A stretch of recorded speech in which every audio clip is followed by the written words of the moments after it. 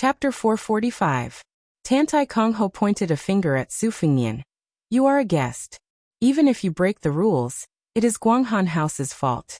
This young master will not bicker with you, but I heard you have some skill. I just happen to have a servant at my side who knows a bit. If you can withstand 10 moves, then for the next 3 days and 3 nights, aside from Anyang, Qingnu, and Wei Manxiu, those 3 red cards, you can play with any woman in the house as you please, regardless of day or night. You can play with as many as you can. If you can sleep with 100 women, then that is your skill. Guanghan House will admit defeat. How about it? As long as 10 moves, this young master is famous in Flying Fox City for keeping my word. Do you dare? Su Fengnian smiled and said, I don't dare. Third young master's retainer is an expert at a glance. I am only a poor wanderer who came to Guanghan House to find Miss Xue Ling. If I am beaten down by third young master's people as soon as I make a move, I fear I will dampen third young master's mood. Tantai Kongho was flattered. In fact, she was slightly happy in her heart, but her face was still frosty. She disdainfully said, Don't dare? Are you a man with a gun? Su Fengnian remained unmoved, making Mama Chui extremely disappointed. She said without any backbone, If third young master says yes, then yes. If he says no, then no. Tantai Kongho completely lost interest. She was overflowing with interest to teach a lesson to a big green-skinned hoodlum with dozens of underlings, but bullying unarmed and defenseless commoners, or those embroidered pillows, was truly meaningless. Not to mention, her 2 elder brothers would also be unhappy. Sighing, she turned and left muttering, Your father and mother gave birth to you, this son, in vain. Without a gun, other than barely carrying on the family line, what can you accomplish? The robust retainer's expression suddenly changed. He stood in front of the third young miss to protect her, shouting, Careful! Tantai Kongho was bewildered. She looked at the personal retainer who seemed to be facing a great enemy. She knew this guy's background. He was a genuine expert that the city overseer manor had hired for 3,000 taels. His father was reportedly an external martial arts grandmaster not far from first rank. In Dragon Waste Province's central region, his family had a long history of learning. He had established his own school, and he had long enjoyed a great reputation. Like father, like son. This retainer also had strength close to second rank. The retainer stared fixedly at the young man who did not draw his saber. He was also at a loss as he clearly felt a great murderous intent just now. When he was young, his father was at the peak of martial arts and was full of pride. He happened to ask a Vajra realm immortal who was passing by the Dragon Waste State for guidance. In the end, he was defeated in 3 moves and the onlookers all felt suffocated. He still remembered that after the immortal's 2 moves of humility, the third move was a majestic murderous intent. It was as if the river was flowing in reverse and he was swaying unsteadily like a lone boat. However, this young swordsman in front of him clearly had a calm demeanor, and did not have the slightest bit of dignity. Where did the strong killing intent come from? Tantai Kongho, who liked to reason with people, frowned and said, My father always said that every time there is a major event, there must be calm. This is still nothing. Yet you can't keep your cool? The retainer with his keen 5 senses revealed a bitter smile. After he confirmed that there was no abnormality, his taut muscles gradually relaxed. The 2 loops of clothing around his arms visibly bulged, and returned to being ironed. He said in a low voice, This little one worried too much. Su Fengnian, who was holding Tao Manwu, stood at the doorway. He stood shoulder to shoulder with Shi and said with a smile, I thought about it and still felt that I should be bold enough to attempt to exchange blows with the expert at the third young master's side. After all, the reward that the third young master gave was too enticing. Tantai Kongho glared at the retainer and angrily said, Look at you. You're being looked down upon. The retainer's heart immediately rose to his throat. If the young swordsman had blindly retreated from beginning to end, then it would have been fine. He could have treated it as a misconception. However, this fellow had played a trick of retreating first and then advancing. If he truly targeted the third young miss, he truly did not have absolute certainty that he could protect his master. It did not matter if he was defeated. At most, it would damage the prestige of his father's sect. However, if he allowed the third young miss to receive the slightest injury, with the city overseer's mansion's city overseer's protectiveness and the two young masters pampering, he would no longer be able to mingle around in Flying Fox City. Taking a deep breath, the sturdy retainer narrowed his eyes and said, "Exchanging blows is fine. Young master, please find a spacious courtyard with me. It will also be convenient for you and me to exchange blows to our heart's content. We won't have to be afraid of bumping into things inside the building and injuring unrelated people. How about it?" Su Fingnian nodded and said, "Okay." She lightly stepped on his foot, her eyes full of anxiety. Su Fingnian hugged Tao Manwu with one hand. His other hand stealthily extended and lightly patted Shi's buttocks. Shi's figure was somewhat thin. In fact, the places that should have been round and perky were not missing a single point. Her body trembled, and her pair of beautiful limpid eyes widened. Fortunately, everyone, including Tantai Kongho, was attracted by his face. They did not notice this big pervert who had the guts to take advantage of her. If this was seen by the lawless Tantai Kongho, they reckoned that she would certainly sigh in admiration. This was the real deal, having a calm demeanor whenever something big happened. Su Fingnian handed Tao Manwu over to Shi, who was painstakingly hiding her shame and indignation. He softly said, "Let Taozi stay with you for now. It's not good to let a child see fighting and killing." She silently took the little girl. However, it was not tender feelings, but rather a murderous look. Su Fingnian did not pay attention to her. He made a shushing gesture towards Tao Manwu. The little girl was worthy of being called telepathic. She nodded. Mama Chui could not suppress the ecstasy in her heart. This young man did not know when to advance or retreat. Did he really want to sleep with 100 girls in Guanghan House? But the retainers at the third young master's side had frightening skills. Several dozen ruffians simply could not get close to them. You, a young man with a physique only slightly better than a weak scholar, wanted to withstand 10 moves. If you were lucky enough to survive, you would have to lie in bed for several months.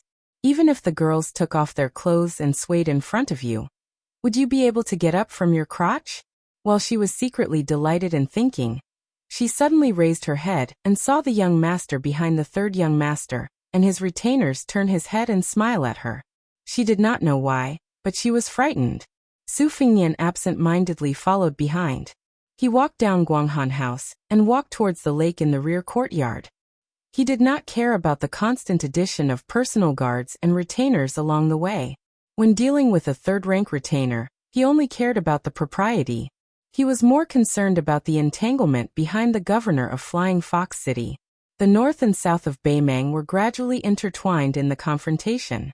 Apart from the complicated genealogy of the Yelu and Morong royal families, the ones who really stood at the top of this dynasty were only the 8 provincial governors and 12 generals of the border governors, as well as the dozen or so officials of the southern dynasty who had the right to speak in the court. These 30 or so people each represented a tangled and complicated power. They were either connected by marriage, fought to the death, cooperated with each other, or did not have any contact with each other. It was very difficult to sort them out. As far as the officials of the southern dynasty were concerned, they were generally supported by 2 skeletons. One was the aristocratic group known as the Noble Clan of Longguan. They were stubborn, conservative, and self-righteous. They were not inferior to the aristocratic families of the old Spring and Autumn period. After the Spring and Autumn period war, the aristocratic families of Longguan in the north of Beimang became even more arrogant. They considered themselves to be the orthodox aristocratic family. The Zhong family, which produced the great demon Zhongliang, was one of them. One of them was the military power led by 3 generals. The other was Huang Songpu, who was of the same rank as the provincial governor in Gusai State. He was a remnant of the Spring and Autumn period. Originally, the scholars in the south of Beimang dynasty, no matter if they were native scholars or remnant of the Spring and Autumn period, were all civil officials. Only those in the north could become generals and ministers. It was the amazing Huang Songpu who took the lead. After that, there was General Lu Gui, who was praised as half of Su Shao by the Empress of Beimang, and Yang Yuanzan, who was born a pariah but rose rapidly in the military world. These three generals with outstanding military achievements were almost all piled up in the straight line to the north of Gusai State. It could be seen that Beimeng attached great importance to the Western Front. The governor of Flying Fox City, Tantai Jinyu, was the legitimate son of the great aristocratic Tantai family in Longguan. He had a tradition of marriage with another aristocratic family, the Yuan family, which had lasted for 500 years. Everyone in the Liang dynasty knew that there was a saying of scholars migrating north. There were two torrents. One flowed into the group of scholars in Jiangnan, and the other flowed into the furnace of the old aristocratic families in the north. What they didn't know was that there was an even larger group of scholars that were fleeing north. They were like carps crossing the river into the Beimeng dynasty. Other than those who couldn't acclimatize and died young, most of them started to integrate into the Beimeng dynasty.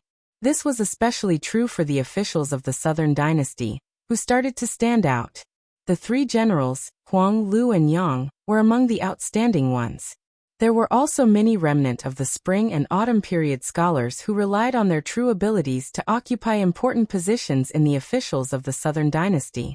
These people lost their country and families, and left their homes. As long as they were alive, there wasn't a day that they didn't want to go south. What was the first obstacle to going south? It was Bailiang, and Su Xiao, who was even more famous than the 300,000 Bailiang cavalry. To the north of northern Liang, a powerful and restless dynasty stared at the Liang dynasty with a ferocious aura like a tiger. In the future, Su Xiao might be this young man walking by the Jiaqing Lake. Chapter 446. In the area of Jiaqing Lake's Bottle Alley, every willow tree on the lakeside had a large red lantern hanging from it. Visiting the lake at night was as bright as day, convenient for a few brothel patrons who were fond of wild mandarin ducks playing in the water. It could be seen that Bottle Alley solicited business. However, the man who lingered in Bottle Alley tonight apparently did not have this kind of abnormal hobby. Jiaqing Lake was tranquil and peaceful. Tantai Kongho led him to a waterside pavilion with a horizontal board with the words connecting water and sky. She carelessly imitated that boorish martial artist and sat down. She extended a hand, indicating that they could compete in martial arts. She naturally did not favor that pretentious man with a saber. Her family's servants' weight was very sufficient. Don't look at the fact that above third rank, there were second rank and fourth rank first rank. Third rank martial artists roamed Jianghu. Although they could not be said to be tyrannical, they rarely met a worthy opponent. After all, second rank and first rank peak experts had the reservedness that peak experts should have. On one hand, they did not easily reveal themselves if they did not have the opportunity. On the other hand, they disdained to take action. The demon lord Xieling had the mentality of a young man watching a child throw a tantrum. He was never willing to interfere, as it did not benefit his martial cultivation at all. The higher the realm, the more it tested his patience and perseverance. He could not afford to slack off for even a moment, especially when he had stepped into the first grade. It was like the gates of heaven had been opened wide. It was like a long scroll of thousands of miles of mountains and rivers had been unfurled, and everyone was intoxicated by it. The characters outside the scroll were like chickens and dogs, and the scenes outside the scroll were unbearably vulgar. Morong Kongho, who originally thought that she could settle this matter in a few moves, saw her retainer earnestly lift his robe and tie it around his waist. He stepped out, and his hand made an inviting gesture. She subconsciously leaned forward, her heart somewhat astonished. Could it be that she had truly caught a big fish? Otherwise, how could this normally arrogant personal guard of the city overseer's mansion be so serious? The personal guard who had reached a higher level in external martial arts was not impatient to take action. He said in a low voice, "My family's ancestor, Yang Huqing, was taught by the Central Plains Xiongyi Fist's 12th generation grandmaster, Fu Qiujian. After returning home, he created his own dragon-bearing fist. Although it is regarded by the world as an external martial art, it is actually an internal and external dual cultivation. My father once killed the enemy in the army and made some improvements. Therefore, he is particularly adept at short fights. His actions are ruthless, and he absolutely does not adhere to the views of the world. If he makes an unreasonable move, young master should not be surprised." Su Fingnian smiled and nodded. Just like him, He stepped forward and stretched out his hand, treating him with respect. The impatient Tantai Kongho rolled her eyes. This young Dianqing was truly fussy. Finishing a few moves was enough to finish the job, yet he insisted on being so serious. This young master has made an appointment with second brother to go to Anyang to listen to the zither. She had no choice but to shout. Hey, are you two done yet? You're even chatting. It turns out you've met old friends in a foreign land. Hurry and be quick about it for this young master. A loss is a loss, and a win is a win. There's no need to be so polite. The city shepherd estate's retainer, young Dianqing, took the initiative to attack. He sent a straight punch, his lower body steady and solid. His feet kicked up bursts of dust from the ground, and his entire body was like a twisted rope. It could be seen that he was nurturing an astonishing explosive force. This was the first time Tantai Kongho had seen him use his full strength. Her eyes were wide open, and she was brimming with vigor. It was just as she said, the one surnamed Yang had some real skill. She saw that youth with a saber pressed down on the simple and unadorned short saber's scabbard with his left hand, and he used his right arm to meet the enemy. Young Dianqing was clearly dissatisfied with this youth's conceit. His fists were compact, taut and instantaneous, twisting and drilling. His body and footsteps blended into one, and he arrived in a flash. Su Fengnian's right hand lightly patted Yang Dianqing's twisting fist on his chest. His body slid back 2 steps, giving him the opportunity to scatter and gather his fist's energy, and he also gave himself space to maneuver. Young Dianqing's fist struck empty air. Sure enough, it was as he said. His family's inherited fist technique did not stick to one pattern. He aimed a vicious kick at this young master's crotch. Su Fengnian bent his knee and raised his leg. With a perfect sideways swing, he lightly swept away the swift and fierce offensive. Young Dianqing could practically be called taking advantage of the situation. Twisting his body like a bow, he soared into the air, and his leg whipped out swiftly and violently. Tantai Kongho clapped her hands and cheered. Su Fengnian still used his right hand, his palm blocking the whipping leg. His body retreated a step, imperceptibly dispersing the force. However, he did not loosen his grip. After he stuck, his body spun, and he practically carried Yang Dianqing on his shoulder. He spun in a large circle, and Yang Dianqing was flung away. Yang Dianqing floated to the ground, his feet rooted to the ground. There was no sign of defeat. Tantai Kongho, who wished for the whole world to be in chaos, called out, "Good." In her opinion, this battle of martial arts could not be said to have a clear victory or defeat.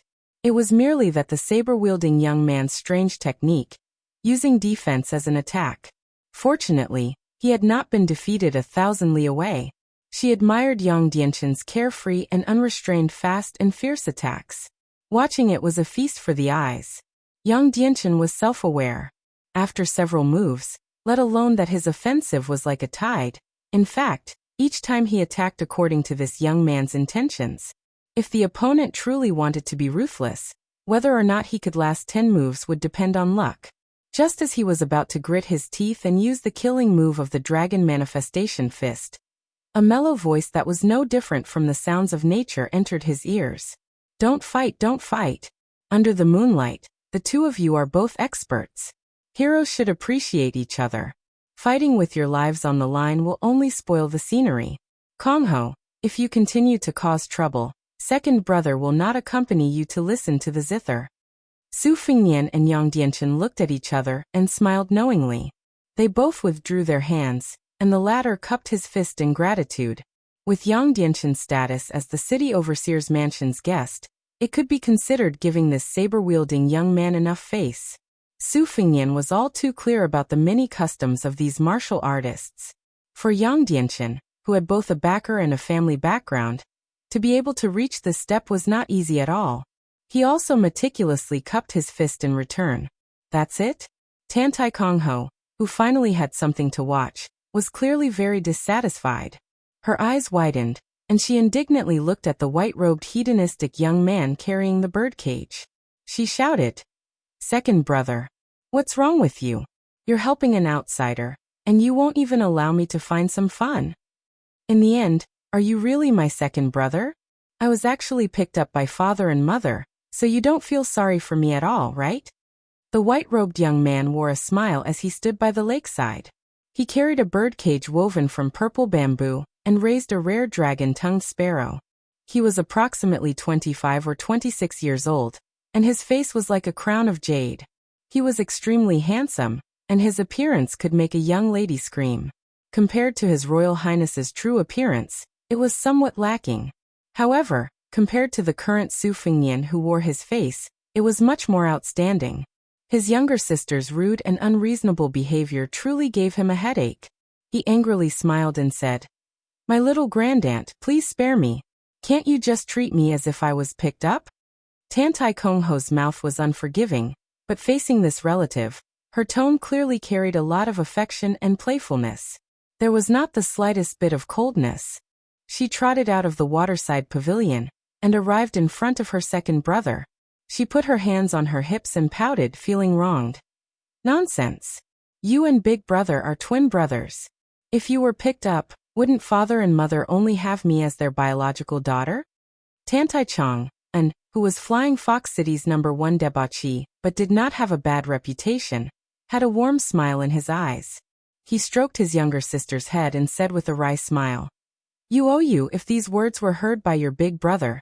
See if he doesn't ruthlessly sort you out. It's only because I dote on you more than that bookworm that I won't get angry with you. Come, let's see who in the family loves you the most. If you're right, second brother will give you a pleasant surprise." Tantai Kongho's eyes smiled like crescent moons. She pulled on her second brother's arm and giggled. "It's definitely second brother. There's no running away." The handsome young master laughed heartily and tapped her forehead. "I clearly know that you, this girl, don't have a conscience. When you get to that bookworm side, you'll be a fence-sitter and change your tune. However, hearing this still makes second brother happy. I had the servants prepare plum blossom porridge for you in the courtyard." The plum blossom stamens were all personally picked by second brother during the late spring. "There were several times when I fell down from the tree, but I didn't dare tell you." Tantai Kongho hugged her second brother and excitedly said, "I knew second brother would treat me well. In the future I won't marry, I'll be your wife." Tantai Chong flicked his finger at his blabbermouth younger sister and pretended to be angry. Not marrying is fine, but to be second brother's wife, what a scandal. Letting his younger sister help hold the birdcage, he did not forget to warn her, whose eyes were quietly turning, that if she dared to secretly release the dragon's tongue sparrow, she would not be able to drink the plum blossom porridge. Seeing her dispirited face, Tantai Chong smiled and looked toward Su Fengnian. After bowing with clasped hands, he sincerely apologized. "Tantai Chong apologizes to this young master on behalf of my mischievous younger sister. Her temperament is actually very good, but she's a bit mischievous. She won't grow up. Young master should not take it to heart. I heard that young master wants to see Wei Manxiu. If you don't mind Chong and superfluous recommendation, I'll go with young master to the embroidered ball pavilion." Su Fengnian smiled and shook his head. "Tantai young master cannot muster so many people. Tomorrow, I will come to Guanghan building again. I won't trouble you." Tantai Kongho curled her lips and said, "You really don't know what's good for you." Seeing Tantai Chong turn his head and stare, she stuck out her tongue and stretched out her finger to tease the dragon's tongue sparrow that was more vivid than a high-grade parrot. As soon as she said that the third young master's martial arts were matchless, the sparrow followed suit. Sure enough, its voice was exactly the same as a real person. The childlike Tantai Kongho could not help but laugh. Su Fengnian softly laughed and said, "Good bird." The sharp-eared Tantai Chong unexpectedly shyly looked towards his own crotch. His face was full of emotion, as if 1,000 cups of wine were too few to drink with a bosom friend. "Young master has a discerning eye. Let's go. If you don't mind, let's drink a few cups to our heart's content." Not allowing Su Fengnian to refuse, Tantai Chong quickly stepped forward, pulled his arm, and walked towards Miss Anyang's small courtyard. He eagerly said, "Young master may not believe it, but Chong feels close to you as soon as I see you." Seeing Su Fengnian's strange expression, Tantai Chong laughed and said, "Rest assured, I don't have a homosexual fetish. Although it's not to the extent that I can't be happy without a woman. I can't wait to be a real man who can sleep with 10 women at night. However, some time ago, I made a bet with a family friend's disciple. I gambled on the bellies of women at Feng Feng Lu and hurt my body. During this time, seeing beautiful women is like seeing scourges. However, for the time being, I still have no interest in men. Young master, rest assured. Su Fengnian bluntly said. I'm not assured. Chapter 447. Tantai Chong, and did not laugh angrily, and his laughter was hearty, without the slightest gloominess. This playboy, who was known for his frivolity, seemed to have a natural intimacy. It's easy to deal with honest people. Then I'll go with the flow and say things first, saving young master from thinking too much. If Chang'an likes someone, as long as he doesn't have bad intentions, even if he punches me or scolds me, it's a good thing. I may have a bad face at the moment, but I will certainly regret it afterwards. If young master really becomes Tantai Chang'an's bosom friend, please forgive me. Su Fengnian followed him into the secluded courtyard where the tea cooled down, and changed to hot tea. He bluntly said, Isn't second young master's bosom friend too worthless? You want to make friends with whoever you see? Tantai Chang'an, who had been holding on to Su Fengnian, turned his head with a hurt expression. Tantai Kongho slapped her forehead. Having such an unscrupulous second brother was really a disgrace. However, she did not feel that her second brother, who came from an aristocratic family, associated with a poor and pedantic person, even calling him brother was inappropriate. What's more, this outsider with a saber did not look ugly. In terms of martial arts, he was able to tie with Yang Dianchen at a young age. If he fell into second brother's hands, he would be dragged to drink and chat nonsense. If he was seen by eldest brother, who cherished talent like his own life, he would be invited back to the city overseer's mansion to be enshrined as a bodhisattva. Young Lady Anyang was like what Su Fengnian had seen from the window on the second floor. She was a plump and fair-skinned beauty. She was dressed in brocade, which set her off like a pampered noblewoman. Such a graceful woman could very well arouse the love and desire of influential men. Boys were born with ambition from poverty, and women were born with temperament from wealth. This was a very real truth. The most famous courtesans of the Liang dynasty were the imperial concubine Jieyu of the fallen Spring and Autumn dynasty. However, after 20 years, she had already become a swan song. She could not be encountered nor sought. The second type was a woman from an official's family who had been convicted and demoted. The third type was Qing Ling, who entered the brothel from childhood and was carefully cultivated, slowly growing into a courtesan. According to Li Lu, the top courtesan of the Guanghan house, who was holding a zither, was the daughter of a defeated big family in the Orange State. After sitting down, as the head of the Guanghan house, Tantai Chang'an did not treat young Lady Anyang condescendingly. He smiled and said, Sister Anyang, can you play mountain and flowing water? I get along very well with this unknown young master beside me. Miss Anyang pursed her lips and smiled. Apparently, she was familiar with the temperament of this second young master of the Tantai family. She did not exchange any unnecessary greetings and only nodded. Of Guanghans. Hse Fengnian I Guaz. Com Kong Ho. Guanghan Tantai Chang'an smiled and said, You probably know my family name. But in order to show my sincerity, I'd like to say that I'm Tantai Chang'an. I'm just a small branch of the Tantai clan of the Dragon Pass. I'm just a small branch on a towering tree. I can't scare the real dignitaries. I think my parents gave me the name Chang, and I don't expect the Flying Fox City to be in peace for a long time. I just want to keep myself safe for a long time. Young Master Su, do I look like a guy with great ambition? I'm just pretending to deceive those ambitious girls who won't marry unless they're officials or generals. However, my foundation is not good enough. I'm much worse than my elder brother. Hey, Sister Anyang, play your zither well. Don't bully me even though I don't know zither. I can tell that you're distracted. You're one of the girls I mentioned. Su Fengnian didn't know whether to laugh or cry. He was more sensitive to danger than the little girl Tao Manwu who had telepathy. Unless Tantai Chang'an was an expert above the Vajra realm, he was really an interesting guy who didn't have any evil intentions. However, judging from his appearance and footsteps, he was obviously an ordinary playboy who was hollowed out by wine and women. If he pretended to cover up, Su Fengnian would be in serious trouble no matter whether he entered this yard or not, whether in terms of scheming or cultivation. So Su Fingyan decided to take things as they came. Observing qi was a necessary skill to travel in Jianghu. As for whether it was wrong, it depended on the level of both sides. A martial arts expert was like a rich man who didn't lack money. How could he be a real rich man if he wore a thumb-thick gold necklace or a string of copper coins on his body? When he was as rich as a country, he mostly hid gold in his sleeves. Once the qi movement was restrained, unless one was 2 realms higher and looked at it from top to bottom, it would be difficult to detect it accurately.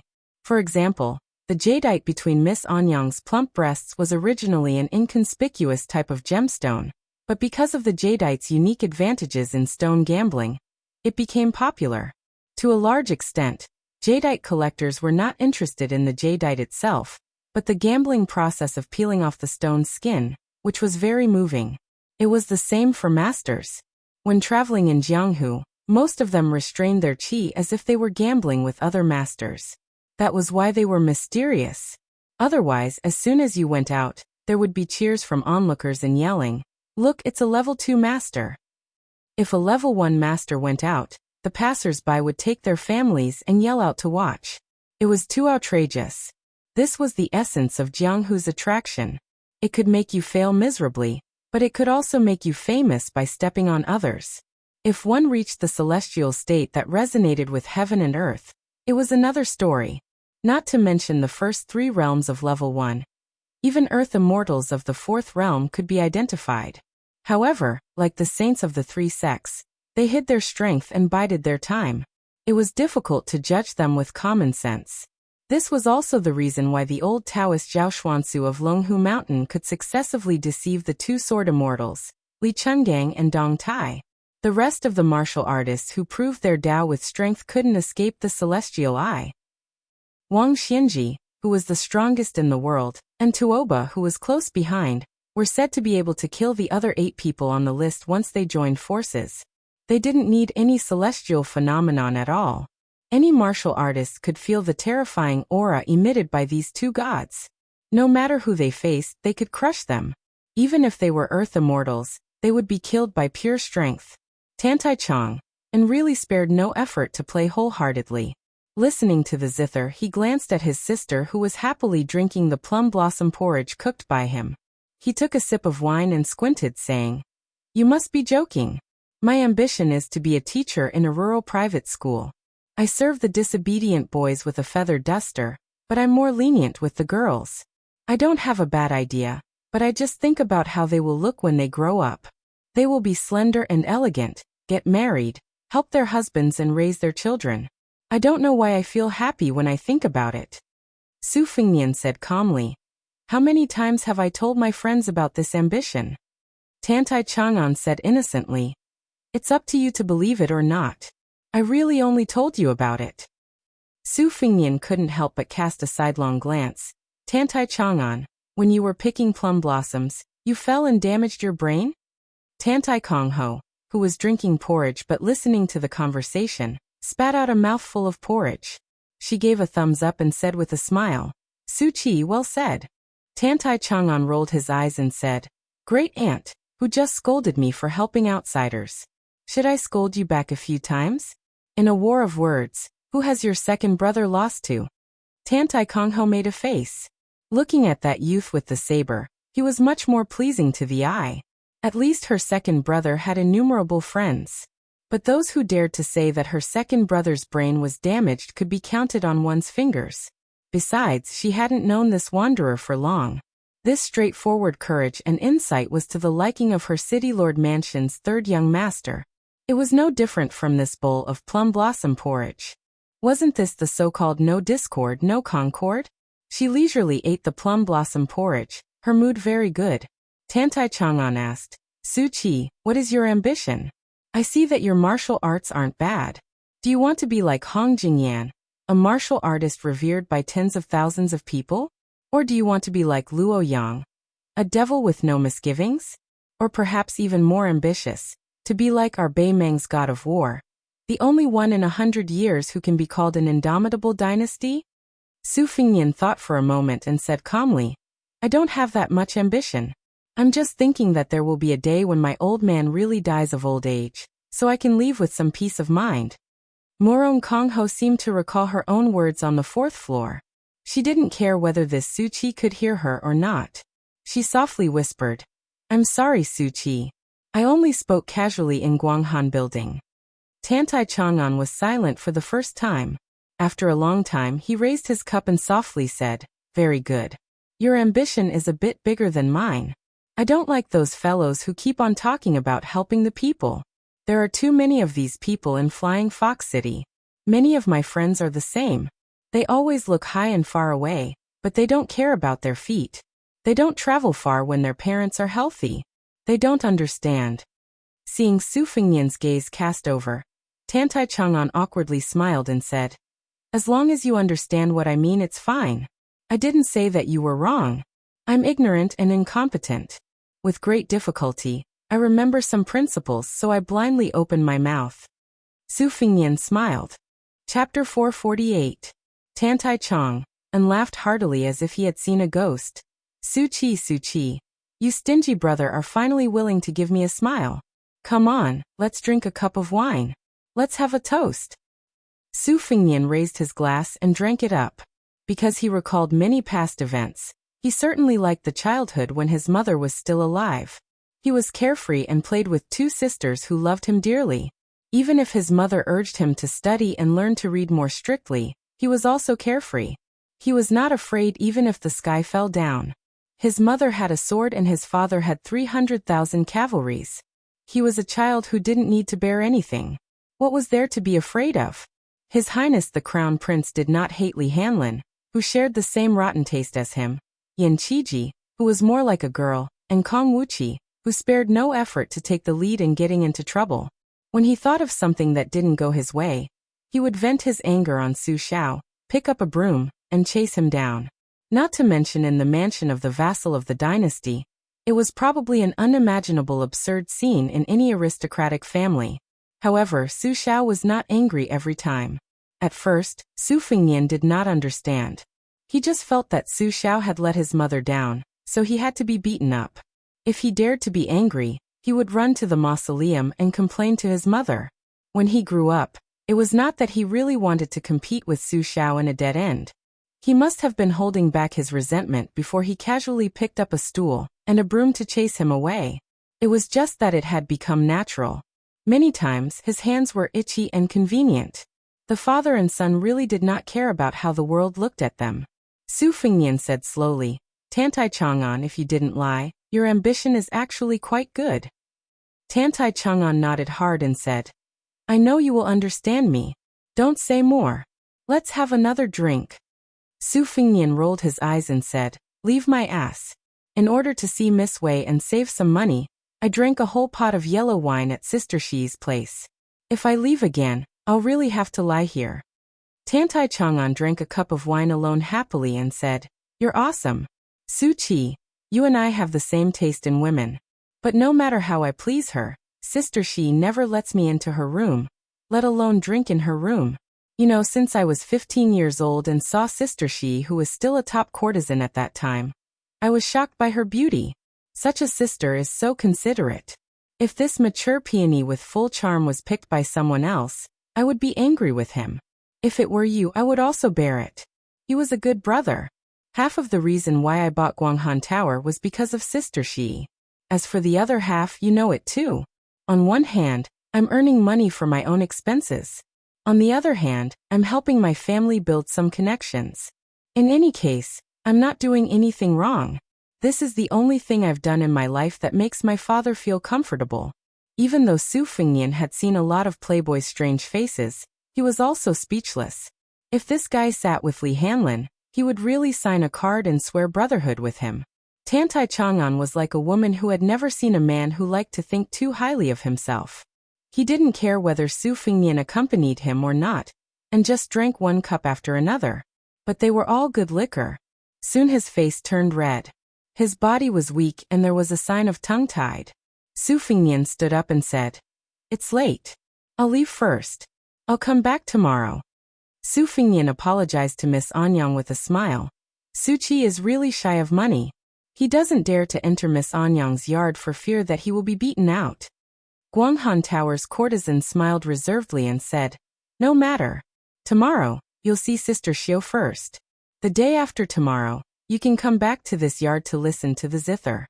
Since you're second young master's confidant, if you still dare to accept young master Su's money, Anyang's rice bowl won't be guaranteed."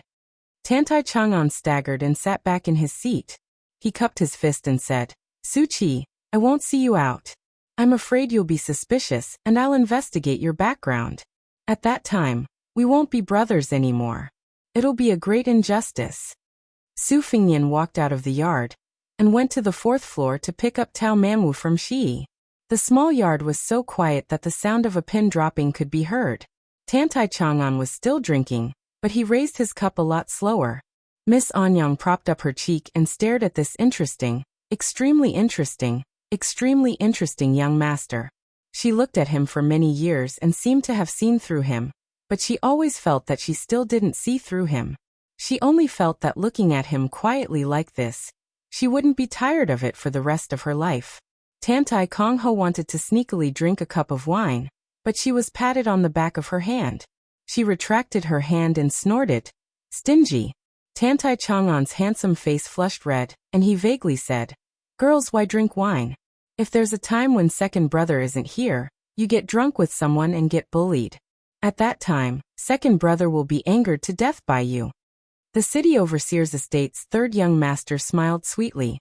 Then he put away his smile and asked in a low voice, "Second brother, you really won't investigate this Su Qi's background?" The drunken Tantai Chang'an shook his head and said, "Won't investigate." Tantai Kongho frowned and said, "Why? This guy is only 20 years old. He's only a few years older than me. Yet he can fight Yang Dianchen to a draw. Isn't it strange?" Tantai Chang'an smiled from the bottom of his heart and said, "You see, second brother, I'm called Tantai Chang'an. I've been safe and sound for so many years. Su Qi, strange and strange. What's wrong with that?" Tantai Kongho kicked second brother and angrily said, "Preposterous." Seeing second brother ignore her, she curiously asked, "Second brother, do you really want to be a teacher? I didn't hear you say it before. You're just fooling that Su Qi, right?" Tantai Chang'an leaned on the table with one hand holding a cup. He looked at the moon and sparse stars above his head and muttered, "Half a sentence is too much when we're not on the same wavelength. 1,000 cups are too little when drinking with a bosom friend. Drunk." He unexpectedly fell asleep just like this. When Su Fingyan saw Shi Jiejie again, she really didn't have a good expression. She was definitely brooding over that slap. Su Fingyan was also happy to play dumb. He carried Tao Manwu and walked downstairs.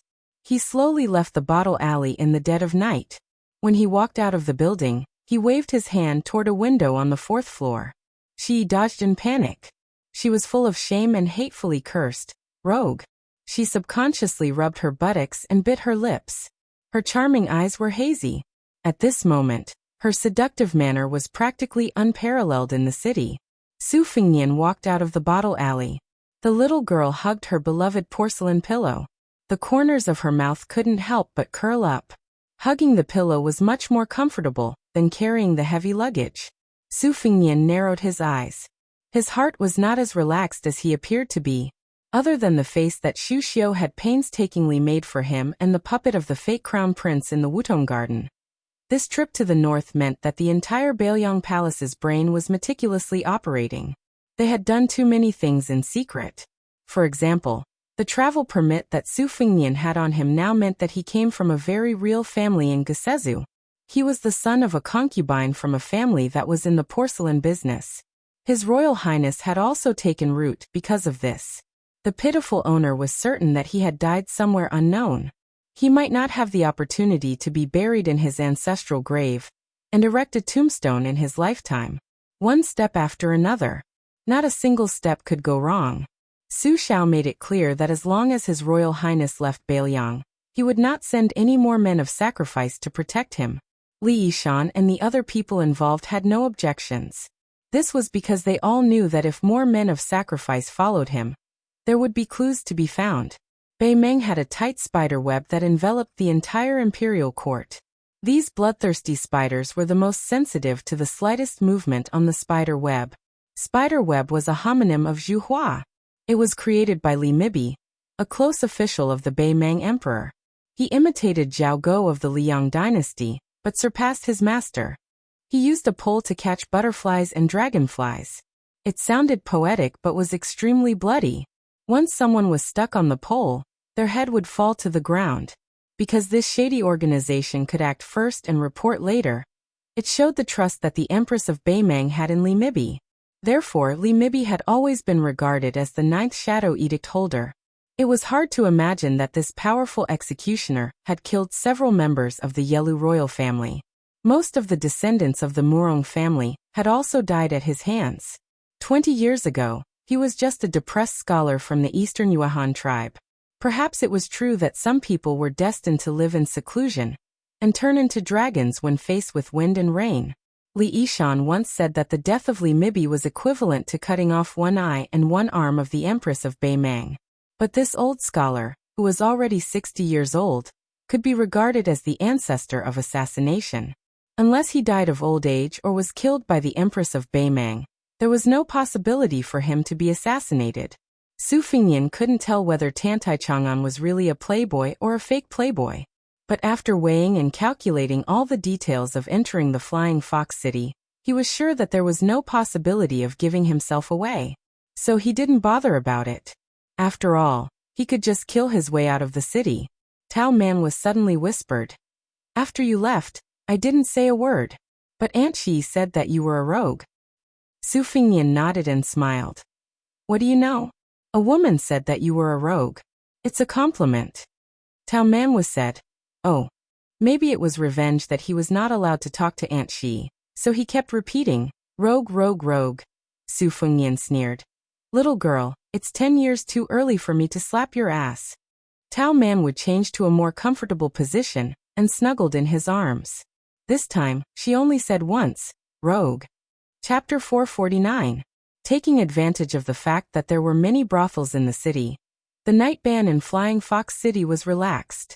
Even at this time, there were still many men carrying trays and stretchers on the streets, shouting and selling. Tao Manwu was a little foodie, so he couldn't sleep well if he didn't fill his stomach. In the end, it was Su Fingyan who had to suffer. Therefore, he took out a small piece of silver and bought 2 bowls of golden rice cooked with purple necklaces, flower petals, and a few pastries. When they arrived at the inn, it was Li Lu who was keeping watch. Usually, he would be dozing off at this time of the night, but he was probably too excited after his trip to Bottle Alley. Su Fingyan asked for a table and asked him to eat with him. The strong and honest young man said okay, and didn't act too polite with this young Master Su. When he saw the little girl whose nickname was Peach holding an exquisite porcelain pillow, he didn't know where it came from, so he didn't ask too much.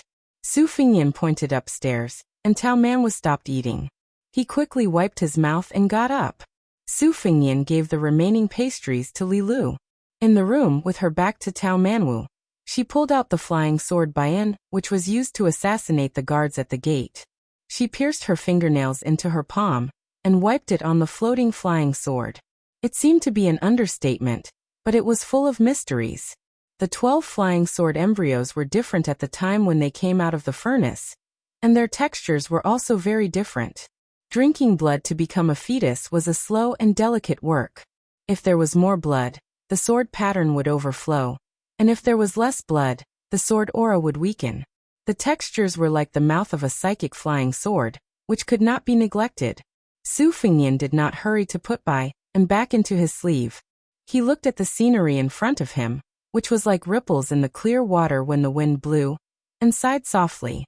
The joy in Guanghan building was not what he felt the most, but the small decorations in the room that were like the calligraphy and ink used by the famous scholars of the Liang dynasty. Su Fingyan's mood, which had been gloomy since he entered the Dragon's Waste province, finally became a little better. Even the top courtesan of the brothel was so fond of the elegant wares of the Central Plains. Presumably, most of the scholars who fled to Beimang would not change their rich and prosperous status, even if they lived in a foreign land.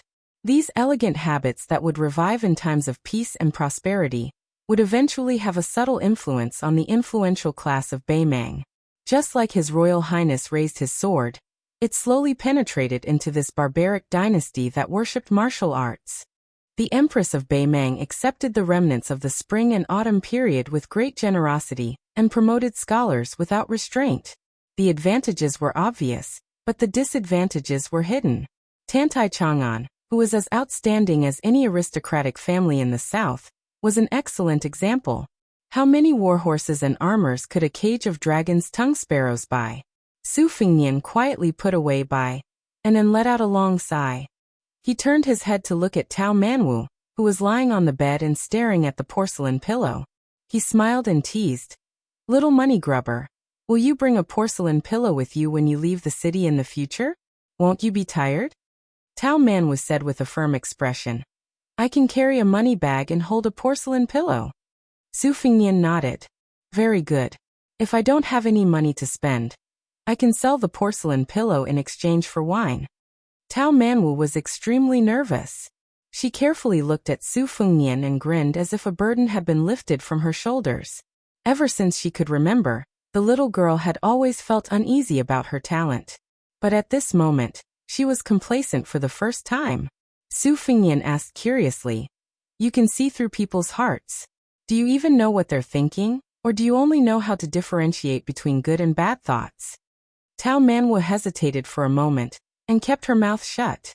Su Fengnian said with a smile, "I heard that in Flying Fox City, there's the Chow family's peony buns, Granny Shui's meat pies, Jiaqing's bottle alley soup, Mei's roast goose and duck, and Duan's mutton rice. There's a lot to see. Do you want to eat while watching?"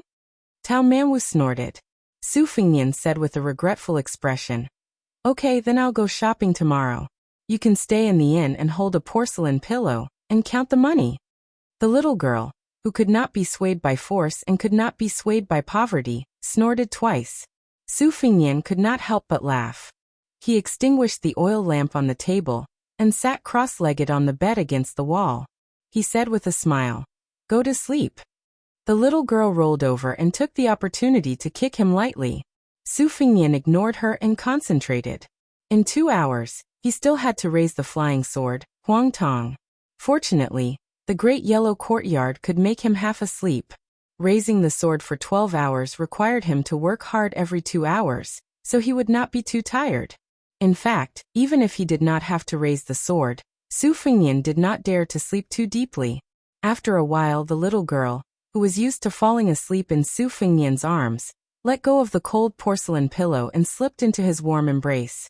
Soon, she was snoring lightly and fell asleep. Su Fengnian raised the 3 swords one by one. When the sky turned bright, he wrapped Tao Manwu in the quilt and went to sleep. He picked up the spring thunder saber on the bedside and walked to the window to stretch himself. He had a premonition that a storm was coming. It was neither good nor bad, so he did not have to worry about it. After killing Xie Ling to his heart's content, not to mention the benefits brought by the Enlightenment, his mentality and temperament had completely changed. Outside the window it was drizzling. The pitter-patter of the spring rain was soft and the gentle breeze moistened everything. Tao Manwu slowly woke up and stared at the figure in a daze. This world was naturally different from ordinary people in her eyes. In the little girl's eyes, everyone was shrouded in a layer of brilliance. Most of the people in the marketplace were gray and white. Occasionally, there would be people with varying degrees of green and purple halos. Her father was like a green mountain. Uncle Dong was surrounded by purple air. The dying people were as black as ink. When bad people were full of murderous intent, they would be scarlet and dazzling. A kind-hearted woman like Aunt Shi was warm and yellow inside and outside. Everything in the world was exceptionally splendid in Tao Manwu's eyes. The older she grew, the clearer it became. The young man in front of her was dark purple and mixed with gold. It was the first time she had seen such a scene in her life. Chapter 450. Tao Manwu didn't know that if someone noticed her, she would be regarded as the reincarnation of the living Buddha of Buddhism and the celestial being of Taoism. Unfortunately, Xie Ling didn't know why he didn't know. If he paid attention to her heart of colorful glass instead of His Royal Highness, she might be able to return to the peak of the finger mystery state. As for whether she would be counterattacked by fate after that, she believed that Xie Ling, the devil, would not care about it because he was obsessed with killing Luo Yang. Su Fingnian didn't interrupt the little girl's examination behind him. He waited for her to withdraw her gaze before he turned around and said with a smile, "After breakfast, I'll take you to the temple fair." Tao Manwu looked puzzled. She didn't understand why he was so merciful. In her opinion, this bad guy who didn't show his true face was shrewd and unscrupulous. He made her suffer a lot. Why did he change his mind after one night? Su Fingnian chuckled and said, "I've already thought about it. When the time comes, I'll leave Flying Fox City alone. I won't take you, a burden, out of the city. Don't worry, it won't affect your food and clothes. It'll definitely be more comfortable than following me. Since we're still together, I'll pretend to be a good person for a few days so that you won't hate me. I heard that people like you can see through people's hearts. Whenever you can't forget someone, God will definitely echo. I still want to live well. It's not good to be on tenterhooks all day long." The little girl bit her lips and stared at him. She was sure that he wasn't lying and really intended to leave her in Flying Fox City. The little girl, who should have been glad to escape from danger, didn't know how to hide her feelings. She looked gloomy. Su Fingnian didn't add fuel to the fire. He led her downstairs. After eating the stomach-warming breakfast, they walked to Suguan Alley in the west of the city. Along the way, the little girl's face was cold. She didn't look good to Su Fingnian, who had a new cold and ruthless impression. However, the joys and sorrows of a child's experience were like a jug of new wine, with the taste floating above it. It was not like the taste of an adult's old wine, which had settled at the bottom of the wine jug. If one did not drink it all, the spoon would not be clean. Su Fingnian used a stick of sugar-coated haws and a small lacquer box with a spider-spinning web to make Tao Manwa happy. The box was named Qiqiao. It was also an exquisite toy from the Central Plains to Beimang. He stored the small spider in the box and observed how dense the web was in the next few days. It was a small item that most women in the spring and autumn period would buy during the Qixi festival. He put a small piece of paper in the box and wrote the name of the man he liked on it. The spider silk was a red rope from the moon god, which was a good sign. If the web was dense and luxuriant, the woman would naturally be happy to see it. Su Fingnian's strides were big. After 2 trips, he was used to all kinds of performances and sales at temple fairs. He disliked the little girl who was walking slowly with her eyes wide open, so he simply let her ride on his neck. Tao Manwu was sulking with this guy, so he didn't care about his ladylike manners and rode on his neck. He put his little head on his big head, and didn't even give him a stick of sugar-coated haws to eat. He wanted him to die of hunger. For a while they watched the simple shadow puppet show, which was about the border war between Liangmang and Liangmang. It was reasonable for the generals of Beimang, including Huang Songpu, to be sculpted to have a dignified appearance. However, the king of Beiliang, Su Shao, and the little man Chen Jibao were sculpted to be ferocious and ugly, which was very pleasing to the people of Flying Fox City. Su Fingnian laughed it off and didn't wrongly accuse Su Shao. However, Chen Jibao, who was a handsome soldier in white in his prime, was sculpted to be such an unsightly and ugly character, which was unfair to the people of Flying Fox City. The puppeteer played the role of the storyteller. Since the paper characters were the most powerful military officials on the border between the 2 dynasties, they were inseparable from the raging flames of war. This was slightly different from the storytellers in wine shops and tea houses who talked about the events before the war. When it came to deliberately exaggerating the intense war, the audience was unable to take their eyes off it. They held their breath in rapt attention, completely immersed in the play. Su Fingnian had just walked away when he saw Tantai Chong, and his younger sister, Tantai Kongho, walking with several retainers in the midst of the bustling stream of people. Tantai Kongho's hand was also carrying an ingenious spider box. However, it was a red sandalwood box. The amount of silver it consumed was far from being comparable to the wooden box in Tao Manwa's hand. The spiders in the box were even more different. Presumably, the spiders of the city overseer's third son would, as a matter of course, be even more ingenious. After the 2 sides looked at each other, Tantai Chong's smile was brilliant. He took the lead and walked over. Turning his head to his younger sister, he proudly said, "How is it? I guessed right. Su Qi will definitely come to the temple fair." Tantai Kongho glared at Su Qi and helplessly said, Isn't it just losing a tael of silver to you in a bet? What are you so proud of? Tantai Chong and laughed heartily and said, second brother won someone else's 100 taels of gold, and won't necessarily be happy. Maybe it's them who are secretly happy. However, earning a copper coin from you is worth being happy. Su Fingnian was even more helpless than Tantai Kong Ho. This Flying Fox City's #1 debauchee's second young master was truly a divine strategist. He did not know why, but Su Fingnian truly believed that Tantai Chong and was here to wait for the hare and not to have someone spy on him. On one hand, with Su Fingnian's current mysterious five senses, he could easily detect special gazes in the surroundings. Moreover, he did not have any ill feelings towards this unscrupulous child who had the ambition to be a countryside teacher. This could not be called a hero sympathizing with each other. It could be considered a debauchee sympathizing with each other. Especially after Tao Manwood did not have any abnormalities, Su Fingnian was even more relieved. Tantai Chong and had a straightforward temperament. Seeing Tao Manwood's cute appearance, he reached out to pinch his cheeks. After being dodged, he did not mind and made fun of his younger sister. This younger sister of mine keeps on saying that she wants to marry me as a wife, but in fact, she secretly admires a handsome young master from Hoyan's family. Didn't she just buy a strange item? Later, she will certainly secretly write down that handsome young master's name like a thief. If I don't see Brother Su Chi today, I won't expose her thoughts. She will climb the wall in the middle of the night to steal that slip of paper and throw it away. I'll let her cry to death in front of a cobweb the next day. The red-faced Tantai Kong Ho fiercely stomped on Tantai Chong En's foot. The latter felt a burst of pain and sucked in a cold breath. He could only dare to be angry, but did not dare to speak to this spoiled younger sister. After strolling around together for an hour, Tantai Chong and was pulled away by the impatient Tantai Kong Ho. The second young master and Su Fingnian had an appointment to drink at Guanghan House in the evening, and was forcibly dragged away by his younger sister. Looking at this pair of brother and sister who had a harmonious relationship, Su Fingnian stood in place and did not move his feet for a long time.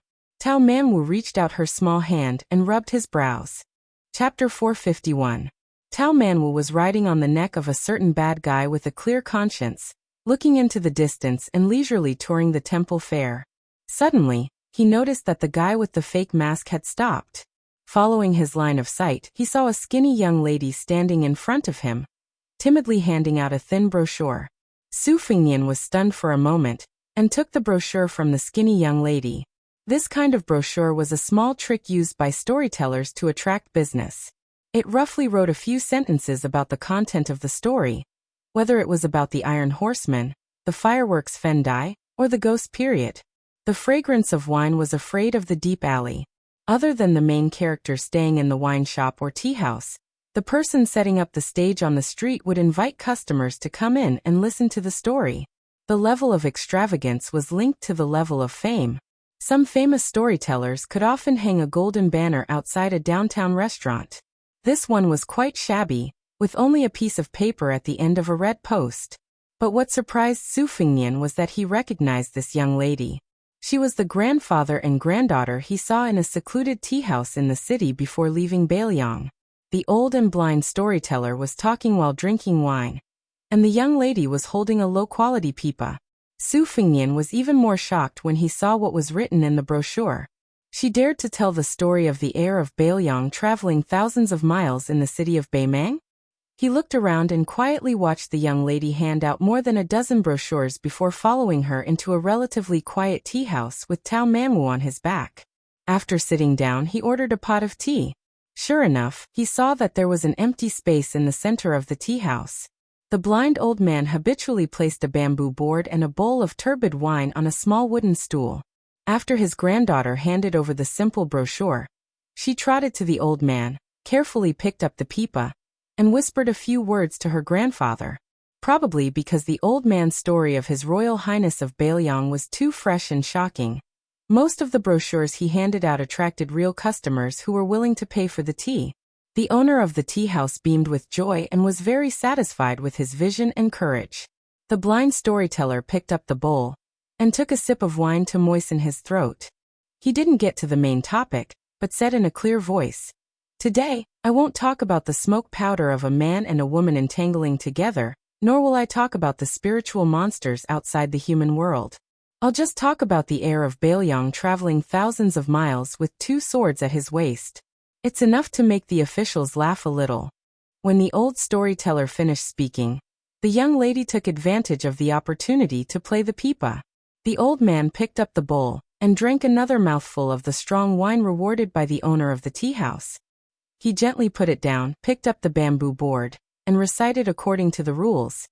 Intelligence and cleverness are innate, ignorance and hedonism may not be true. Absurdity is only because the times have risen. War and war horses laugh deeply. The long river of 9 bends is shallower than the heart. 10 heavy armored horses are like thunder. How can wine and women forget the country? Only then do you know that poetry and books mislead the world. The sound of the pipa gradually rose, but it was still like a small bridge and flowing water, not sonorous. Su Fingnian, who was sitting in the corner, smiled knowingly. He didn't look at the grandfather-granddaughter pair, but just looked out the window at the stream of traffic. He somewhat admired this old storyteller, who actually dared to speak well of His Royal Highness in Baymang. Fortunately, Baymang's culture was rough and open-minded. There was no literary prison, and very few people were convicted for speaking.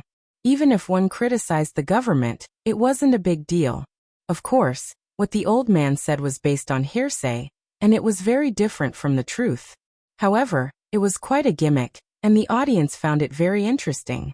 Especially when he talked about how His Highness the heir apparent had single-handedly faced off against Prince Jinggan Zhaoheng and 1,000 armored cavalry outside Xiangfan City. Some of the customers who didn't take it seriously at first became engrossed in the story.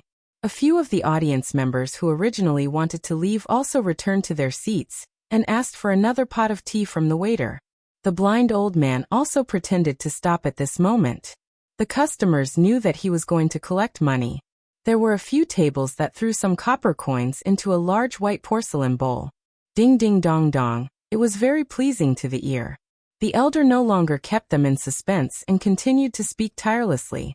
When he reached the part where the Prince of Northern Liang used a spear to stab a valiant cavalry general to death, the guests immediately gasped in surprise and clicked their tongues. They first looked at each other in dismay, and then began to discuss spiritedly. Most likely, they didn't believe that this prince had such ability in a horse battle. As for the Prince of Jinggan, Zhaoheng, the Northern Mang people had heard about it because the storyteller had told them too much about the Liang dynasty's prince's struggle for the throne. They knew that this vassal king was only unlucky, unable to become the supreme ruler of the 9 and 5. Su Fingnian saw that Tao Manwu was speechless, and his eyes were wide open. He looked like he wanted to rush over and urge the old man to quickly talk. Su Fingnian pricked his finger under the table and dripped a drop of blood to nourish the sword. After keeping the sword in his sleeve, he poured himself a cup of tea and closed his eyes to concentrate. The blind old man was very clever. When the audience was a little impatient, he finally talked about the ancestral court of Taoism, Mount Longhu. He talked about the great General Su Zhao's deeds in Jianghu. The audience was immediately intrigued again. Su Fingnian couldn't help but laugh. There weren't many people who survived the battle on the snowy plains, and those who survived would never reveal the secrets of heaven. The old man was very mysterious. When he talked about the Mount Huiyu's purple thunder formation, he only said that it was the supreme divine ability of the sword god Li Chungang. Most of the audience scoffed. Looking at the situation, wasn't this old man wearing a sheepskin coat even more powerful than our Baymang's god of war, Tuoba? Then why wasn't this old god of sword among the top 10 martial arts judges? They only heard that there was a Dong Tai holding a peach branch. The old man heard the boos and countless boos, but he wasn't anxious. At this time, the sound of the pipa became louder and louder. It was like a silver bottle breaking and splashing water, making people worry if the little girl's weak and delicate hands could hold on. In the magnificent atmosphere created by the pipa, the old man talked about the finale of the show, the arrival of the flying sword.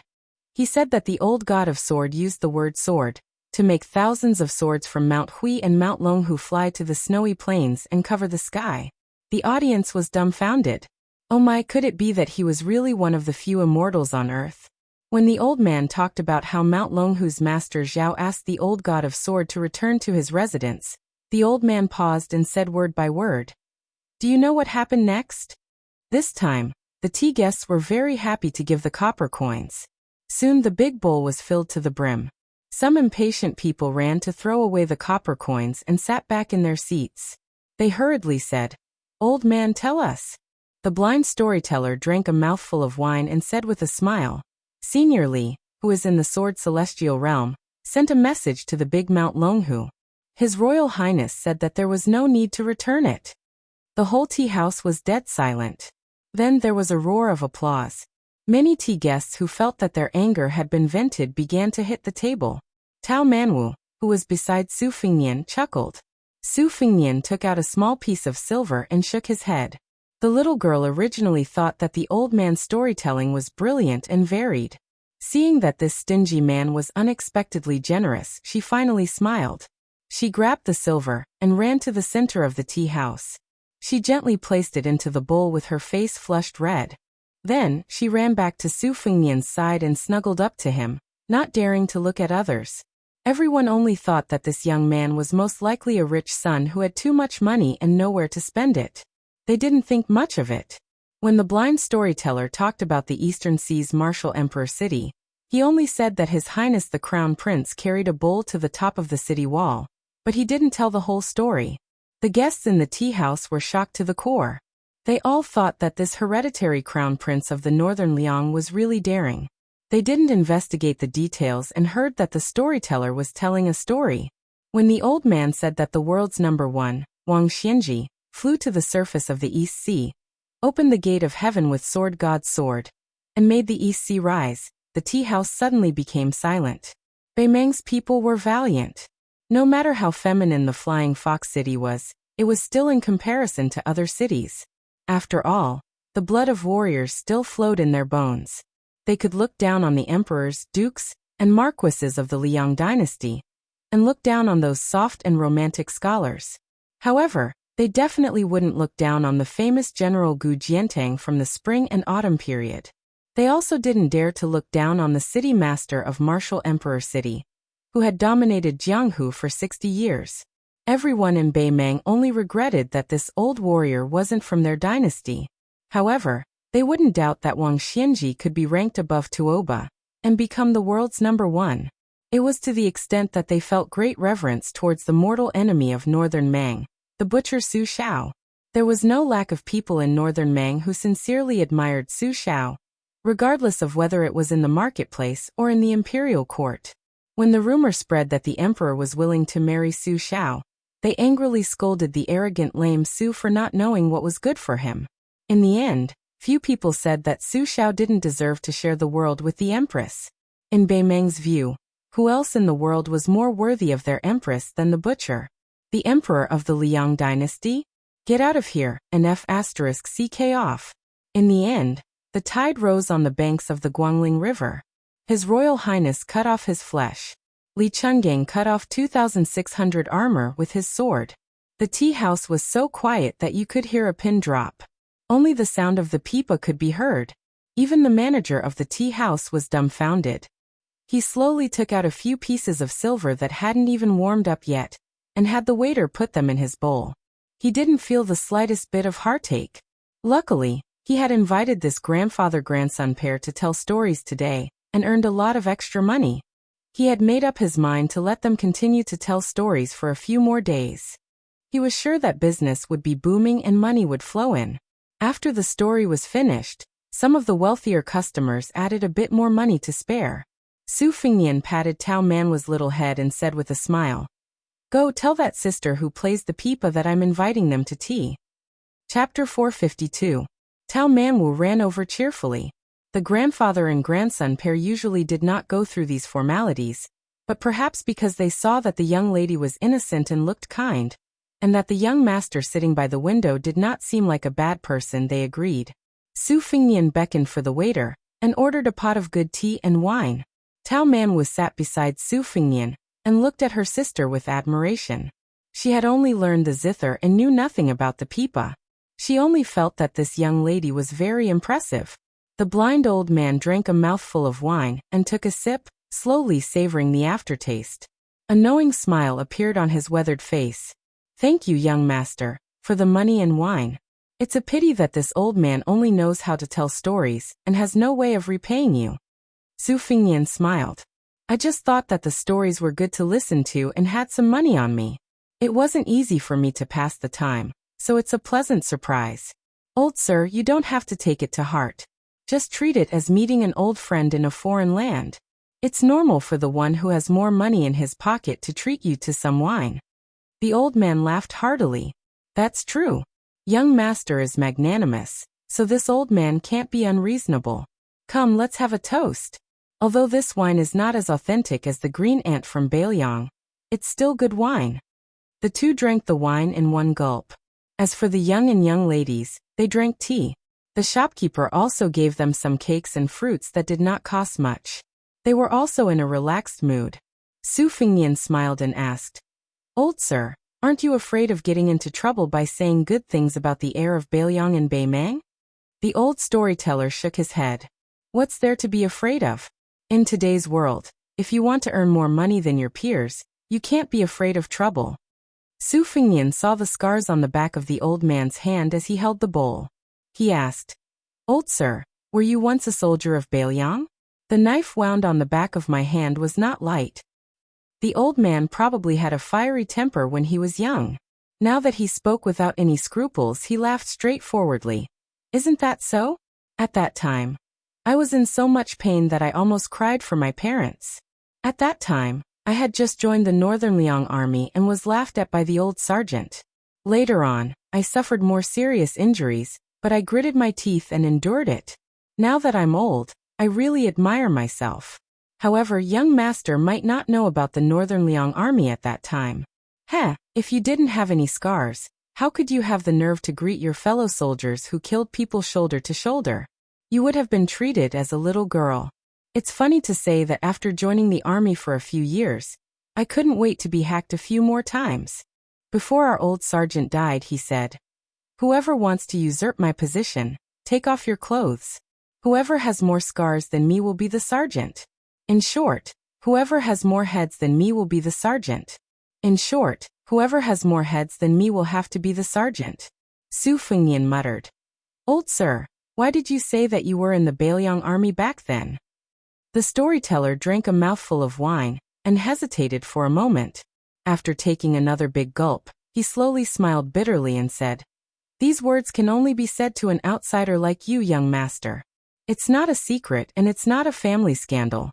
Back then, our general defeated the Western Wall and destroyed the West Chu dynasty, which was almost as powerful as Liang at that time. Everyone in the Bailiang army was filled with resentment. They thought about how easy it was for those civil officials in the capital to talk. Even the old emperor was suspicious of the general. Why don't we just rebel? Let the great general be the emperor himself. The great general would sit on the dragon throne and wear the dragon robe. Who wouldn't be convinced? It's a pity that the general refused. In fact, it's not a big deal. For us old soldiers in Liaodong, as long as we serve the general, it's fine if we don't want to be the emperor." Later on, I followed him to Bailiang, and the atmosphere changed. The general was still the general. No one complained, but the general was not a man with 4 heads and 6 arms. Some of the generals under him probably thought that the world was peaceful, and that it was time for them to earn back their money. Later on, many civil officials who had never fought in wars also climbed up the ranks. This old man and some of my old brothers were disheartened, especially me. I was blind and didn't want to occupy the latrine pit and waste the rations of the Bailiang army. Seeing that the young master opposite him did not speak, the storyteller laughed and said, "Young master, don't think that the 300,000 cavalrymen of Bailiang are easy to deal with just because this old man nagged. Some of the officials are unreasonable, but the general is still the general. To tell you the truth, it may sound unpleasant to your ears. As long as the general is the king of Bailiang, you Beimeng won't be able to take a single step south. If the general doesn't defeat the Beimeng royal court, you should pray to Buddha." Su Fingnian smiled and said, "Drink." The blind storyteller raised his bowl and said, "Drink." The old man drank to his heart's content and muttered to himself, "The reason why I'm not dead yet is because I have to take care of this poor granddaughter of mine. Also, I'm afraid that the people of Bailiang will lose their morale. What if something happens to the general? What will happen to the 300,000 cavalrymen?" 4 or 5 years ago, when this old man heard that His Royal Highness was idle and spent a lot of money in everything he did, he really wanted to go to the Bailiang Palace and beat him up. Only later did I find out that this was not the case. Thinking that since I don't have many years left to live, I'll visit as many towns as I can in Baimang and have a good talk with the Baimang people about our future king of Bailiang. That way, you northern barbarians won't be able to sleep well, haha. At most, this old man will be scolded and beaten a few times. I won't die. If I really die in Baimang, it won't be worse than those old brothers who died on the battlefield. The old man came back to his senses and said with a guilty smile, "Young master from Flying Fox City, this old man is babbling nonsense. Please don't take it to heart. I drank too much this time." Su Fengnian shook his head and said with a Bailiang accent, "Old sir, how do you know that I'm not from Bailiang?" The storyteller was stunned and thought quickly. He guessed that this was a descendant of a Bailiang merchant who came to Baimang to do business. However, to be careful, he lowered his voice and said with a smile from the bottom of his heart, "No wonder you said that you met an old friend in a foreign land. Don't worry, this old man knows what's important. Today, I'll just treat it as drinking a pot of good wine with a young master from Flying Fox City." Su Fengnian said with a smile, "In the future, if this storyteller annoys the petty-minded Baimang people, you can scold the king of Bailiang and the crown prince of Bailiang. It doesn't matter. The world is big, but staying alive is the most important thing. Your granddaughter hasn't found a good man, and is still relying on you to earn money." The storyteller shook his head and said, "What's there to scold? The great general has never done anything wrong in his life. If I scold the great general, I'll be rolled to death by the old Descartes in the underworld. His Royal Highness can't bear to scold him. He was blind in the past and scolded him so much. If he scolded him one more time, I won't be able to die in peace. Since my granddaughter was born into the Song family, this is her life. There's nothing to complain about." The young lady holding the pipa smiled gently. She accepted her fate and was calm. Su Fengnian put down his wine cup and said softly, "Old sir, if you trust me, can you lend me your granddaughter's pipa to try playing? My second sister is especially good at martial pipa. I'm not as talented as her, but I've been influenced by her and know a thing or two. Maybe I can give you some simple insights." The old man said with a smile, "What's there to be reluctant about? Ariu, pass it to the young master." Su Fengnian smiled. "Miss, please pass me the zither wiping cloth as well." The young lady blushed and stood up. She carefully handed over her beloved pipa. After Su Fengnian carefully wiped the pipa, he sat upright and thought for a while. Then the 4 fingers of his right hand were lined up. From the zither string to the winding string, he quickly flicked it to the right. Then he withdrew 3 fingers and only used his right index finger to wind the string. The 3 strings of the old zither were played one after another. 1 stroke and 1 hook. The eyes of the young lady who had played the pipa for many years lit up. This pipa was only the lowest grade of whitewood pipa. Compared to those high-grade pipas made of red sandalwood, rosewood and rosewood, it was far from being strong enough to reach 2 or 3 li away. Su Fengnian gently demonstrated the strokes one by one. Then he raised his head and smiled at the young lady standing next to him. For a whitewood pipa, the sound quality is considered good. If money allows, you can add a little glue. Old sir said that the content of the book is especially critical of the pipa's brittleness. Also, the first string is not far from breaking. But in my opinion, since you're playing the pipa for the audience to enjoy, breaking the strings is also a beautiful thing that everyone will be happy to see. There's no need to rush to change the first string. I'll tell you more about the Chow family's pipa techniques. You can remember as much as you can." One spoke, the other listened. The blind old man sipped his wine slowly and leisurely. After Su Fengnian finished teaching the Chow family's techniques, which were recognized as almost extinct, he stood up and bid farewell. Holding Tao Manwa's small hand, he left the tea house. The young lady took back the pipa and muttered, "Grandfather, who is this young master?" The old man drank the last mouthful of wine. His face was rosy and he smiled. He's probably a good person I met by chance. The old storyteller might not know in his life that he had once spoken face to face with the king of Baelyong about Baelyong. Chapter 453. Tao Man's small head rested on top of Su Fengnian's large head as they returned to the inn together. It was better to be happy together than to be happy alone. The little lass was prepared to show the young lady the ingenious spider box in her hands, but she didn't expect that when she arrived at the entrance, she would see a ruckus outside. There were many green-skinned scoundrels cursing outside, their mouths full of vulgar words. Shopkeeper's son was standing on the stairs, bowing and smiling apologetically to a burly man. The burly man secretly handed over a pouch of silver to the shopkeeper. His originally cold smile suddenly changed as he threw the pouch of silver onto the ground and punched the old man in the chest. Shopkeeper's son's wife and 2 daughters were hiding in the inn's entrance, crying endlessly. When they saw the pillar of their family being knocked to the ground, they were stunned and didn't dare to support him, fearing that they would provoke these vicious villains. Su Fengnian asked the bystanders around him, and only then did he know the general situation. Shopkeeper's son's wife and eldest daughter were sightseeing in the city's western district when they encountered a scoundrel who wanted to take advantage of women. His eldest daughter's skin was thin and her temper was fierce, so when her bottom was touched, she immediately slapped him. The green-skinned scoundrel was thin and weak, so he didn't expect the young lady to be so fierce. After being slapped to the ground, he lost face. Seeing that she was an unfamiliar face, he didn't dare to act on the spot. He called a few of his idle neighbors and followed her to the Eastern District restaurant. After arguing with the local hoodlums, they found out that shopkeeper's son didn't have any backing. Thus, they called a big brother from the underworld and called over 20 of their friends to kill him. They were determined to cut off a large amount of fat from shopkeeper's son's body. How could 7 or 8 taels of silver enter their eyes? After shopkeeper's son earned some money, he didn't have to worry about food or clothing. He had read a few books, so he had a scholarly air. He wanted to save face, so when he was hit by a single punch, the pain was secondary. In the eyes of his neighbors, he felt even more embarrassed. Especially when the 3 women in his house saw this, he felt even more aggrieved. He crawled up and picked up a wooden stool, wanting to fight the hoodlums to the death. The leader of the group, the green-skinned scoundrel, had practiced martial arts for many years. He had a lot of skills, so why would he care about a wooden stool? He used a kick and the wooden stool was split in half. Shopkeeper's son, who was full of hot-blooded blood, was dumbfounded.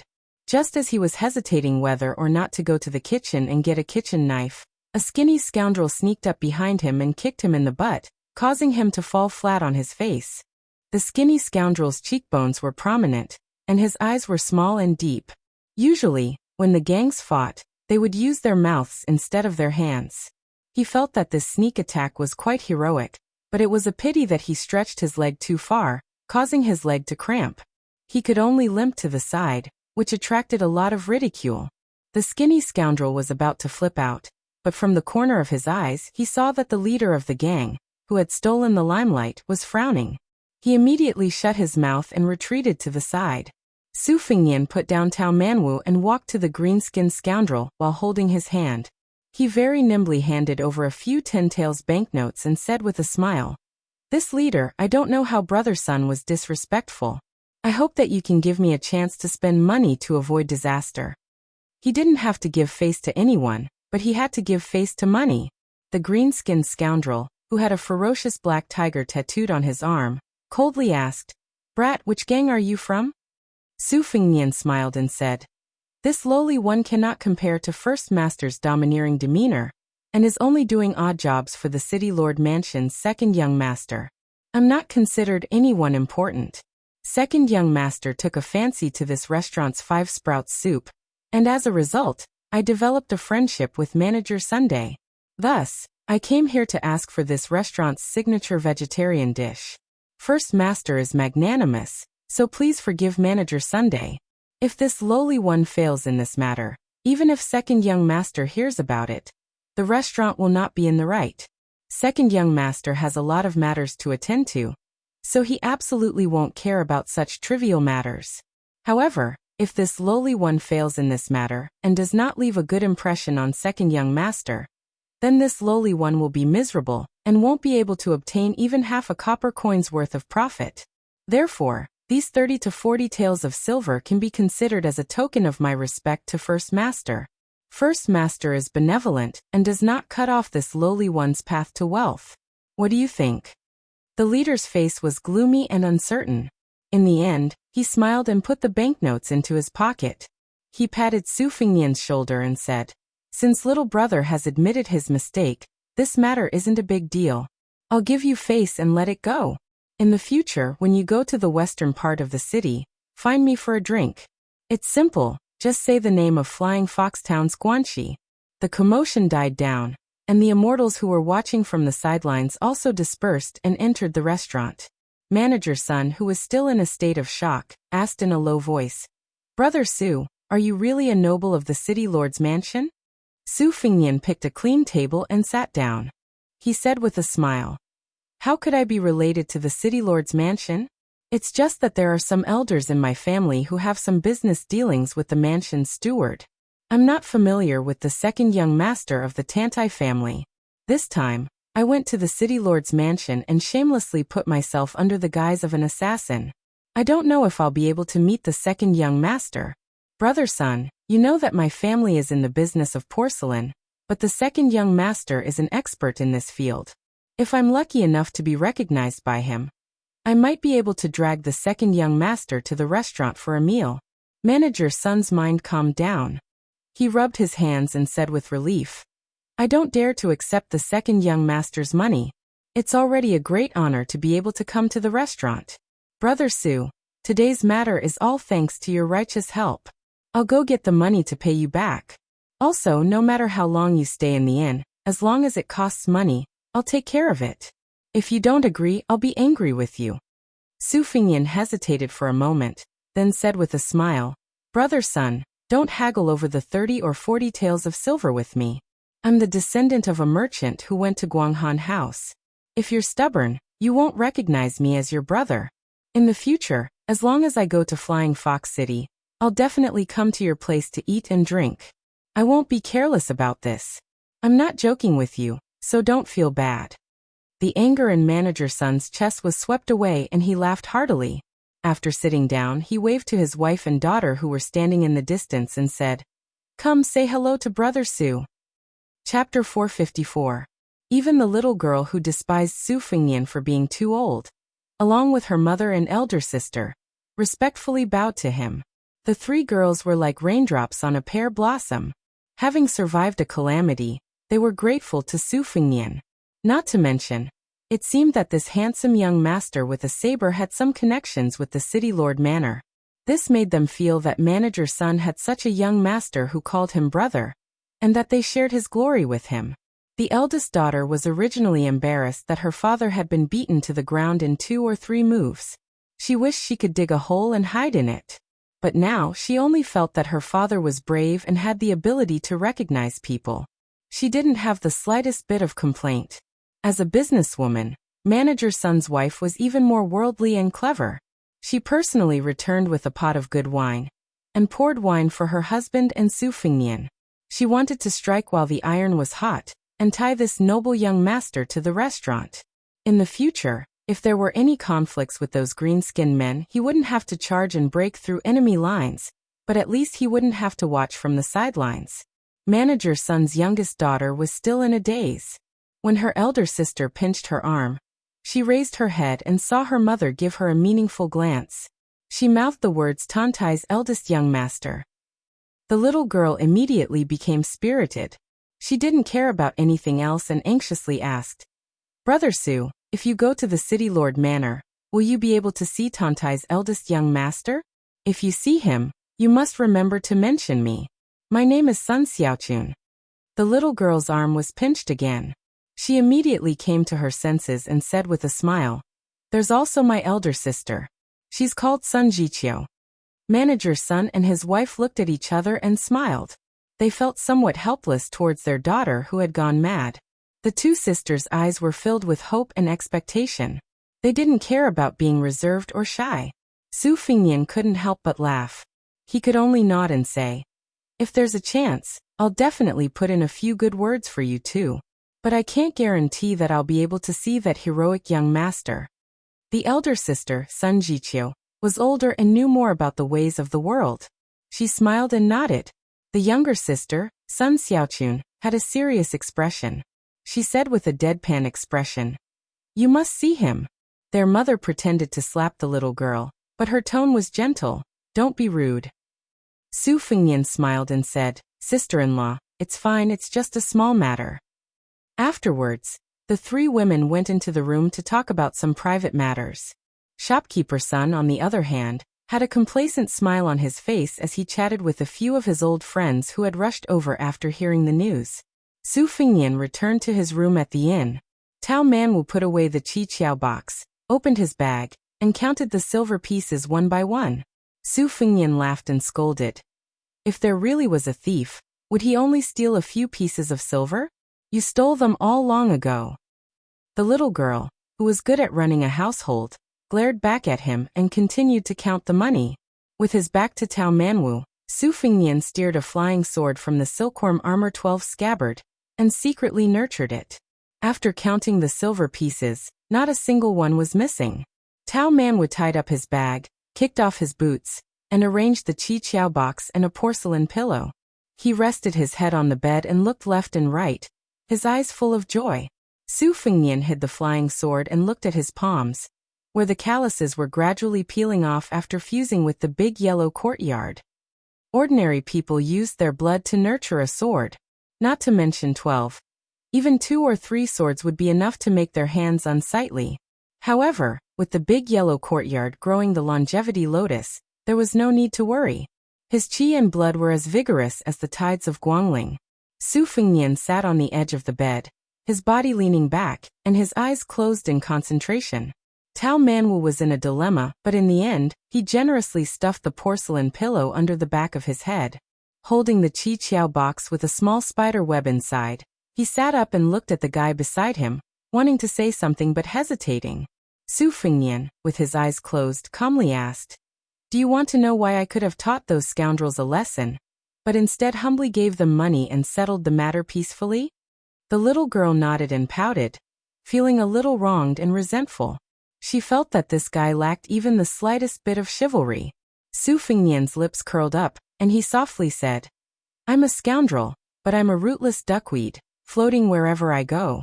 Shopkeeper Sun's family of 4 are ordinary people who have taken root here and can't leave for the rest of their lives.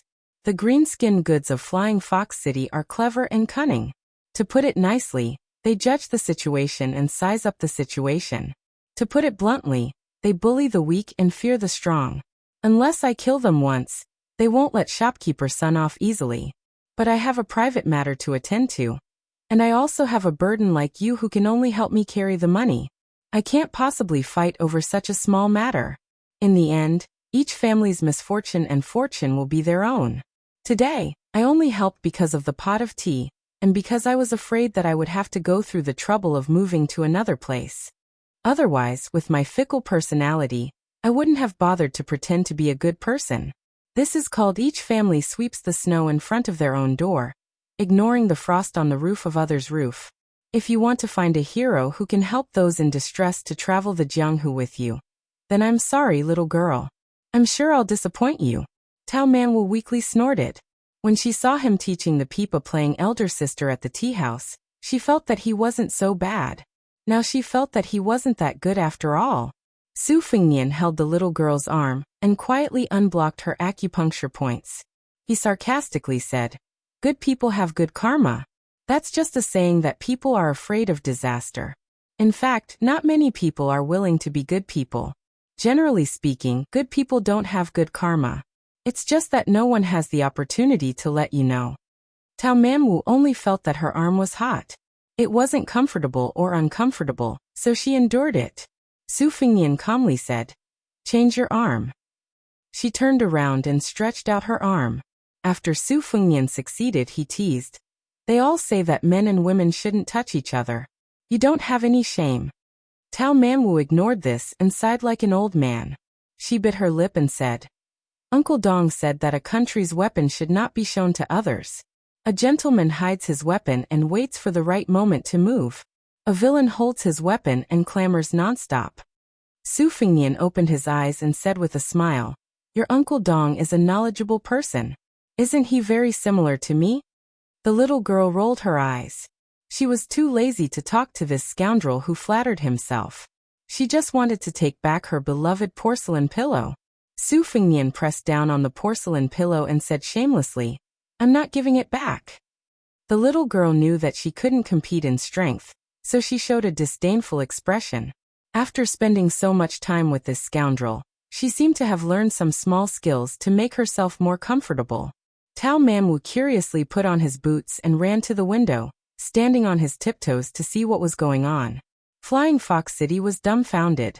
It was said that the eldest son of Tantai Station was beaten up by a damn fatty. What was even more infuriating was that this damn fatty had a beautiful daughter by his side. Judging from her posture, she was the fatty's little wife. More than 100 valiant iron cavalry rode straight into Flying Fox City.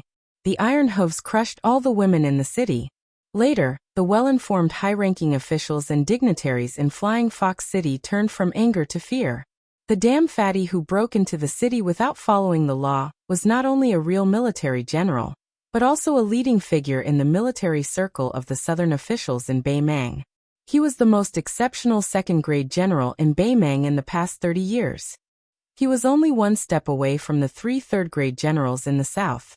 Not to mention the governor, no one in Dragon Waste province, where the border army was weak, would dare to offend this damn fatty except for those who held the provincial edict. Afterwards, shocking news entered their ears one after another, making them even more frightened to the point of pissing their pants.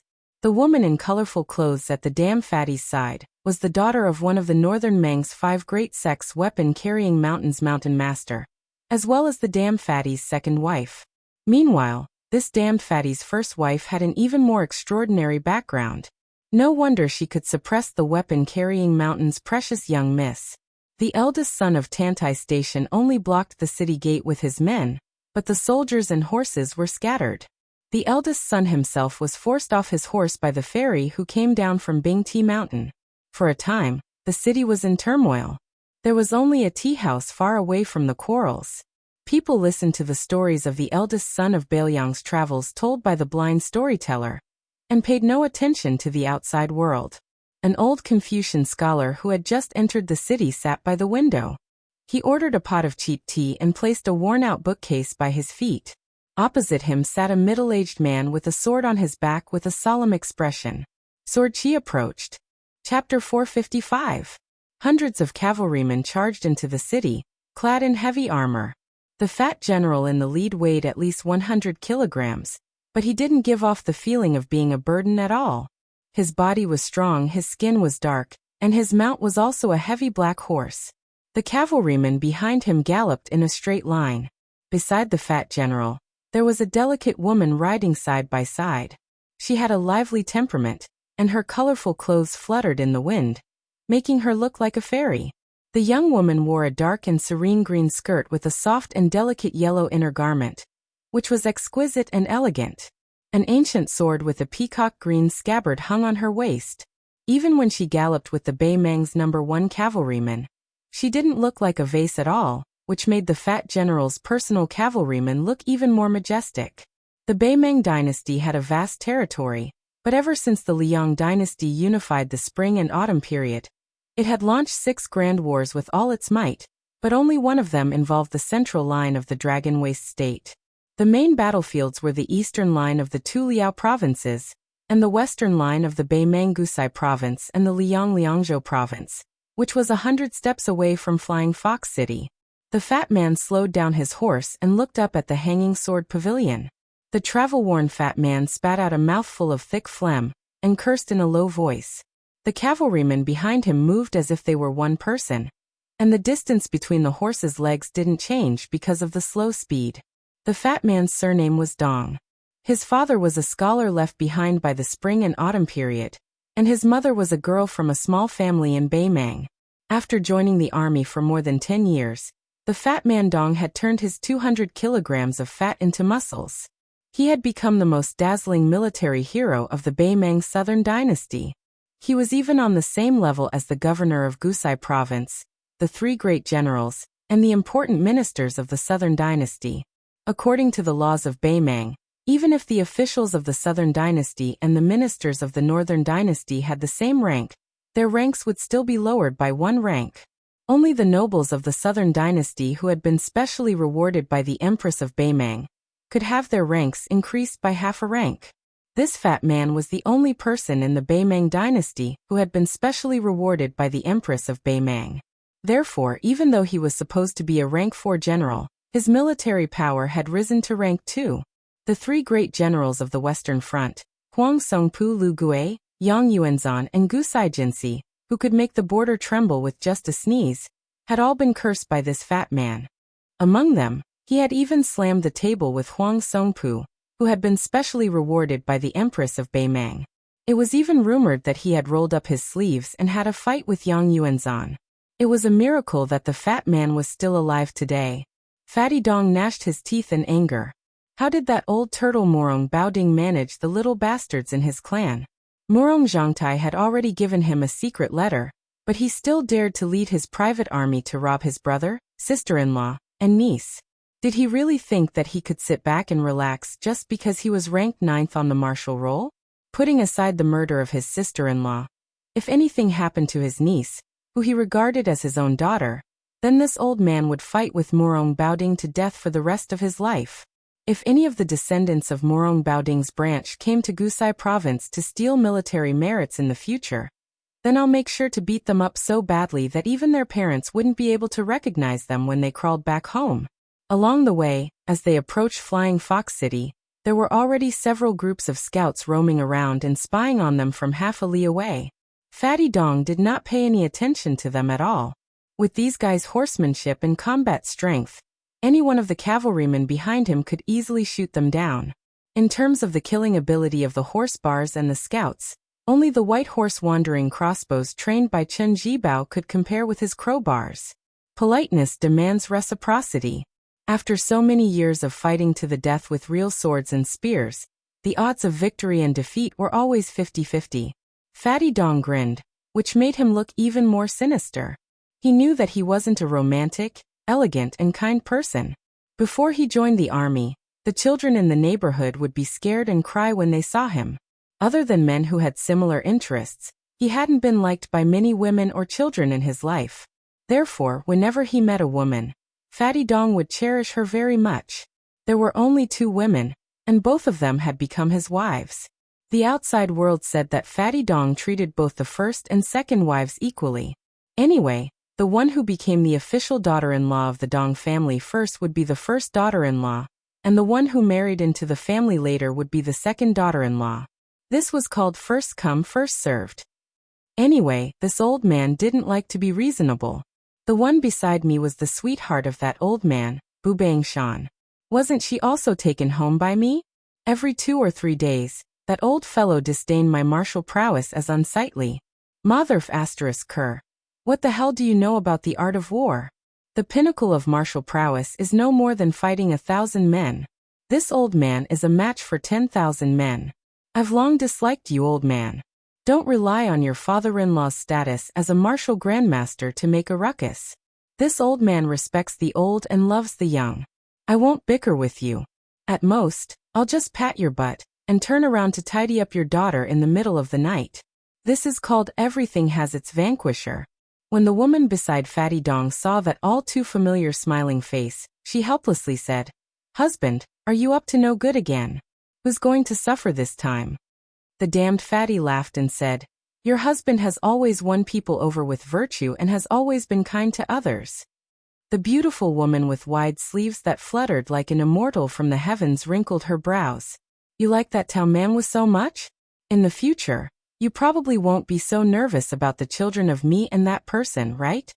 Fatty Dong chuckled and said, "You're treating me like an outsider. Tao Manwu is the only child that your husband truly likes in this life. He's also eldest brother's orphan. What's wrong with feeling a little heartache? It's fine if you don't get along with the princess of Great Yong. It's normal for women to be jealous. But it's not good for you to be blindly jealous of a child. If there's no one around, your husband will have to serve you according to the family rules and spank your butt. The woman whose father was the mountain chieftain of Mount Bambing originally wanted to snort coldly to express her slight dissatisfaction. However, she saw that he had been rushing day and night, resting every day only because he was exhausted and had no choice but to take a nap. Wiping his face with a wet cloth could wipe away several layers of dust, and his lips had long since become chapped and dripping with blood. In order to find that young niece of his who had gone missing from the Duckhead Green Inn, he had mobilized almost all of his connections and resources to rely on the bits and pieces of information that he had found, desperately chasing after clues. This was the first time she had seen him muster such an unscrupulous force other than fighting wars and abducting wives. Seeing his thin and sunken cheeks, her heart softened, and she couldn't bear to use words to oppose him. She changed the topic. Seeing the soldiers in armor outside the city gates, she narrowed her eyes and softly asked, "Isn't Tantai Zhongping your good brother in private? Why did he obstruct you?" Chapter 456. Fatty Dong yawned. He was very familiar with digging holes for the border generals and not burying them. Maybe it would take a few years for them to realize what had happened. If they wanted to scold this sinister and cunning Fatty again, they would not have the heart to do so. However, Fatty Dong had always been honest with his wife. He explained, "If Chongping was an official in the Southern Dynasty, it would be a good thing to be close to me. But if he went to the imperial tent and flirted with me again, His Majesty the Emperor wouldn't mind, but the Yelu and Morong families would gossip. It would not be a good thing after all. I might as well use a trick that could not fool the old fox but could fool many idiots. At least everyone's face would be okay. At the same time, I would let the North know that there was a young man in Flying Fox City who dared to compete with Fatty Dong. The position of Prince Chuan would be set in stone. You've been spoiled by your father. You don't like to use your brain and are much more stupid than her. Wife, don't glare at me. I know that your eyes are beautiful. Back then, I was mesmerized by your gaze and lost my soul. Besides, it's good to be stupid. Everyone is as smart as her. As her husband, I am tired. It's better to be stupid. Let me give you an example. Let me say this first. It's just a big example. My husband and his brothers went to a brothel to drink wine. When he returned home, she smelled the wine and wanted him to kneel on a washboard. You, on the other hand, were happy with the rouge your husband bought. Tell me, which one do you think I like more?" The woman smiled sweetly, but there was a murderous intent in her smile. Fatty Dong slapped his own mouth. Therefore, the good show that was originally planned to fight dozens of rounds with Tantai Zhongping turned into the future Prince Chuan of the Bell being knocked off his horse by the flower stuck in cow dung. When Fatty Dong entered the city, he sighed and said, "I'm sorry, Brother Chongping. It's all your sister-in-law's fault for being in a bad mood." The woman's expression did not change at all.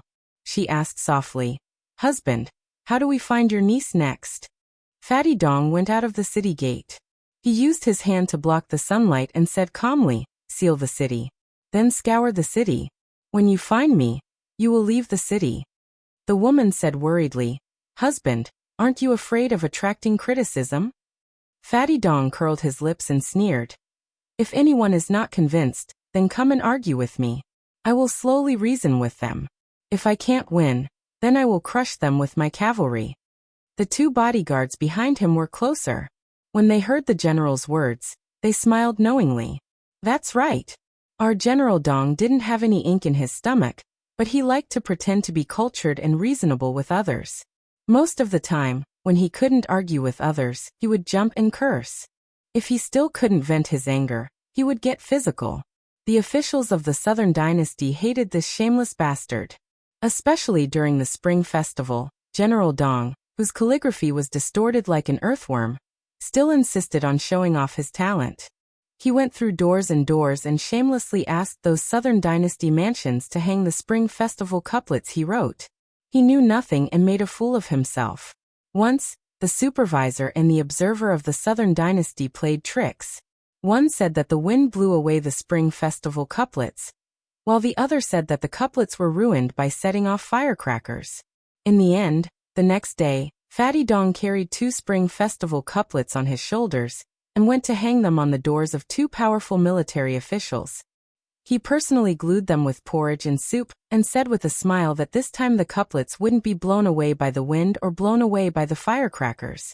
In the vast western capital, where there were as many influential officials as there were dogs, only General Huang Songpu dared to directly block this fatty outside the door. The gatekeeper pointed to a stone tablet at the door. It clearly stated that Dong Zhuo was not allowed to come within 50 steps of the mansion. In the northern Ming and southern dynasties, perhaps other than the border soldiers, only Great General Lu Gui was close to this repulsive fatty. In the end, Great General Lu Gui had the intention of betrothing his granddaughter to him 2 years ago, but the fatty used the fact that he had a fierce wife as an excuse. In the end, he married the mountain lord's only daughter a few days later. It was rumored that the old General Lu Gui was so furious that his hair stood on end, nearly donning his armor and mounting his horse to slaughter this black-bellied fatty.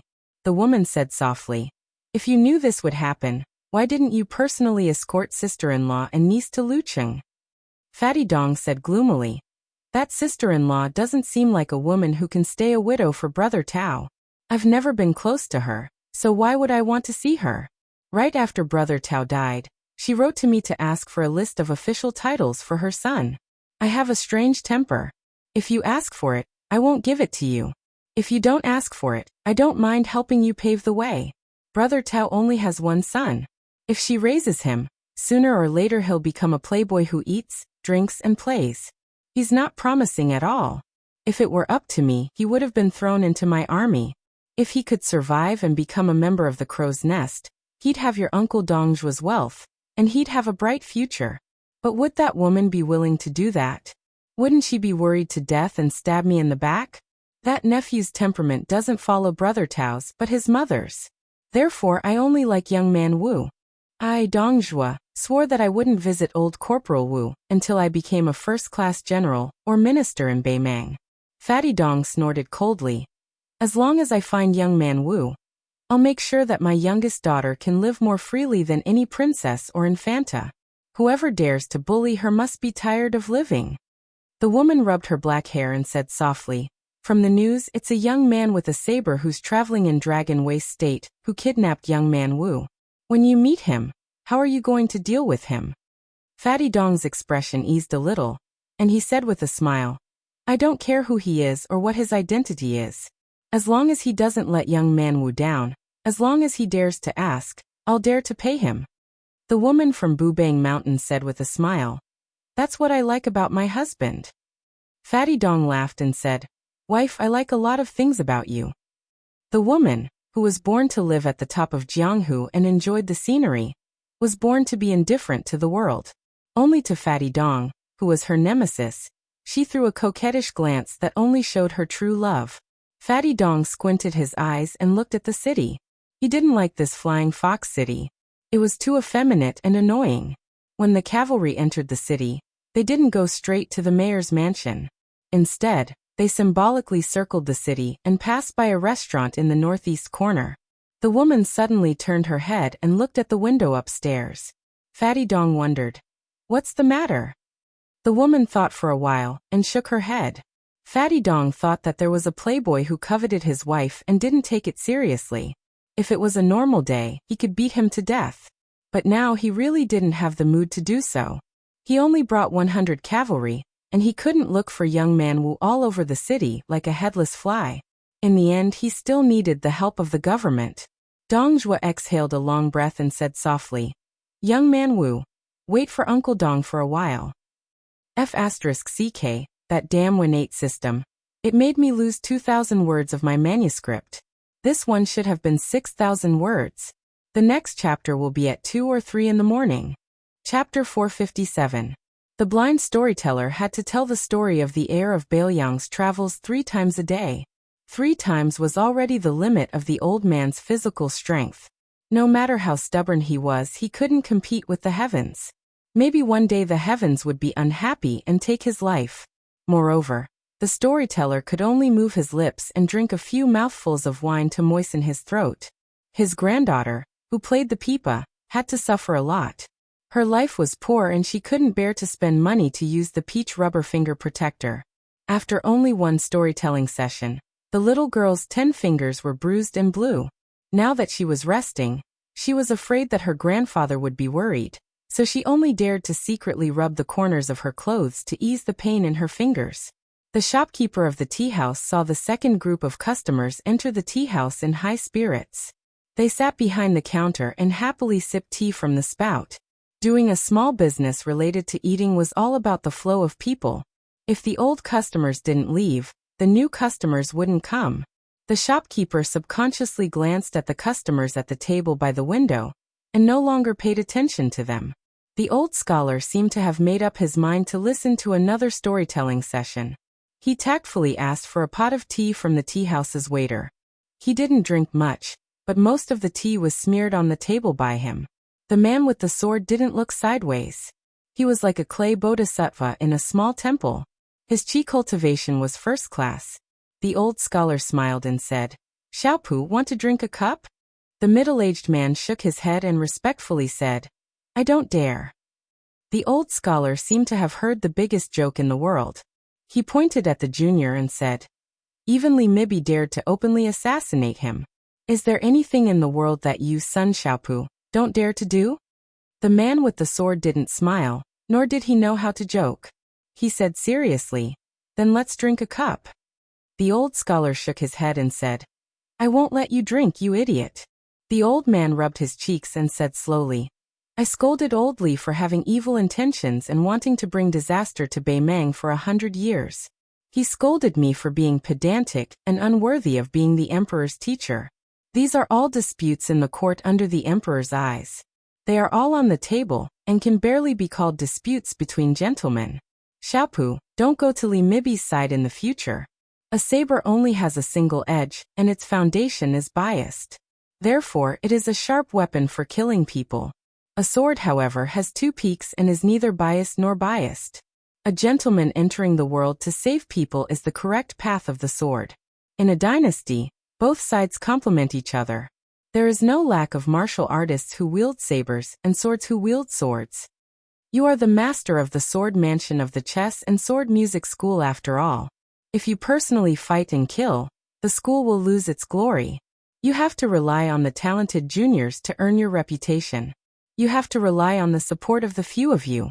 Just as the storyteller said, Li Chungang is the number one in the way of the sword.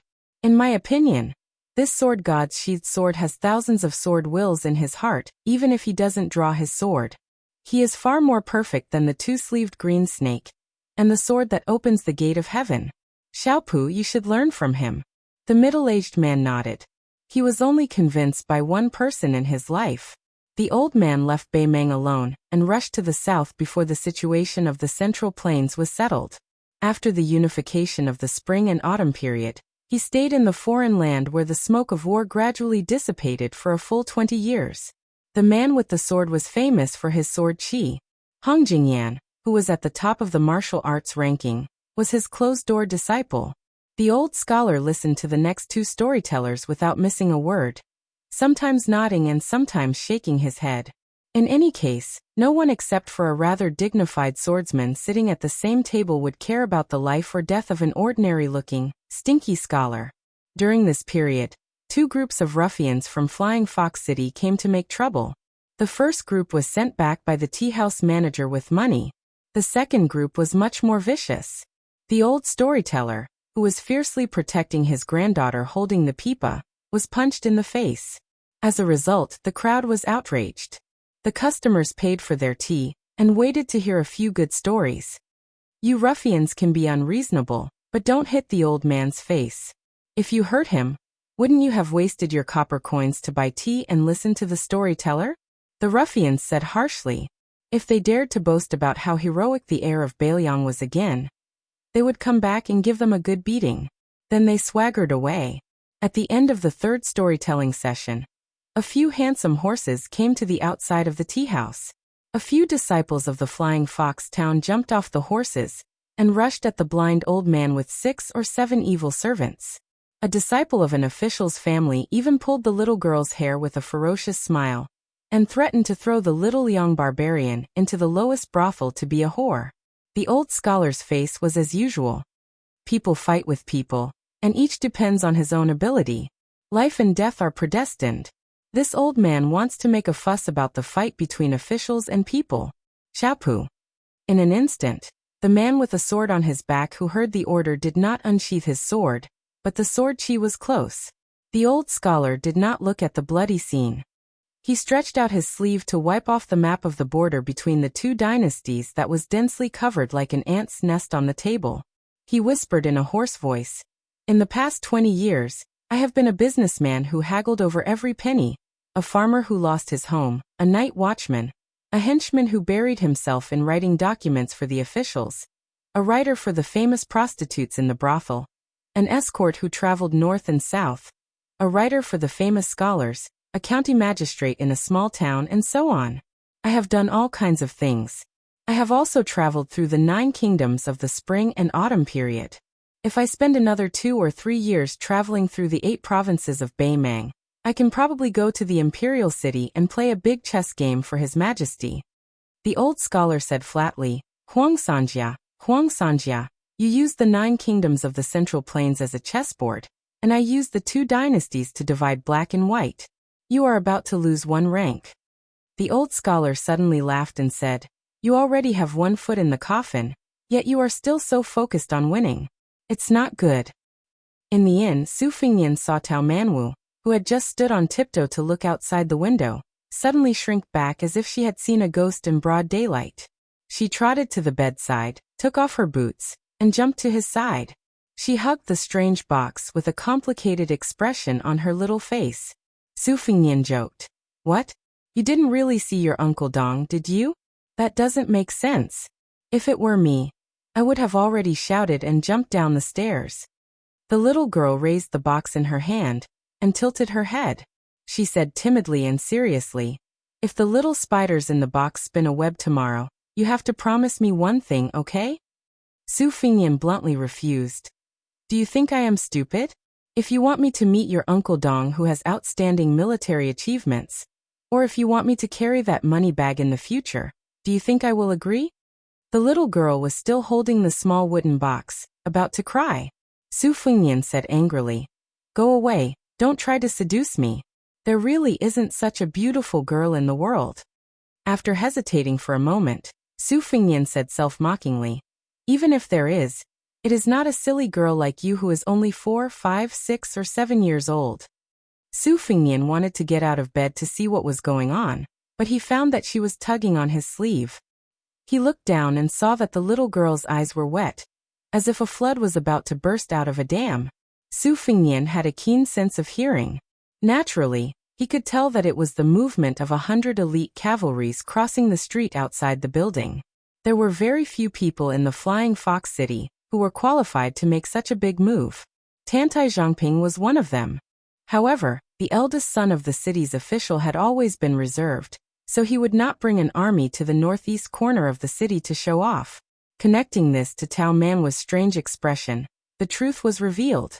She was just an ignorant little girl who had only known each other for less than a month.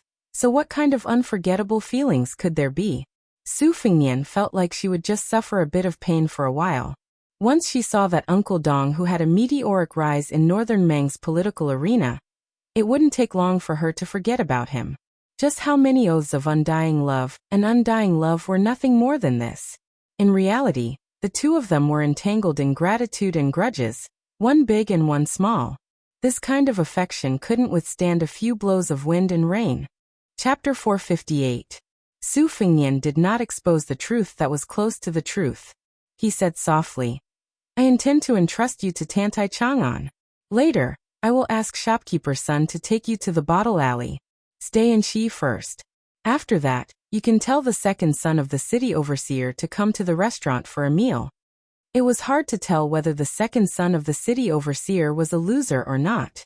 However, according to Tantai Chang'an's temperament, he would probably treat a little girl who could not cause any trouble well.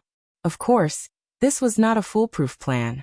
However, Su Fingyan could only do this because of the situation. As for whether Tao Manwu would reveal his identity or give Tantai Chang'an to Fatty Dong after getting along for a period of time, it would be a good thing for the city overseer's mansion and the little girl. Su Fengnian was destined to go deep into the hinterland of Beimang alone, and even to the distant northern region.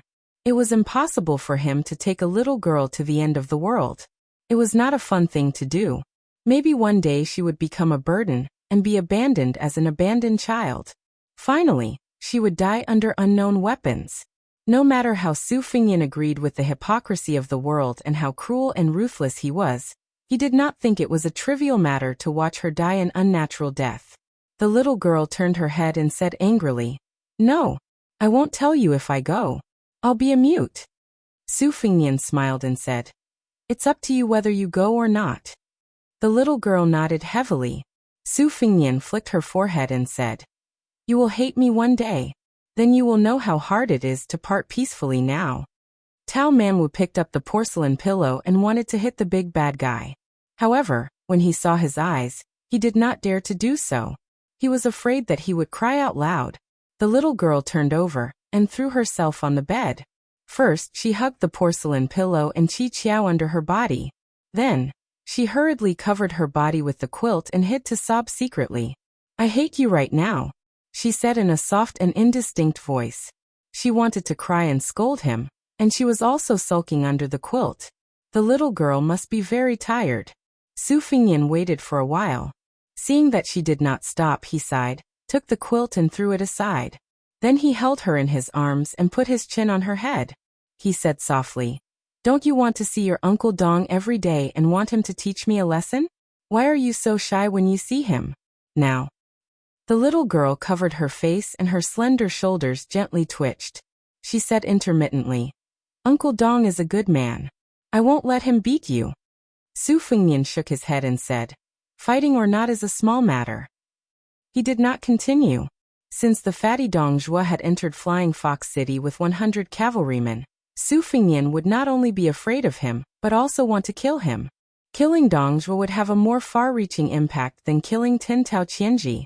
However, since the fatty was an important minister of the Southern Dynasty, Su Fengnian was not interested in whether the little spider in the little girl's Qi Qiao box spun a web.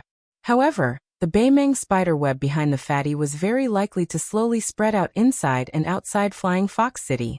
Su Fengnian wanted to kill a popular military official who must be protected by men of sacrifice and retreat successfully. Without the Finger Mystery Realm, it was impossible for him to succeed. Thinking of this, Su Fengnian felt a little guilty. What did the little girl do in her last life to meet him in this life? Tao Manwu said softly, "My father said that if a deserter on the battlefield, he would be beheaded." Su Fengnian pinched her cheek and spat. "Don't say such unlucky things." After a long silence, Tao Manwu cried until she had no strength left. She clutched the sleeves of the big bad guy, afraid that he would leave. Su Fengnian looked at the bag of money on the table and said while rubbing his forehead, Okay. I owe you this. Our Taozi is so beautiful. Maybe she will be kidnapped by a scoundrel and become his wife. I don't feel at ease. Let's make a deal first. I will send you to Uncle Dong's place." Outside the courier station in Flying Fox City, Dong Zhuo, who had just rested for a short time, ran out with his eyes wide open. He was surprised and stunned. He had searched high and low for something, but found it without any effort. This general, who had been sealed by the city overseer, saw a funny scene.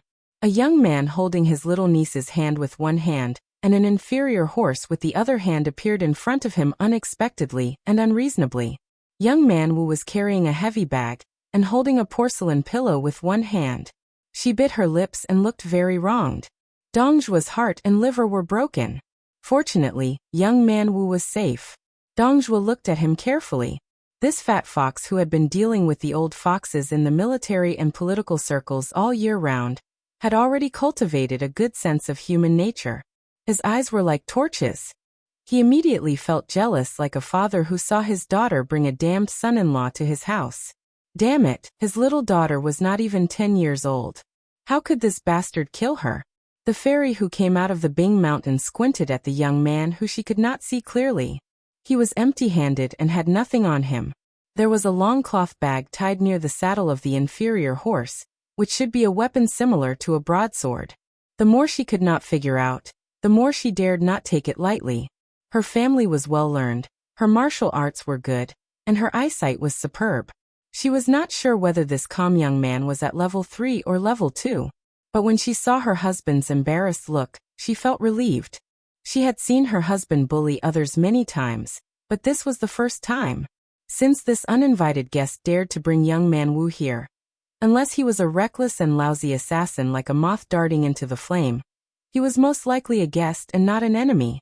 She could not keep a straight face. After marrying into the Dong family, she had always kept in mind her mother's advice on the mountain. In addition to knowing how to turn a blind eye, she must make her husband proud. This was a smart woman.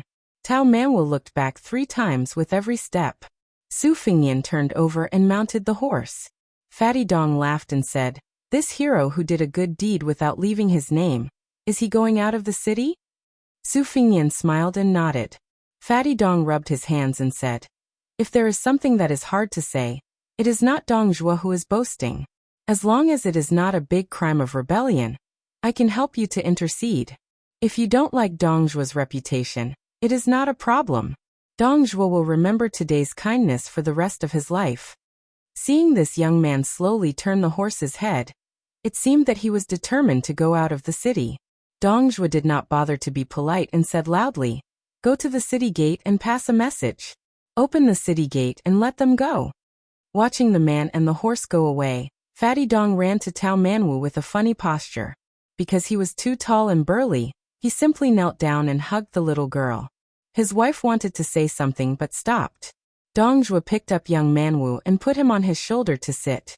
He turned around and said with a smile, "I know what you want to say." Such a person left as he pleased. Of course, I am very vigilant. However, it is better to do less immoral things like repaying kindness with evil. I have done enough shameful things in my life. If I give birth to a son who doesn't have a penis, who can I complain to? You 2 wives will beat me up from 200 pounds to 100 pounds. Do you think it is easy for me to gain a pound of flesh? The woman smiled gracefully. The young man was generous, but compared to her, a narrow-minded man, he was still thousands of miles away. Dong Zhuo looked around and his eyes suddenly turned cold. He said gloomily, "Everyone, I have said that I will let them go. So I will let them go. You are watching me. I am in the wrong to bring my private army out of Gusai state. Moreover, I have my wife to comfort me along the way. I will bear with it. If you dare to trip that person up and do something unnecessary, don't blame me, Dong Zhuo, for being narrow-minded. I will even dig up the graves of your ancestors." After he finished speaking, Fat Man Dong asked in a soft voice, "Wife, is it appropriate to use superfluous words like drawing legs on a snake here?" The woman was used to it. She nodded and said, "It's okay." Almost at the same time, Su Fingyan and Dong Zhuo, these 2 men, turned their heads and looked at each other from a distance. If they met again, they did not know what kind of status they would have when they looked at each other. Announcing the first VIP subscription group in Snow. 1687165 group subscription screenshot. Chapter 459. When the people of Flying Fox City first heard that Dong Zhongping was going to seal the city, they wanted to cut off the fat man's flesh. However, the thunder was loud but the rain was small. Soon the city was reopened. The people thought that the eldest son of Tantai Zhongping must have gained the upper hand in the secret competition with Dong Zhongping. They didn't believe that Tantai Zhongping would be pushed back by a woman at the gate. Su Fingyan was not in a hurry to leave the city. Instead, he climbed the city wall and looked at the hanging sword pavilion from a distance. Because Tao Manwu was involved with Dong Zhuo, his plan had been disrupted. It was not appropriate to leave the city in a hurry. However, if he stayed in the city, it would be easier for him to be caught. Su Shao wanted to find the old general of the Bailiang army by himself, so he had to put it aside for the time being. It was the lesser of 2 evils. He was mocking himself, but he still had some regrets. When Su Fingyan was about to turn around and walk down the city wall, a sloppy man who was sleeping soundly on the battlement murmured a few words. He then rolled sideways, and was about to fall off the city wall. Fortunately, he fell into the wall, so Su Fingyan did not help him. The drunkard was not happy that he survived. Instead, he carefully stroked the wine gourd hanging on his waist. Only then did he raise his head and look around. When he saw Su Fingyan, he was indifferent. The drunkard with a full beard leaned against the wall and drank a mouthful of strong wine. He hummed a Baelyong song, "Take off his armor," leisurely. A tall but hunchbacked man in a servant's uniform trotted up the city wall, with a flask of wine in his hand. When he saw Su Fengnian, he paused and silently filled his old, half-empty flask with new wine. The servant was a pitiful cross-eyed man. The half-drunk man took out a dagger inlaid with pearls and shaved his face. As he was busy, he glanced sideways at Su Fengnian. He pointed at the hanging sword pavilion and scolded, "Young man, what are you looking at? I brought 2 swords to Flying Fox City. One is hung in the pavilion, and the other is sold to the city lord's mansion for 1,000 taels of gold. What right do you have to look at me like I'm a drunkard?" The servant was a mute. Seeing his master's lips, he knew that he was about to get into trouble again. He hurriedly turned to Su Fengnian to apologize. Su Fengnian smiled and waited for the drunkard to shave off his beard. He narrowed his eyes. No wonder he could sleep on the top of Feng Feng Lu for so many years when he was selling swords and painting. If his clothes were clean and tidy, he must have been a romantic and elegant man. There must be something wrong. Su Fengnian's expression was the same as usual. He leisurely looked at the top scorer of the brothel, who could make such a beautiful girl unable to forget him. The drunkard took back his dagger and sighed. "I didn't let down the painting, but the painting misled me." He drank another mouthful of wine. Su Fengnian was not in the mood to beat around the bush. He asked directly, "Are you waiting for me?" The drunkard glanced at the servant as if he had heard a joke. He laughed and said, "Kid, you're talking big. I'm sleeping here comfortably. It's more like you're looking for me." Su Fengnian was desperate. He said calmly, "Someone asked me to pass a message. If you can understand it, then forget it. If you don't, then take it as a drunkard's words. They can go in one ear and out the other. Since he's a pawn you brought out, you have to go back and clean up his mess."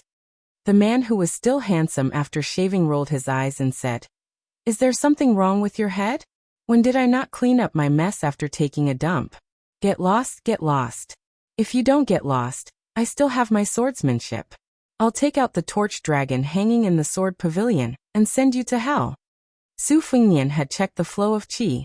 Neither the master nor the servant could be called a hermit master. The drunkard was barely above ordinary people. As for the cross-eyed servant, he was slightly inferior to ordinary people. Su Fengnian walked down the city wall with a smile. He took the inferior horse and left Flying Fox City.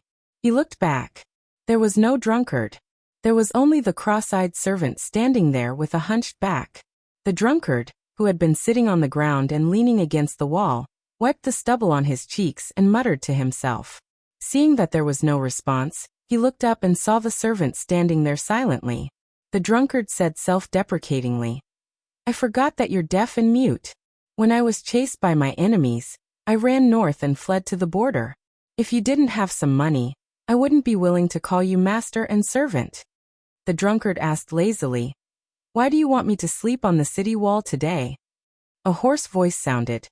"Even a cripple like me can sense the sword energy approaching. There's a swordsman in Baymang who has such a sword realm. He must be someone like the headmaster of the chess and sword music school." The drunkard was so scared that his hands and feet trembled. He asked dumbfoundedly, "You can talk?" The hunched servant was still looking into the distance. He reached out to touch his face and said calmly, "It's just a self-sealing acupoint. It's the best withered sword technique of the Wu family. Years ago, I had a sword competition with Li Chungang. Then, I was disheartened that the general didn't want to be the emperor. So I practiced the withered sword in peace. My ancestor once defeated 10,000 cavalry with 9 swords. 4 broken swords were left in Baymang. So I thought of coming here to take a look. Otherwise, with your mediocre swordsmanship, how could you pick up a fish spear and a torch dragon? Do you think famous swords are copper coins? You can pick up a few in the downtown area?" The drunkard asked in a trembling voice, "Who are you?" The servant's fingernails drew blood on his face. He seemed to hate this face and said slowly, "The withered sword is emotionless. Wu Su was tainted by love. Even if she pretended to enter the secular world, her sword intent was not pure. She was an immortal on earth in the palace back then, but it was only a fake realm. It was just an illusion. Otherwise, how could she fall ill? Consort of the King of Baelyang. My sister. My biological sister. However, I have never been close to her since I was young. Our relationship is even worse than her relationship with Dong Tai, who lived on Sword Mountain. Just like Chun Jibao and me, His Royal Highness is much better than that nephew of mine. However, no matter how close we are, our blood relationship cannot be denied. All these years, I have been waiting for the general. I never thought that my nephew would come to Flying Fox City. General, you moved me with emotion and reason. But don't you know that I, Wu Qi, am the most emotionless and unreasonable person in my life? How do you know that Chen Jibao has never come to find me? It's too late. You don't kill me. I won't say anything. There are so many romantic people, but they all die because of romantic people. On this day, the top scholar died drunk in Sword Pavilion. All the brothels in the city mourned and paid for the burial of this legendary man, who made countless girls fall in love with him. Those middle-aged women whose children had already grown up were secretly grieving. To the north of Baelyang was Baymang. Baelyang was desolate, but its heart was not cold. In the past few years, the battles in Liangmang had not been as grand. Most of the battles were between small groups of roaming cavalry. Baelyang's crossbowmen had become the most coveted type of soldier. To be able to cut off a few heads and hang them on the side of the saddle, even the old soldiers would be envious. Not to mention the hot-blooded new soldiers. This was a real meritorious service and could not be faked. Those rich playboys on the Eastern Front might even kill civilians and pass them off as Baymang barbarians. Baelyang's military law was strict, so they would not dare to do such a thing. One day, a group of Baelyang's crossbowmen went deep into the Baymang's territory and met with more than 20 strong and healthy Baymang barbarians on a narrow path. After a fierce battle, both sides suffered losses. After checking the corpses, they found out that they were Crow barbarians under Dong Zhuo's command. This made the ordinary crossbowman Li Hanlin, whose face was covered in blood, cry out in joy, but he also felt some lingering fear. Baelyang's military system consisted of 10 to 50 men. To be able to be a crossbowman's commander was more qualified than a general in the military. Li Hanlin's commander was an old and steady burly man. He wore light armor and his horsemanship was superb. Not only did he have extraordinary strength, he could also draw a bow with both hands and shoot. However, no matter how calm he was, whenever he saw a Baymang person, his eyes would turn red. He had broken many military rules and had been demoted several times. Otherwise, he would have become a general long ago. He was a man of few words, but every time his subordinates mentioned the incident where he was personally whipped by the general, the middle-aged man would grin. Li Hanlin and the other crossbowmen all knew that this was the commander's weakness. If they made a mistake, as long as they repeated this, the commander would be happy and soft-hearted. Li Hanlin rode on a horse with a deep wound on his arm. A Baymang barbarian's head was tied to his buttocks. Blood flowed down the side of the horse's back. In this small-scale battle, they had lost 3 men and completely wiped out the enemy. The 3 corpses of their comrades were hung on the backs of the marksmen and 2 deputy marksmen's horses. This was an unshakable rule in the army. On the battlefield of Baelyang, the most important thing was to return the corpses of the dead. As long as there was still a breath left in them, they had to return with their fallen comrades as long as it didn't affect the important military affairs. Li Hanlin glanced at the new recruit beside him and had a whole new level of respect for him. This guy was called Lu Do, a weird-looking man with double pupils. Not long after he joined their ranks, he had 3 Baymang barbarians' heads hanging from his horse's back. One could imagine how powerful he was. Originally, the crossbowmen led by Li Hanlin didn't like this bad-tempered new recruit.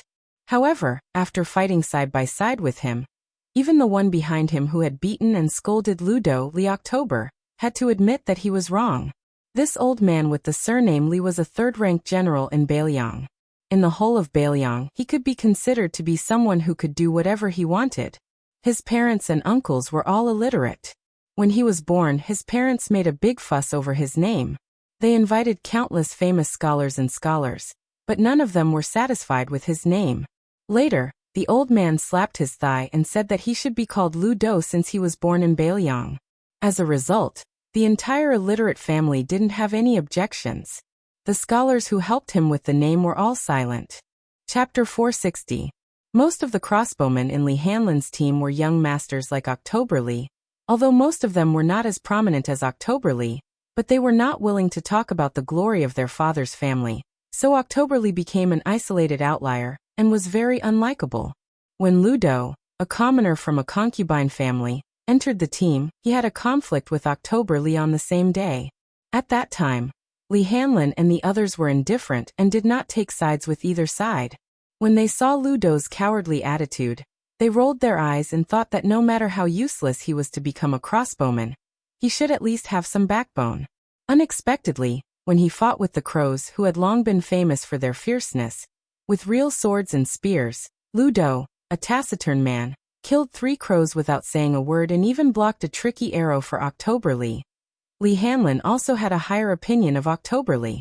Although Octoberly still had some of his foppish habits, it was not too much. Compared to the descendants of the Northern Liang generals who did not even dare to enter the Northern Liang army, let alone become crossbowmen, Octoberly was really 1,000 times more promising.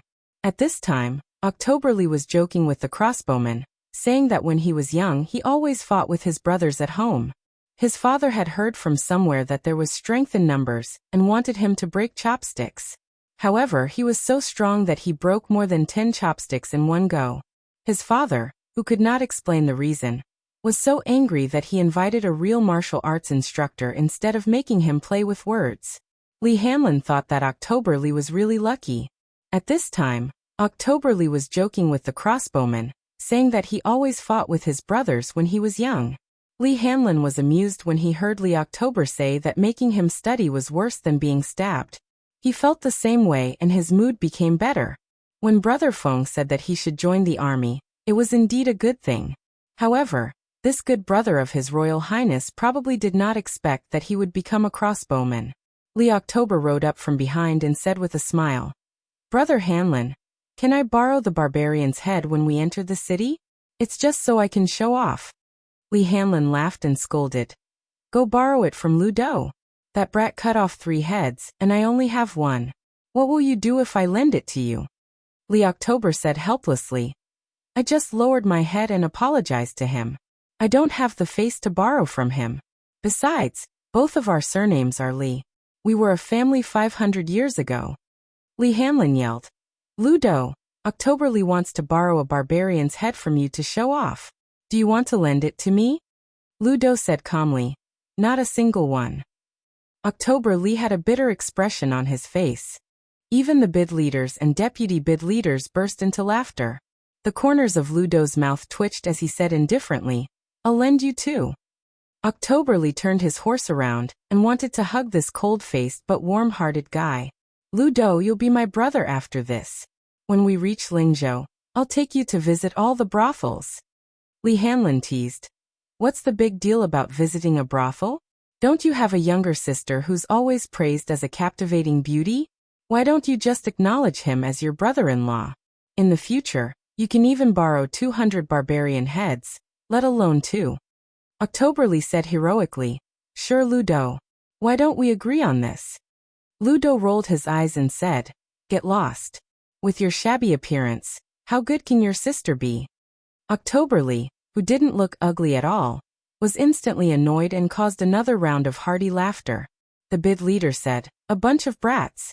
You still have the energy to talk nonsense here. Don't you know how to vent your energy on the bellies of your women later?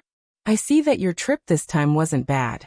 When we return to the city, I'll shamelessly ask for a leave from General Zhao and let you guys enjoy yourselves. However, it'll only be for a day or 2 at most. If anyone dares to come to the camp late by even a moment, I'll personally whip you." Lee Hanlon came to the bid leader's side and said softly, "Bid leader, I've already discussed with Hong Jin and the others. We'll each give a barbarian's head to the 3 brothers. As for the reward, it'll all be given to their families." The bid leader frowned and said, "It's a serious crime to give away military merits without authorization.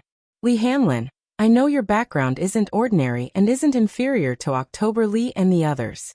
However, if the higher-ups find out about this, the military law will be like a mountain. A happy occasion will become a disaster. Do you really dare? Li Hanlin said with a mischievous smile. Back then, Chief Biao dared to stab a northern Mang general to death with a single blade. Just how heroic was that? We are all pawns you brought out, so why wouldn't we dare? The bid leader cursed and said with a gratified smile. You guys don't need to get involved.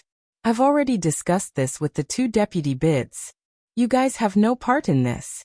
You just need to focus on killing the enemy and accumulating military merits. Since you've entered our ranks, I and the 2 deputy bids have no reason to treat you unfairly. In the Bailiang army, a day's worth of comrades, a lifetime's worth of brothers. On Mount Wudong, the morning bell rang. On the summit of the 81 peaks, in the square in front of the main peak's Taoist temple, when Marshal Grand Uncle Qing became the chief, he was the one who led the practice. However, the chief was no longer in this world. Someone else was in charge of the practice, but he was just as young. Li Yufu was only 1 generation younger than the chief Hong, but he was even younger. The summit was filled with smoke. Hundreds of Wudong Taoists practiced together. Their robes fluttered in the wind and clouds surged. The 108 styles created by the young chief were simplified into 72 styles by Marshal Grand Uncle Li Yufu. Not only did they not lose the essence of Taoism, but they also became more complete. Even a Taoist child who just came up the mountain could do the same without any difficulty. After Wudong closed the mountain, only pilgrims were allowed to enter the mountain to burn incense. The Taoist temple on the mountain didn't care about the height of the peak. The Taoists on the mountain didn't care about their seniority. As long as they were willing, they could practice with Li Yufu twice a day. Those who arrived early could stand in the front row. Senior Marshal Grand Uncle Song Jiming and Yu Xingrui could casually stand in the back row if they arrived later. Regardless of wind and rain, they practiced on the summit for a day without rest. After the practice, Li Yufu and some young Taoists patiently explained their doubts. Master Yu Xingrui, who had been quietly waiting, walked to the little lotus peak and came to the tortoise camel tablet. The old Taoist whose inner strength was only inferior to big senior martial brother Wang Zhonglo said with emotion. Yufu, do you blame your martial grand uncle Hong for not leaving ancestor Lu's sword to you, but giving it to the outsider Qi Xianxia? And this person is a Taoist from the Taoist mansion of Dragon Tiger Mountain. Li Yufu put his hands in the cuffs of his Taoist robe and smiled. When Marshal Grand Uncle taught me this set of boxing, he had already made it clear that he would give Ancestor Lu's sword to Dragon Tiger Mountain's Qi Xianxia. He also asked me if I had any worries. Yufu didn't dare to lie, so I told him the truth. Marshal Grand Uncle said that if you were not convinced, then you could go to Qi Xianxia and ask for it back if you were to surpass Marshal Grand Uncle Wang. But I'll tell you in advance that I'll practice swordsmanship halfway, but if I don't have any achievements in the future, you can't laugh at me. Yu Xingrui walked to the edge of the cliff and stepped on the soft soil. He smiled and said, if you don't succeed in practicing swordsmanship, you can't let us laugh at you, can we? Back then, except for the eldest senior brother who cultivated the big yellow court, and Wang Xiaoping who practiced the silent sword, the rest of us were useless. The only fun we had was to laugh at your martial grand uncle. When we found out that he was reading the forbidden book, we laughed and scolded him. When he dozed off while riding the green ox, we scolded him with a few words of wisdom. Thinking of the red clothes he wore in his youth, we laughed and mocked him. Today, it was not good to go down the mountain for fortune-telling. We old men couldn't help laughing again. In fact, as time went on, your martial grand uncle and I felt that it was better not to go down the mountain. What's the point of going down the mountain after becoming the best in the world? But in the end, your martial grand uncle still went down the mountain. Yu Xingrui sighed and said in a low voice, riding an ox and reading Taoist books, rowing a waterfall with peach trees, watching the clouds rise and fall among the peaks, let nature take its course. This should be your martial grand uncle's way of heaven. But riding a crane down the mountain, cutting fate with a sword, and letting a woman ascend, how can he let nature take its course? If I was there at that time, I would have pulled his ear and scolded him. We old men are not regretting whether Wudong will prosper or not. We just feel sorry for him. Li Yufu murmured, a white-haired person sending off a black-haired person. Yu Xingrui sighed heavily and said with a smile, so you don't have to torment yourself anymore, and don't have any burden. Regarding the matter of sect master's junior brother, don't look at how those martial uncles appear to be calm and collected these days. I reckon that they were all in a daze when they were eating. Fortunately, my junior brother Wang wasn't on the mountain. Otherwise, there's an 80 to 90% chance that he would have made a move to stop Shi Xiang's flying sword from opening the heavenly court. And your martial granduncle Song, he can't calm down to practice alchemy for a year. He is very worried. Li Yufu asked softly, is the sect leader the reincarnation of ancestor Lu and also the reincarnation of Qi Xuanjin? Yu Xingrui smiled. It's probably true. Who cares? Yu Xingrui patted the shoulder of this disciple who personally came from Donghai to Wudong Mountain and said softly, you have the temperament of the sect leader. It's a blessing to be able to eat and sleep. Li Yufu scratched his head and said awkwardly, when His Royal Highness came up the mountain, sect leader could still suppress this young master. I'm afraid I could only be beaten. Yu Xingrui laughed and said, don't listen to the nonsense of those little Taoists. Your uncle master was also beaten and scolded by the crown prince. When the crown prince went up the mountain to practice his saber skills, your uncle master was bullied quite a bit. Luckily, he was able to find joy in his suffering. The few of us were just gloating. Li Yufu was stunned. Yu Xingrui pointed to the scenery outside the peak and smiled sincerely.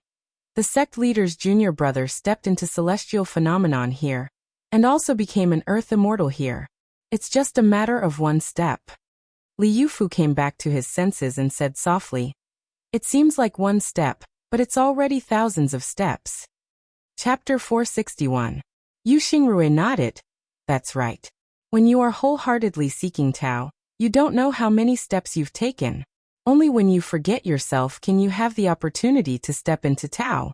As for how to forget yourself, Master is inflexible and inflexible. He doesn't dare to mislead others, but at least he knows one thing.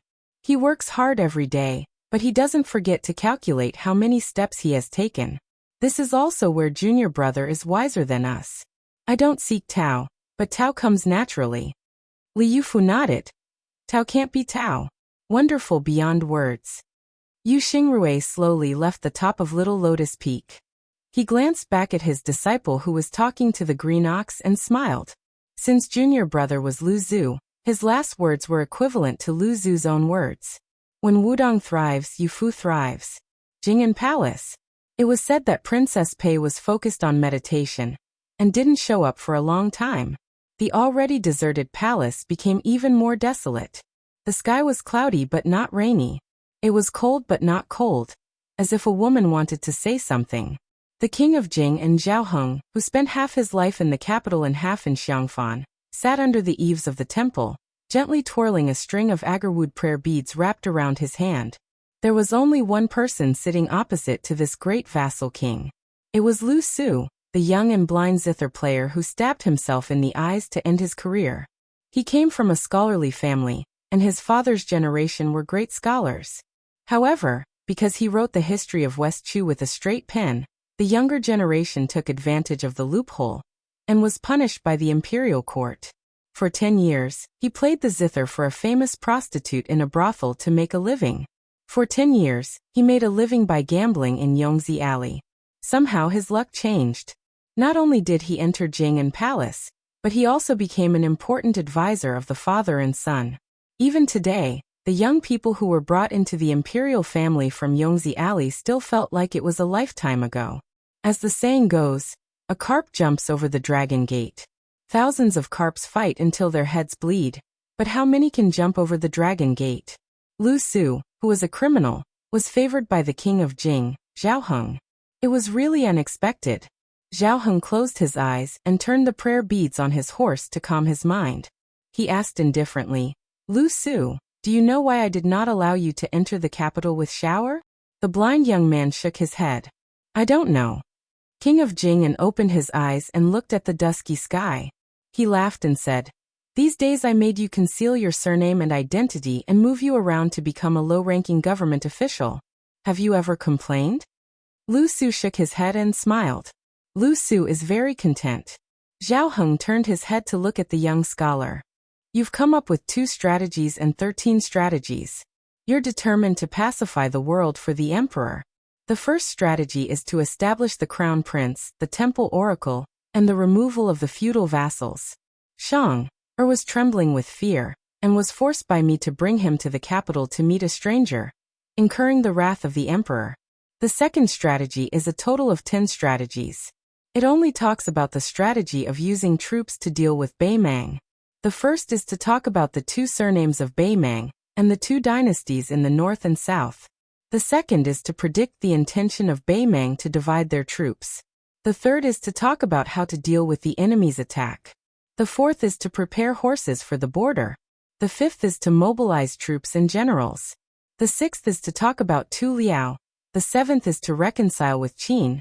The eighth is to give away fortune. The ninth is to reclaim Longyao Prefecture. And the 10th is to eliminate Beimang. The emperor was furious again. However, Shang sent a secret letter back to Xiangfan, saying that even Zhang Julu and Gu Jiantang attached great importance to it. Even the old West Chu's grand preceptor, who usually didn't like to praise others, said a few good words in the imperial court. Of these 3 people, Zhang Julu chose to give away fortune to promote righteousness, to pave the way for his own political reform. Gu Jiantang favored the 9th strategy of reclaiming Longyao Prefecture greatly. Meanwhile, Sun Shiji, who was in charge of the province under the sect, even more so accepted the 2 strategies and 13 strategies. Once he praised the 2 strategies, these fellows standing in the main hall all felt ashamed of their inferiority, calling my impostor Shang a great talent in managing the world and helping the people, not the least bit inferior to Grand Secretary Zhang. Zhang Julu was unexpectedly not the least bit angry. Xiao Yan's words were not only not inferior, it was already difficult for him to look up to him.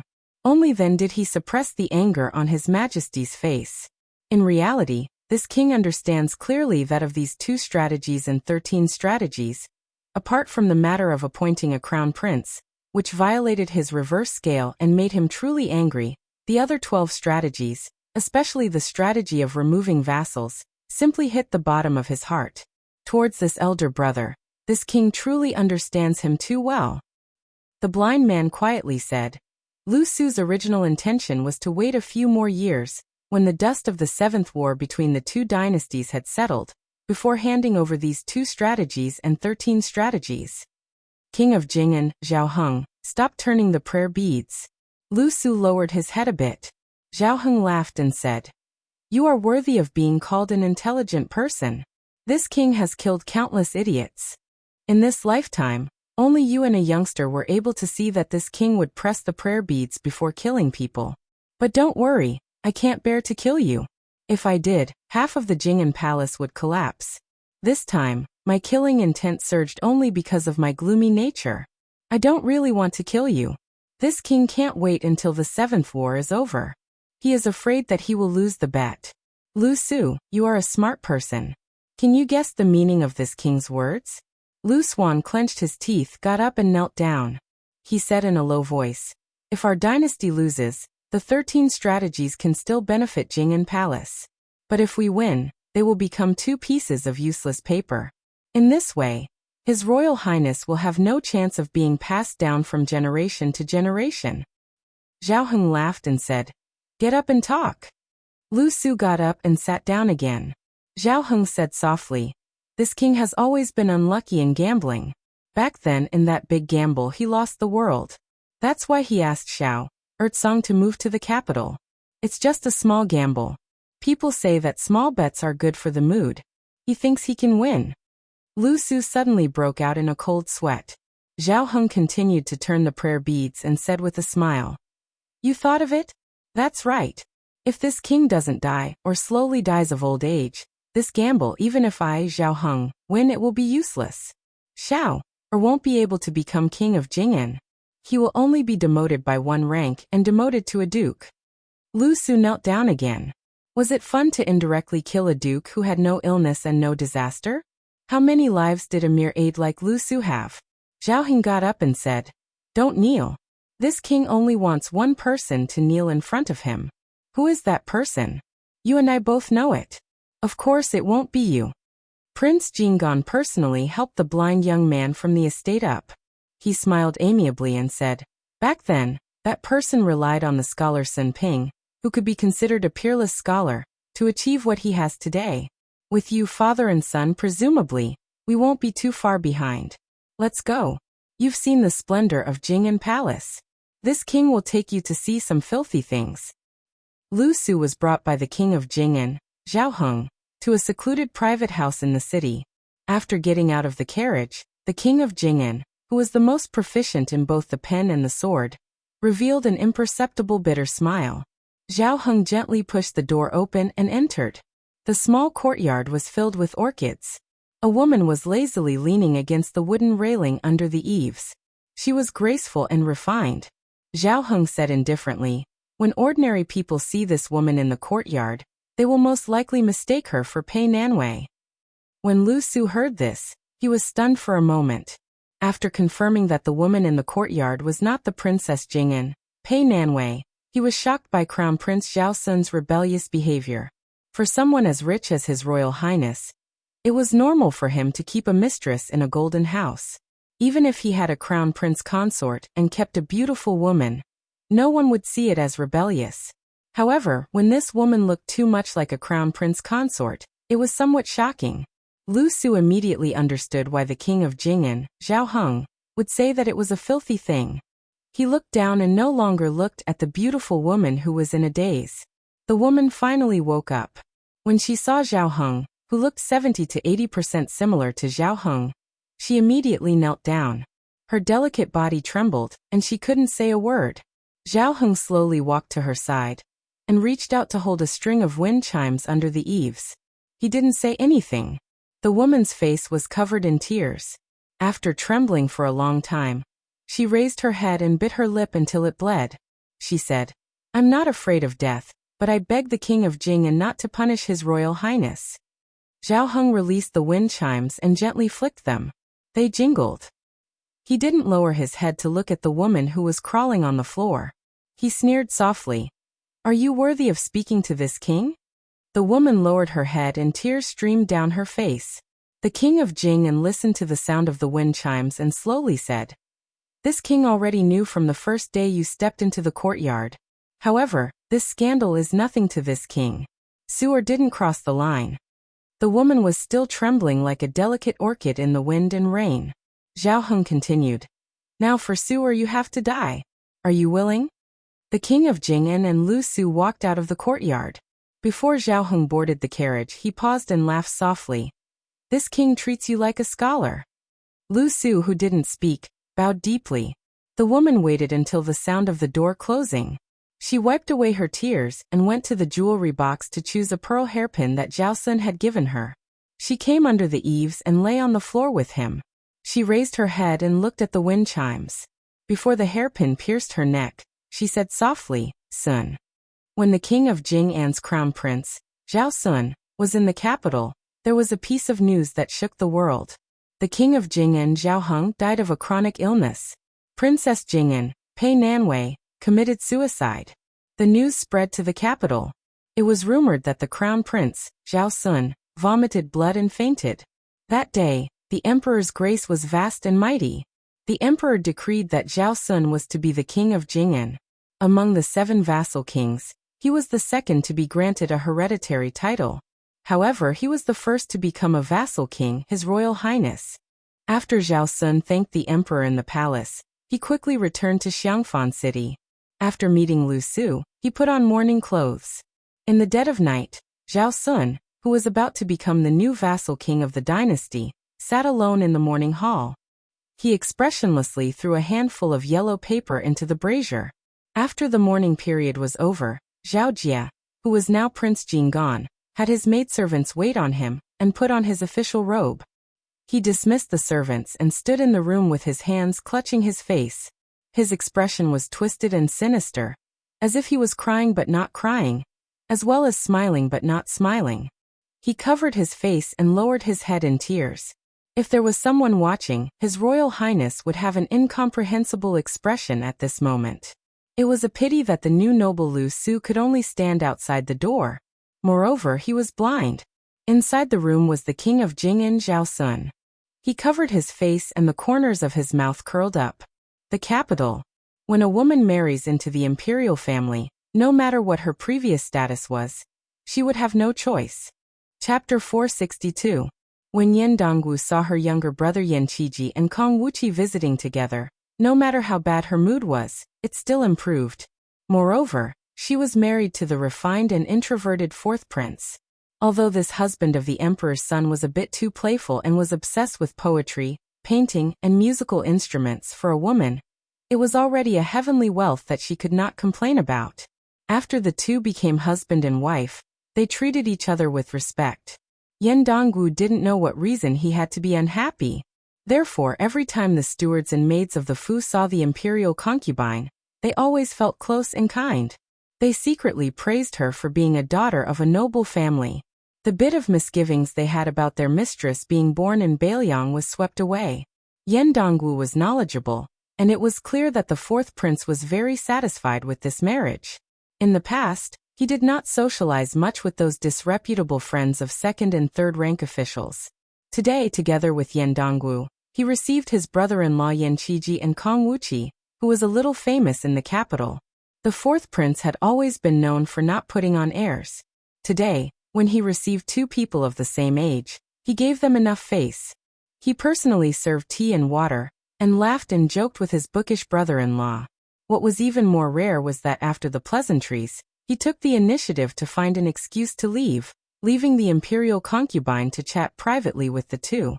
In the past, Yan Dongwu loved the house and its crow, and hated the house and its crow.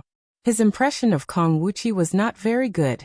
After the family moved to the capital, he talked a few times with the sturdy but simple-minded Kong Wuqi, and found it difficult to dislike him. Especially his younger brother, who was not on good terms with the group of young masters in the capital, and often suffered losses. It was always Kong Wuqi, who had a good relationship with the second prince, who led people to get back at him. In addition, the Yan and Kong families were rare scholarly families in Bailiang. In the capital, which was very xenophobic, they inevitably helped each other. Yan Dongwu and his younger brother talked about some personal things, and some simple principles that one had to be clever when working in the capital's yamen. Kong Wuqi did not speak much, and only sat upright and still on the side, foolishly happy. From beginning to end, the three did not mention that name. Leaving the luxurious and grand mansion, the fourth prince still politely escorted him to the door.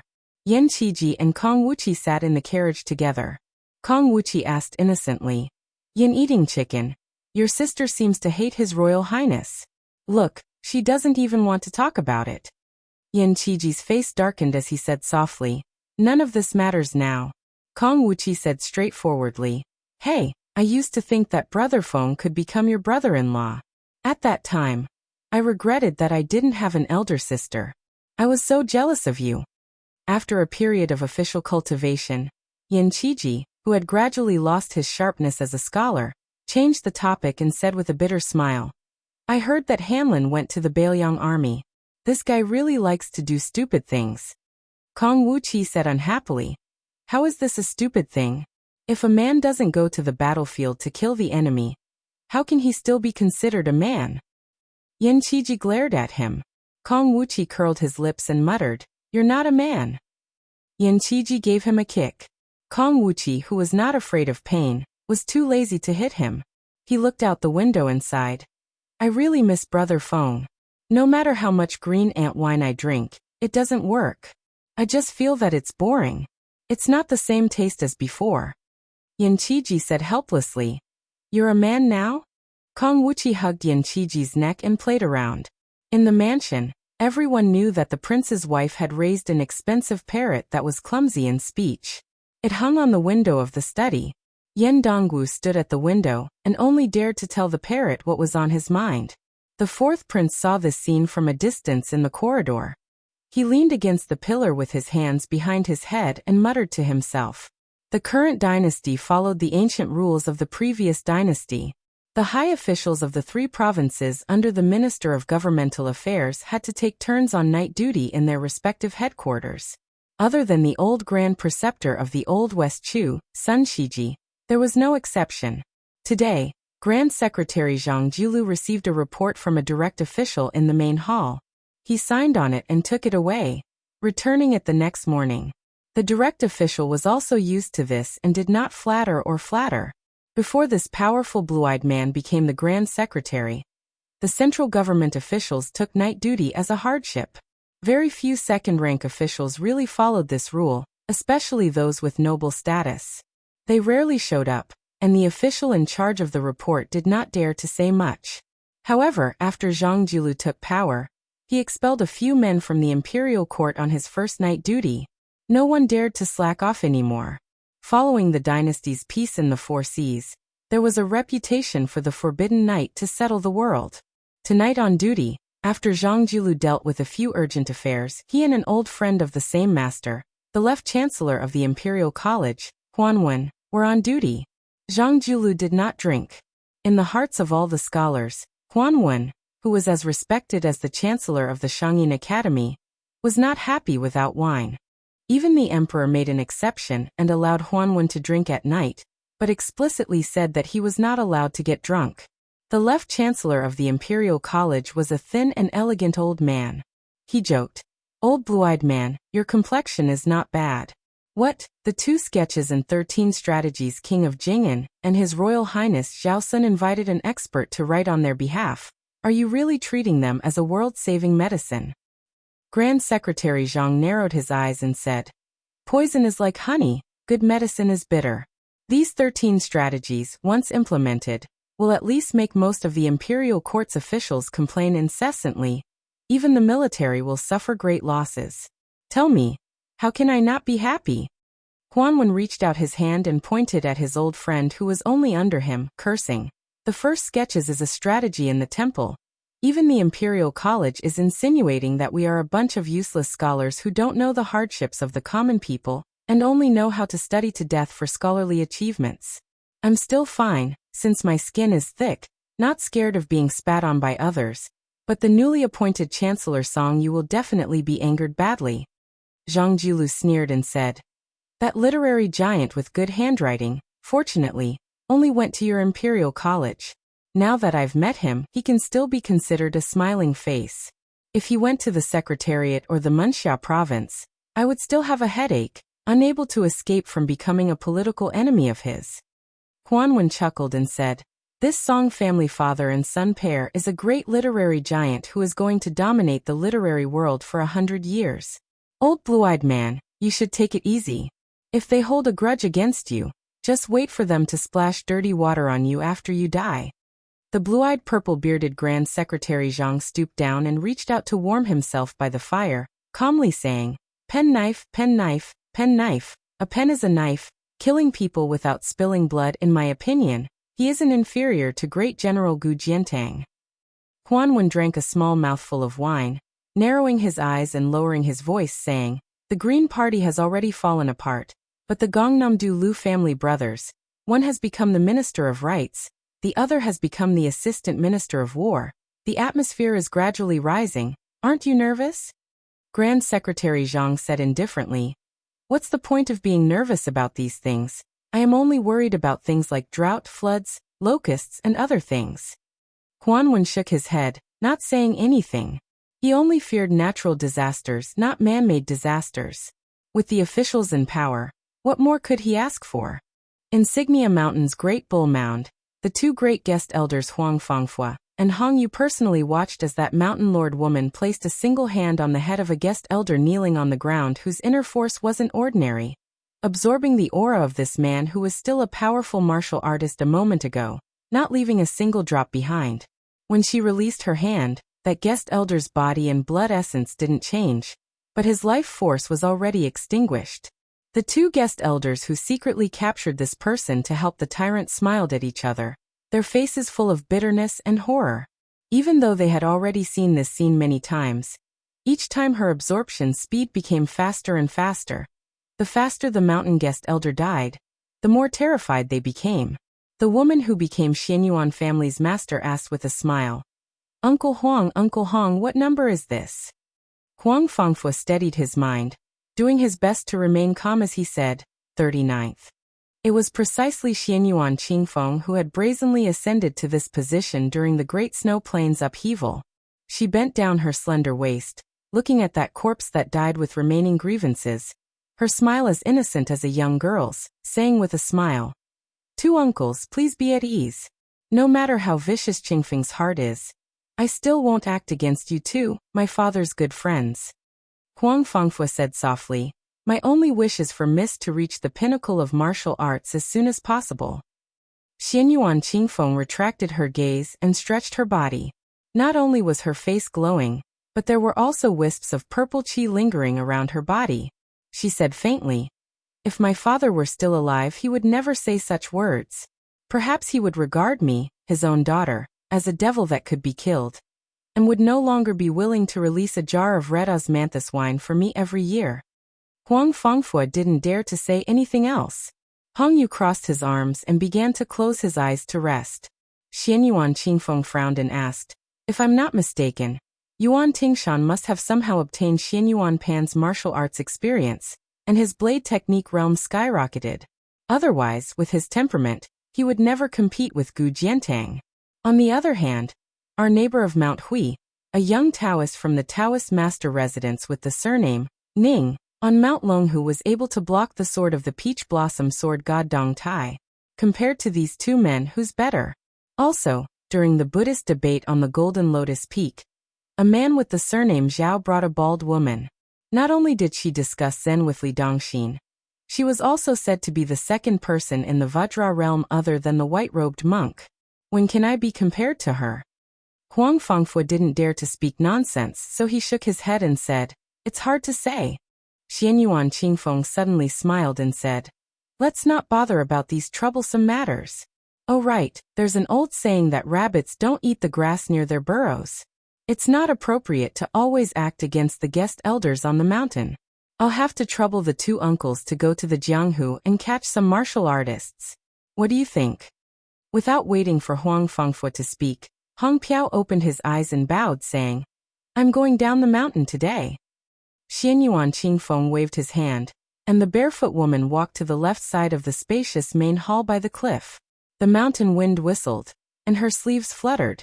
She slowly walked back to her boudoir, and put on yellow flowers in front of the mirror. After drawing her eyebrows and putting on makeup, she held the bronze mirror with one hand and pointed at the person in the mirror with the other. She laughed inexplicably and said, "What an ugly woman." The Northern Liang mansion had silently lost a man and a woman, who seemed to be dispensable. One of them was Murong Tonghuang, who wore the skin of a transcendent god, and headed north. The other was Xu Xiao, who headed south. And Su Fingnian, who was alone, slowly headed north again after leaving Flying Fox City. Chapter 463. There were as many horse gangs at the border as locusts, but once they entered the hinterland of northern Mang, their numbers quickly decreased. Using wooden sword Wenhua's words, His Highness the Crown Prince was very depressed at the moment. Only in the turmoil of war could people be forced into prostitution and become bandits. If the world was too peaceful, who would be willing to tie their heads to their belts and become bandits? This showed that northern Mang's territory was far from the so-called poverty of the people as described by scholars and celebrities. After seeing that Flying Fox City was as prosperous as the south, Su Fingnian became even more worried. Even if he was subtly influenced by the evil habits of the people left behind by the spring and autumn period, how many years would it take to soften a northern Mang that was as valiant as a strong man into a weak woman like the southern Tang? 30 years, 50 years, 100 years? How could Bailiang afford to wait? Su Fingnian rode his horse to the north, studying the swimming fish style on the 7th page of the knife manual. Because he could not understand the essence, he did not look at the 8th page. Other than the 12 sword cultivation methods, he occasionally rode his sword to kill snakes and scorpions. He repeatedly practiced the sword chi rolling dragon wall, which seemed to have the same effect as the rolling knife skill. Under the cool moonlight hundreds of miles away, he howled and cursed without any scruples. He cursed the old emperor, Zhang Jiulu, Gu Jiantang, and countless emperors, generals, and ministers, and also missed many people and many things. Unfortunately, there was no little girl Tao Manwu to help him relax his frowning brows. On this day, the scorching sun was still scorching hot. If not for the great yellow court, even breathing would be like drinking scalding hot tea. Walking in the desert, the water sack would dry up. This seemed to be a type of ascetic cultivation.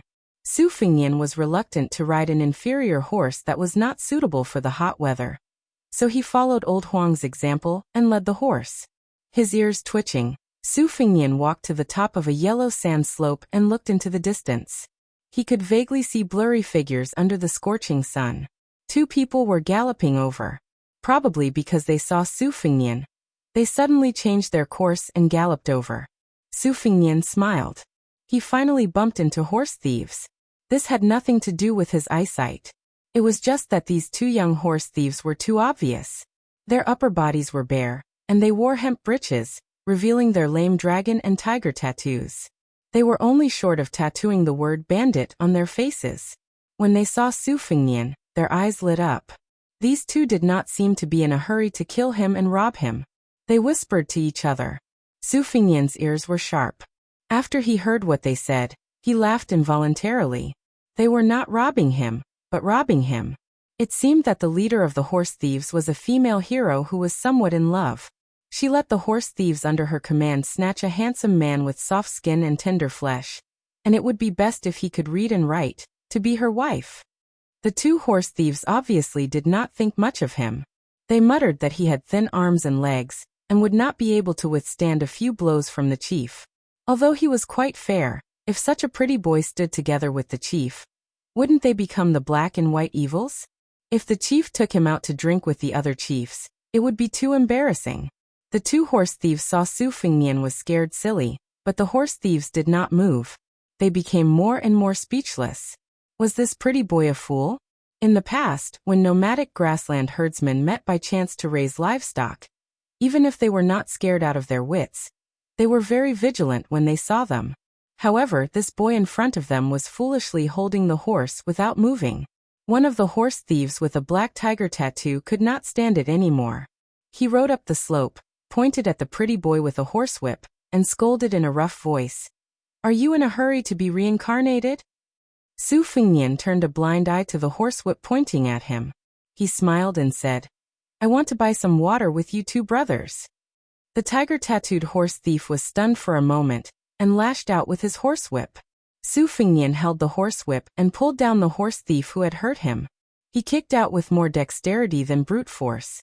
The horse thief's back hit the horse's back. Together with the horse, they flew out of the yellow sand slope. The tattooed horse thief was stunned. Su Fingnian took down the shriveled water sack and floated down to the bottom of the slope. He did not look at the struggling horse thief. The horse thief's horse was a good horse. He jumped up and shook the dust off his mane. Su Fingnian took the horse thief's water sack and put it into his own water sack. He then took a straw hat and did not argue with the 2 horse thieves. He whistled and slowly went away with the horse. When Su Fingnian was far away, the tiger-tattooed horse thief, who had been crying for his parents, quickly sat up and rubbed his chest. In fact, it was only a slight pain and nothing serious.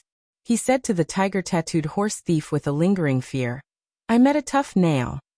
The other horse thief clicked his tongue and said, "The pretty boy is actually hiding his strength. The boss will definitely like him." The tiger-tattooed horse thief quickly got on his horse and said, "Let's go and talk to the boss."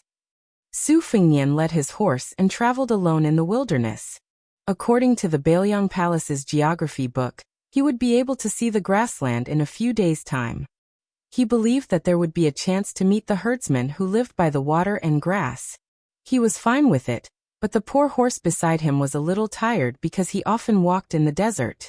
He thought that when they reached the grassland, it would be best if his old friend could blend in with the wild horses. So he took off the saddle and reins and let it go. After resting for the night, Su Fingnian sat cross-legged, lit a bonfire, and looked at the low starry sky. The poor horse also bent its knees and rested, rubbing its neck against him. Su Fingnian patted the horse's neck, picked up a piece of soil and put it into his mouth to chew. The moisture was much better. It was time to get close to the grassland. Tasting soil was the entry skill of finding the dragon's pulse. Su Fingnian often went with his elder brother Yao Jian to study geography when he was young, and learned many superficial tricks of looking for pulse. The world's ancestral dragons came out of Kunlun, and one of them entered Baimang. In the past, Baimang rarely talked about this. After a large number of adherents of the spring and autumn period, this talk became popular. The Empress of Baimang had become the destined son of heaven. Su Fingnian turned to the poor horse and smiled. "Old friend, do you believe it?" The poor horse snorted. As usual, it diligently cultivated the sword in turn, just like the farmers in Jiangnan who had to go out every night to grab water to raise rice. They could not afford to be lazy. The sky was just beginning to brighten. Su Fingnian quickened his breathing. According to the Taoist classics, the spring meal was the morning glow of the morning, and the summer meal was the evening glow of the eastern sea. The evening glow of the morning glow was the beginning of the sun, and the morning glow of the eastern sea was the best. The evening glow of the morning glow was the beginning of the sun, and the morning glow of the eastern sea was the best. The evening glow of the northern sea was the purple qi in the middle of the night, and the extreme cold of the northern sea was the armor. The two were especially beneficial for cultivation. That Taoist orthodoxy lived up to expectations and became the state religion of Baimang. The current leader, Immortal Qilin, became a Taoist saint. Together with the abbot of the two Zen temples, they were known as the two saints of the north and south. In the early morning, Su Fingnian's breathing was red and yellow. It was probably because he had not reached the realm yet. He also could not say that it was very mysterious, but he felt more refreshed than usual. He slowly stood up and had some understanding. The so-called martial arts geniuses were divided into two types. One type had a body that was different from ordinary people, like Huang Manor, who was born as a Vajra.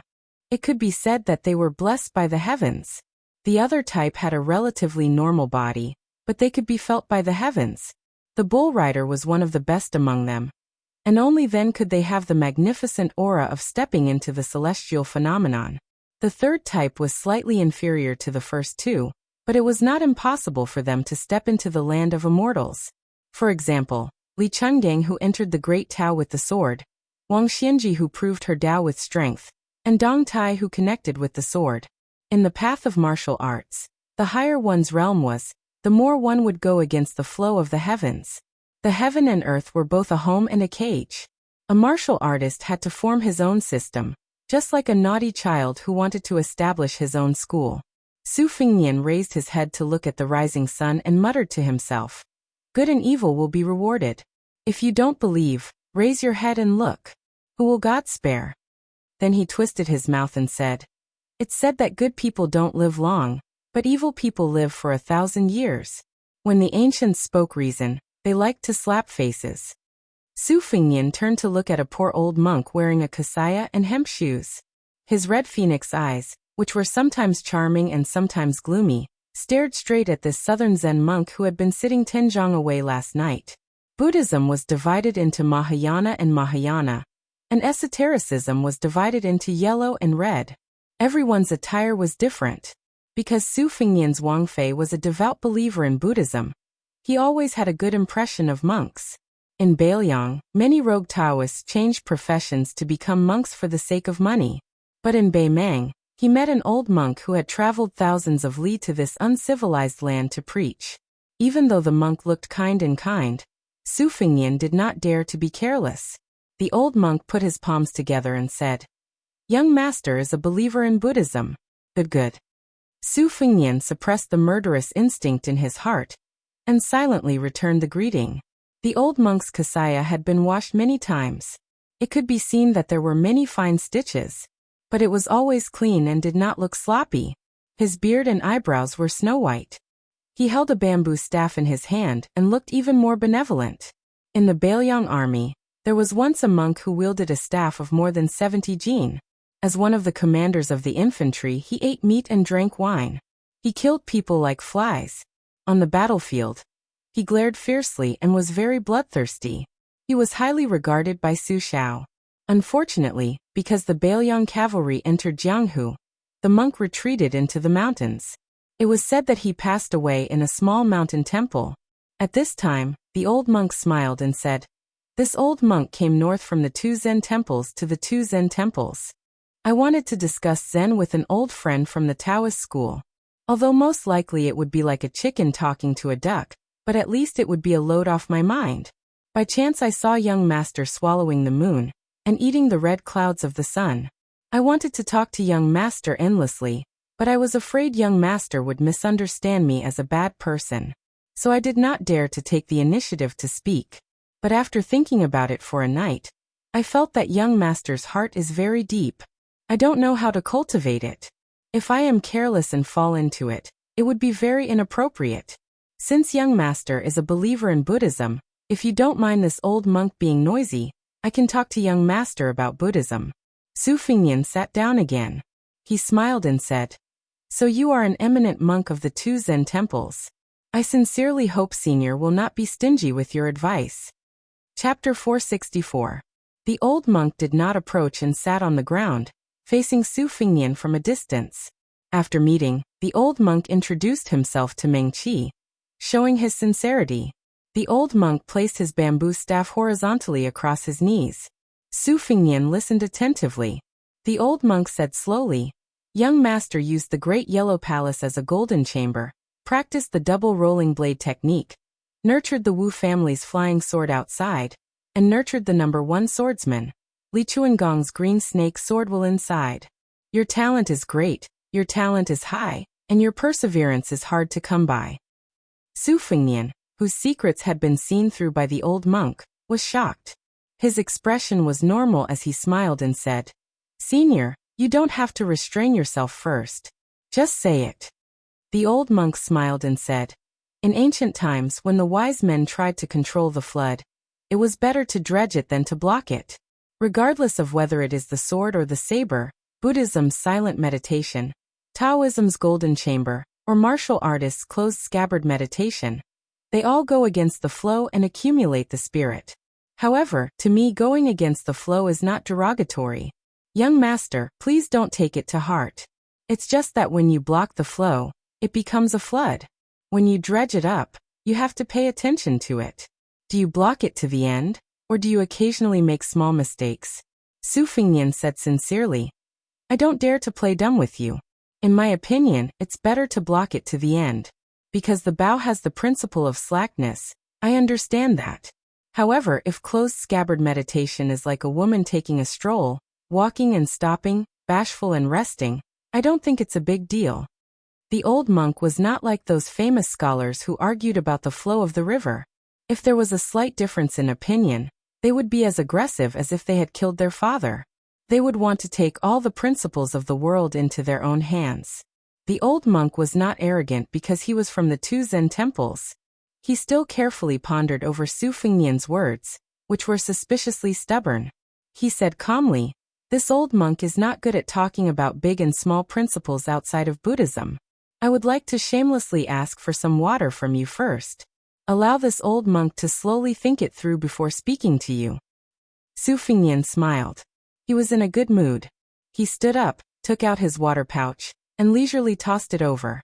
After the old monk caught it, he took out a white bowl from his traveling bag. He poured half a bowl of water and drank a mouthful with relish. In the old monk's opinion, a bowl of very plain water was better than any delicacy. If it was his favorite porridge, it would be even better. Su Fingnian took a step back and stopped arguing. He asked, "What if I'm willing to drain the accumulated water?" The old monk raised his head and said, "It's enough to make love with a woman. Actually, your great yellow courtyard has already reached the realm of consummation. The reason why it's lacking is not because there are a few major acupoints that have yet to be opened, but because it's lacking yin and yang." The corner of Su Fingnian's mouth twitched a few times. The old monk laughed heartily and said, "Don't think that this old monk is a perverted monk. It's just that it's normal for men and women to make love. Although this old monk is an outsider, I don't see it as a scourge. Moreover, when I was young, I often couldn't sleep well at night. I was often beaten and scolded by my master." The old monk restrained his smile and said solemnly, "It's a good thing that you use the world's injustices to nourish your will. There's righteousness in the world. Although it doesn't repel murderous aura, it's mixed with evil aura and resentment. It's strong but not pure. You have to know that if you go astray, every step you take, every bit of strength you exert, it may seem like you're going far away from home, but it's actually going astray. Have you ever asked yourself this question? Moreover, in this old monk's humble opinion, when people say that they have a clear conscience, most of them are guilty.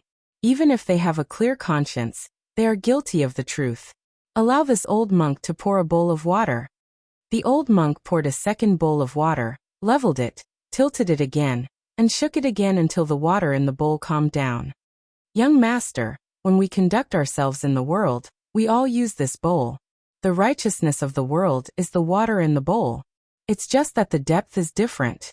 No matter how the bowl is tilted, this bowl of water is always as flat as a mirror. Su Fengnian frowned and said, "If that's the case, how can you say that a bowl of water is equal? Isn't this just making trouble for nothing?"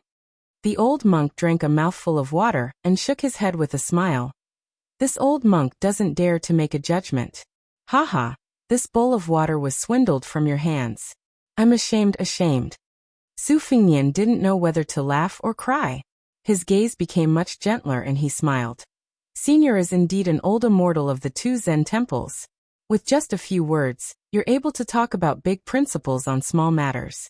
Compared to those Buddhist teachings that are scattered by heavenly maidens, it's much more pleasing to the ear. The old monk held the bowl of water in one hand and hurriedly shook it with the other. What old immortal? Young master, you flatter me. I am old, but I'm still far from being an immortal. Other than reading scriptures all year round in the temple, I'm not good at preaching scriptures. In fact, I only know how to do some farm work. Principles and whatnot are all figured out from farming. Su Fengnian asked curiously. The monks of the two Zen temples have been conferred the title of imperial preceptor countless times. Has Senior not been conferred the title of imperial preceptor by the imperial court? The old monk smiled lightly and drank a mouthful of water. He smiled and said, "Clothes can warm up 10%, rice can fill 7 or 8 stomachs, and tea can be drunk up to 5 or 6 flavors. That's enough." Su Fengnian smiled. "Then you have." The old monk laughed, reserved. "Even if you're not an old immortal, you have to have the demeanor of an old immortal. I have a disciple who passes on my mantle. He also has a daughter.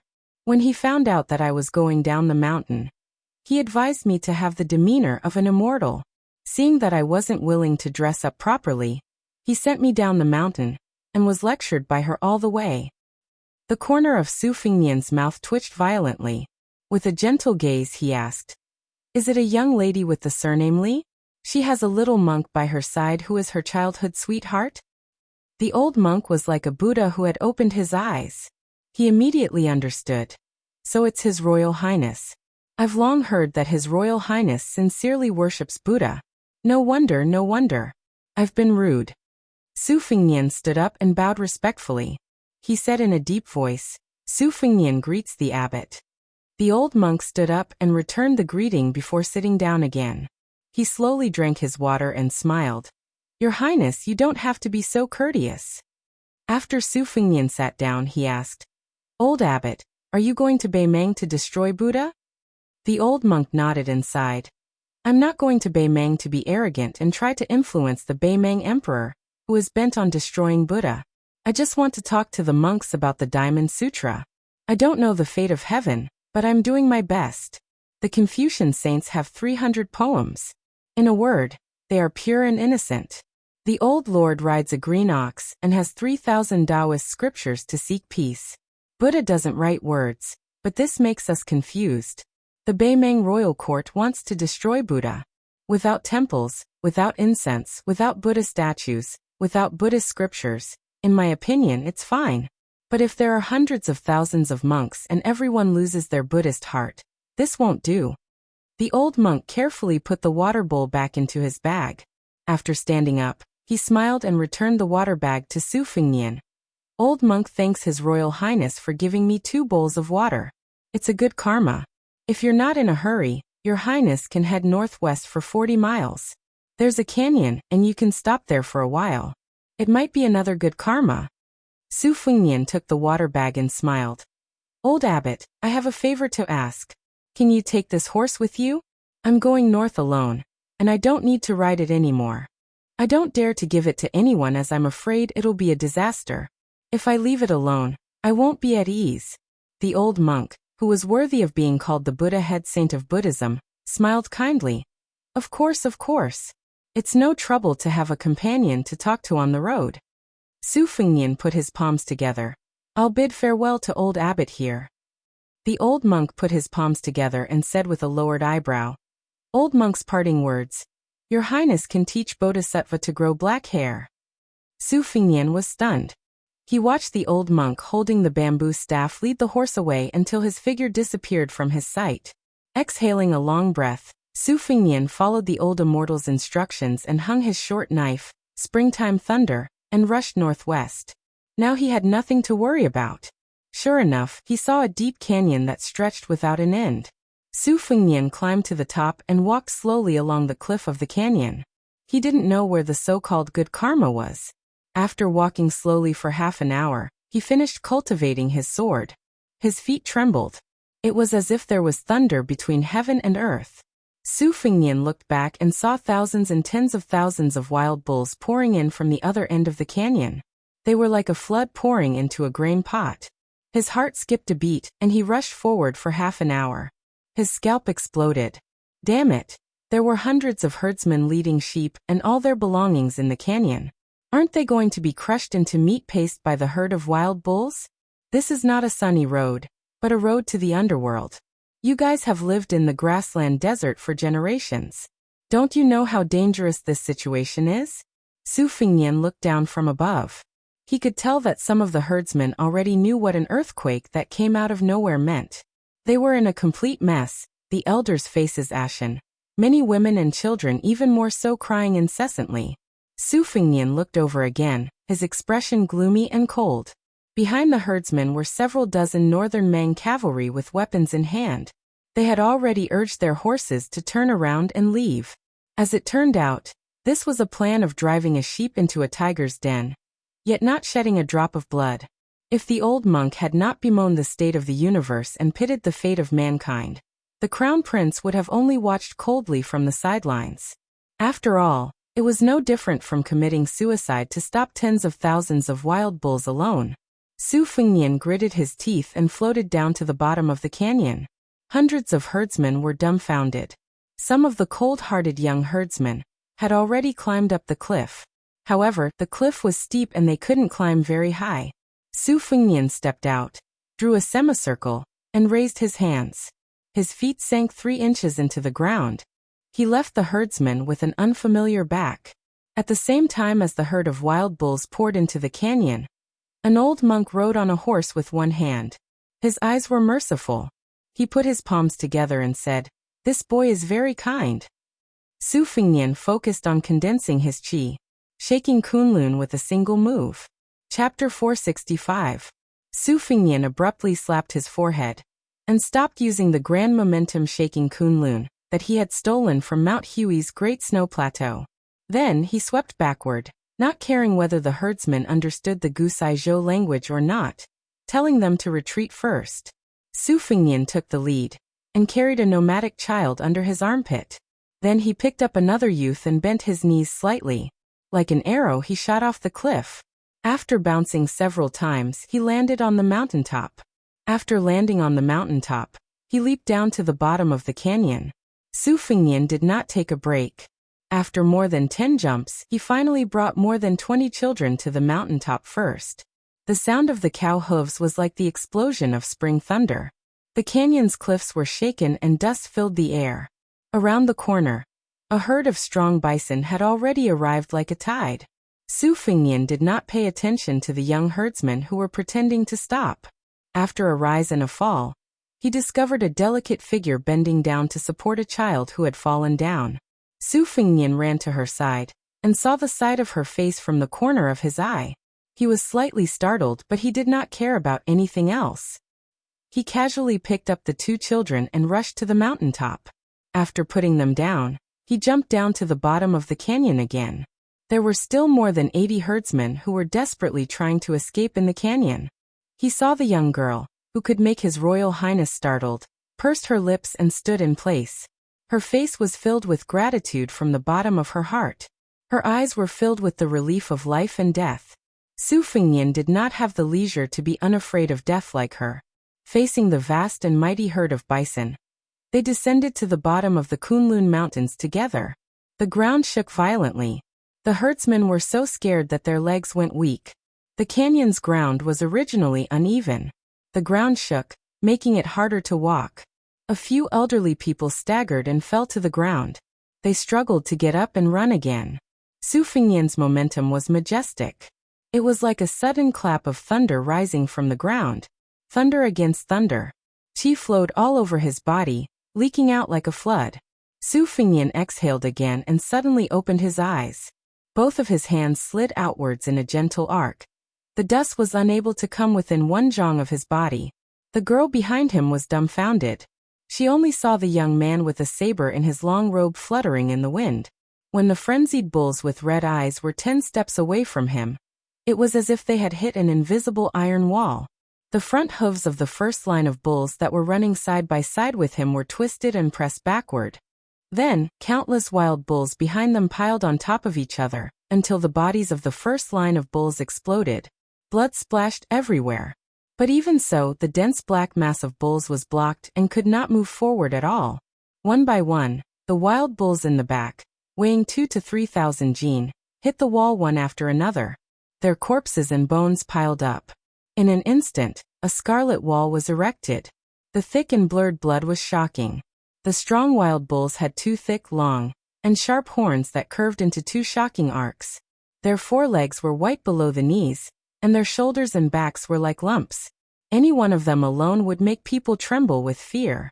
There were many scenes of lions and wolves being overturned by the horns of adult wild bulls on the grassland. Not to mention this flood of oxen that could topple mountains. In the narrow space of the canyon where there was no way to hide, it was like meeting enemies on a narrow road. There was no other way but to charge forward. The wild bulls were docile by nature. They just rushed into the canyon and ran wildly, gradually arousing their ferocious blood. Especially when they were blocked and stagnated by people. The saying of people going into a dead end really came true. Su Fengnian pressed down with his hands. More than 40 wild bull corpses suddenly fell down. His feet also slid back 2 steps on the ground. Without any obstruction, the herd of wild bulls stepped on the corpses and leaped over, continuing to run wildly. Su Fengnian's sleeves billowed. His left foot slid out a step. He spread out his arms and suddenly pushed forward. The wind and sand in front of him were blown up. Especially the 2 cliffs on both sides were pulled by the momentum. Many large flying stones were forcefully pulled out and shot toward the herd of bulls. Su Fengnian did not care about the blood that seeped out of the corner of his mouth. He knew that the flying stone was just a solution to the urgent situation, and could not escape from a drop in the bucket. The previous block and the next block only reduced and compressed the gap between the bulls and their tails. It seemed to be effective now, but when the momentum contained in the torrent completely rebounded and exploded, it would be the real pain. If he reached the Finger Mystery Realm, he could break the cliffs and have a chance to block the canyon. He reckoned that the body of an ordinary Vajra realm martial artist wouldn't be able to withstand the impact of the waves. Unfortunately, Su Fengnian, who was a step away from the Vajra realm, took a few steps back. He quickly took a breath midway, and didn't even have time to spit out blood. His long robe moved without wind as he shook Kunlun again. If he could block 1 step, he would block 1 step. Again and again, the cycle of the big yellow court grew. Chapter 466. After going back and forth for more than a dozen times, he had already slid back 60 or 70 feet step by step. During this period of time, Su Fengnian was very anxious. His murderous intent was aroused, and he used the falling rocks to launch a wave of sword chi to roll the dragon wall, dismembering the bodies of more than a dozen wild bulls. The price was that he could no longer suppress his spitting blood. His heart was greatly shaken, and he no longer dared to let his emotions affect his decisions. He only felt extremely sullen, and his hostility skyrocketed. His eyes were crimson red, and the red date mark between his eyebrows slowly turned a light purple, and then a deep purple. He could no longer see and no longer hear. He could no longer weigh the pros and cons of life and death. Gradually, he reached a kind of indescribable state of bliss. There was a gap between life and death. The Confucians believed that there was no evil, that they had a clear conscience and were not afraid of life and death. Su Fingnian shook Kunlun and secretly learned from the Confucian scholar Xianyuan Jingqing in Great Snow Plains. He had an awe-inspiring righteousness. At first, he risked his life to save the herdsman. His heart was filled with an unknown good karma. But after a long time, he no longer had any worries. When he entered the world, he inadvertently gave birth to a desire for the world. He planted a golden lotus in the great yellow courtyard, waiting to bloom, and in a flash, he attained immortality. Su Fingnian opened the Juke acupoints, but did not realize it. His right hand was naturally behind his back. He closed his eyes and concentrated, his left palm facing up. He only remembered that when he first came to Mount Wudong, he heard that the hierarch Wang Zhonglo had once cut off the Kanglan River. Su Fingnian's left hand gently swiped and he blurted out, "Break the river."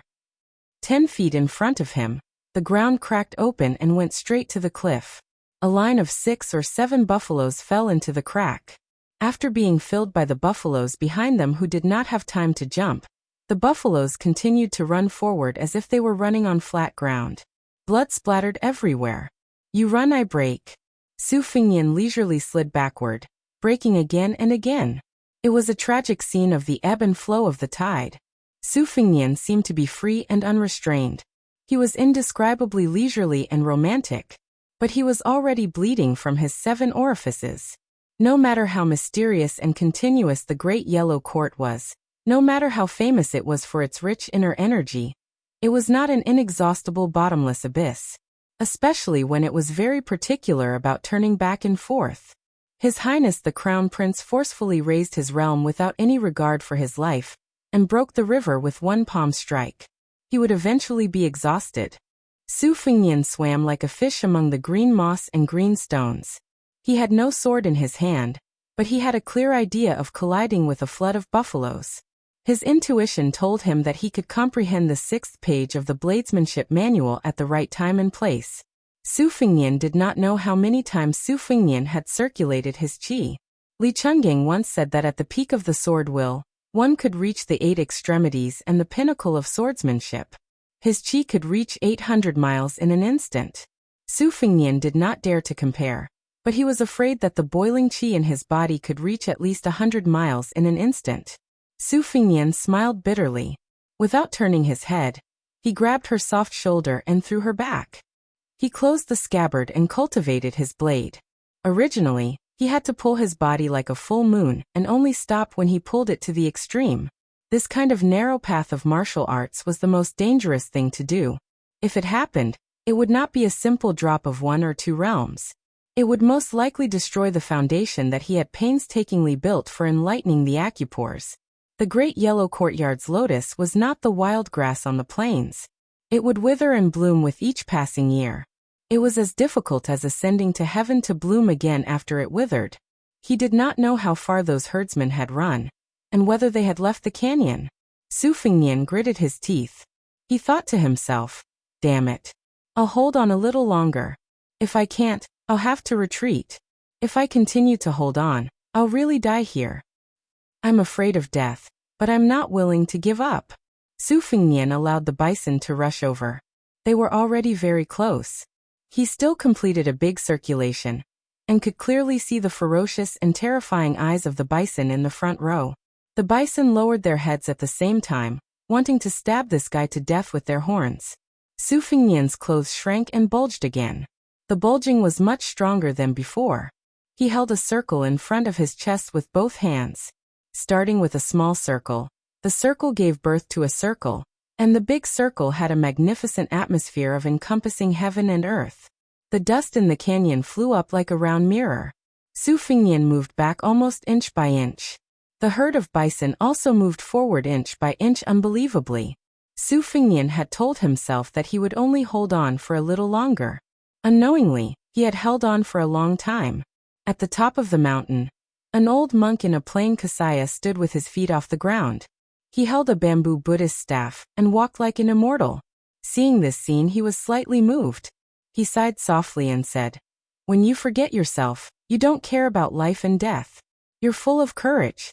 When you wake up, you know that you shouldn't do something, but you still don't forget to do it. You know the nature of the root bone. A little selfishness is not enough to cover a good heart.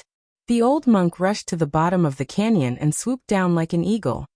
He grabbed Su Fengnian with one hand and stepped on the void with the tip of his feet. He floated in the air and floated toward the young herdsman. He said softly, "Your Highness, please save people and allow me to stop the herd of bison." When Su Fengnian subconsciously hugged the young girl's waist, the old monk said softly, "Up." A man and a woman floated to the top of the mountain. The old monk's feet finally landed on the ground. He turned around and stabbed the Buddhist staff into the ground. If he wasn't wearing a kasaya, he would give people the impression that he was an old monk who looked like an old man in the countryside. His eyes were glaring as he faced the tide of buffaloes and let out a muffled low roar. His voice was like a thunderclap that spread miles away. Beimeng's new Wushu review held this Buddhist saint in high esteem. It said, "The holy monk of the dragon tree of the two Zen temples is fearless. He has the Buddha's voice and the lion's roar." The herd of bison suddenly stopped rushing forward. There was silence. Blood flowed like a river in the canyon. The old monk lowered his head in shame and put his palms together. Su Fengnian was exhausted. He stumbled and sat on the ground. The young girl sat cross-legged behind him. Her eyes were full of tears. She gently supported His Royal Highness who was falling backward.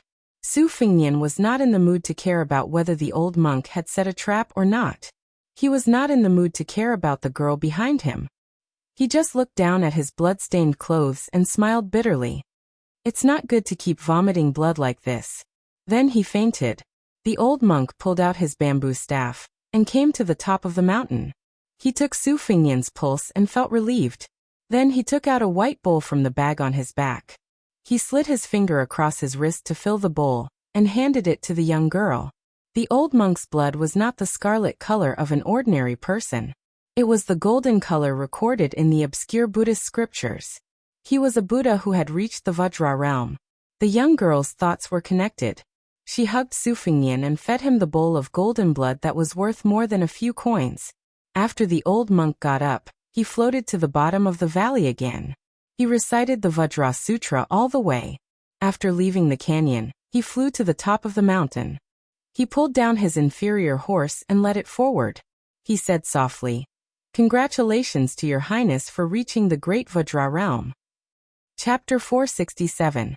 Su Fengnian woke up in a daze, but he did not open his eyes immediately. He first checked the flow of qi inside his body, which was both good and bad. The newly opened juk acupoint was a blessing, but the unfortunate thing was that he did not know why the qi inside his body was burning fiercely like firewood. Although it did not turn into ashes, there was an uncontrollable sense of crisis. This made His Royal Highness, who was used to controlling everything around him, feel uneasy and puzzled. He continued to check the breathing frequency around him before slowly opening his eyes. The first thing that came into his sight was a beautiful face. She was already stunning when he first saw her in the canyon. Her beauty could only be described as otherworldly. A pair of rare dark green eyes, like the green mountains and clear waters, should be worth 95 cents.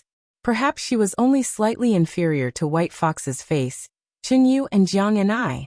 If she grew up and developed her charm, they might be on par with each other. Beimeng was rough with wind and sand. Few women were fresh and beautiful, and their bodies were usually rougher and bigger than southern women. Could it be that Chao Guanzi monopolized the principle of 8 flowers of elegance and swallowed the elegance of Beimeng women? Su Fengnian suspected that he had been conferred the Golden Chamber of Commerce and turned himself into a monk who only ate vegetables and did not eat meat. Unexpectedly, he did not want to look at this peerless beauty at all. He slowly stood up and took the initiative to separate himself from the soft and warm body. After nurturing the sword, it was as if his body was fitted with a precise hourglass. Even when he was meditating and breathing, he would automatically wake up every 2 hours and jump to the bottom of the valley. He silently controlled the sword and dripped a drop of blood on the sword, causing the flying sword to unexpectedly fall straight down. 3 days of effort had been wasted. Su Fengnian held back from cursing loudly. He frowned as he stared at the blood mark on his palm. The bright red blood was permeated with an inexplicable faint golden color. Even when he was at the consummate level of the Great Yellow Hall, he had never heard of such a strange sight. He no longer dared to nurture the sword carelessly.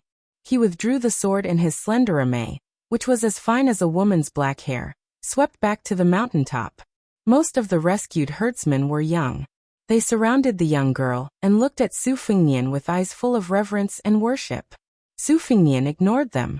Looking at the bottom of the white bowl that was sparkling under the sunlight, he squatted down and stretched out his finger to touch it. He sniffed and guessed 70 to 80% of it. The reason why the Buddha was called the Golden Body Buddha was largely due to the so-called invincible body of the Vajra. It was rumored that the Vajra could make all the evils in the underworld retreat, and all the ghosts in Fengdu crawl. It was only through Li Chuangong's explanation that Su Fengnian knew that the Vajra realm in the world could be considered as a fake realm. Only Li Dongxin of the two Zen temples, and his younger brother Su Longxiang were the real Vajra.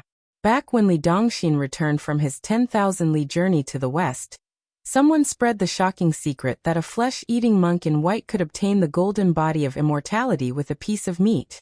Evil figures swarmed over, but none of them succeeded. In the end, when Li Dongxin approached Chang, and under the watchful eyes of everyone, he cut off a piece of meat and gave it to someone who was about to die of hunger and cold. A few years later, the old man died peacefully of old age, but he did not achieve immortality. Only then did his doubts dissipate. Su Fengnian sat cross-legged and stared blankly at the white bowl. The young girl and more than 20 children beside him did not dare to disturb him, so they accompanied him and stared blankly. Su Fengnian stood up and carried the two children down to the bottom of the valley. The herd of wild cows was intimidated by the Buddhist lion roar. They froze like a torrent and stopped moving. Finally, they all turned around and rushed out. Only then did the herdsmen feel at ease to pick the wild cow carcasses to store meat in autumn and winter. Su Fengnian sent the herdsmen down one after another. During this time, a few cheerful children felt as if they were riding on clouds and mist and laughed happily. In the end, only the slender and elegant young girl was left. North of Dragon Waste Prefecture was a very cold place. In autumn and winter, the rich people used the fur of marten, fox, rat, and raccoon as their fur coats. The poor people used the fur of cows, horses, pigs, and sheep as their clothes. In spring and summer, they used cloth and silk as their clothes. There was a difference in thickness between the rich and the poor. For example, the young girl in front of him had a narrow left sleeve and wore black leather boots. She could only be considered simple and neat. She could not compare to the silk and embroidered clothes of the maids and concubines of the noble families. However, she was a natural beauty. There was an exquisite Chang flute tied around her waist. There was no one at the top of the mountain. Su Fengnian finally had the mood to look at her carefully. He was not in a hurry to send her into the valley. She blushed from being stared at. She lowered her eyebrows and two fingers quietly twisted the corner of her clothes. Su Fengnian smiled. He walked closer and pinched her chin. He tilted it up and forced her to look at him. Su Fengnian had seen with his own eyes the Mang cavalry hunting and chasing. He did not intend to get involved in this muddy pond. Beautiful women were a source of trouble. Su Fengnian did not have the ability to fool around in Bei Mang. The sword of emotion hurt people. Wasn't someone as open-minded as Li Chungang also suffering in the same way? Su Fengnian's selfishness in stopping the herd of oxen this time was obvious.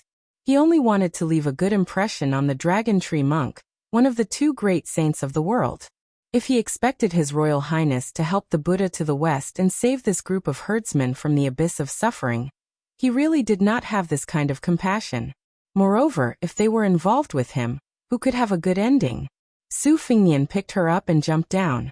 He landed lightly on the ground. After letting her go, he did not say anything. He ignored the grateful herdsmen who were kneeling down and praying. His chi was continuous like the Kunlun dragon's vein.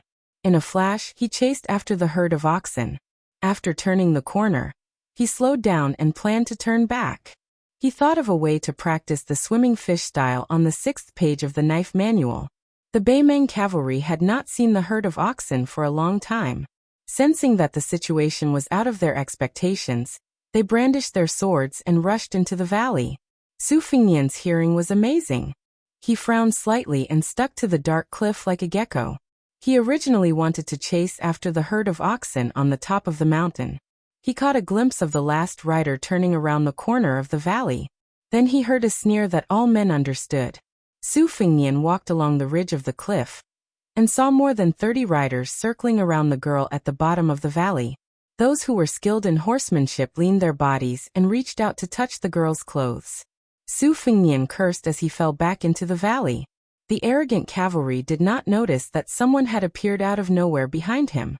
Su Fingnian was also too lazy to talk nonsense. He floated forward, one hand grabbing onto the tail of a warhorse. The warhorse that was galloping in circles felt a wave of pain and raised both of its hooves, neighing in pain.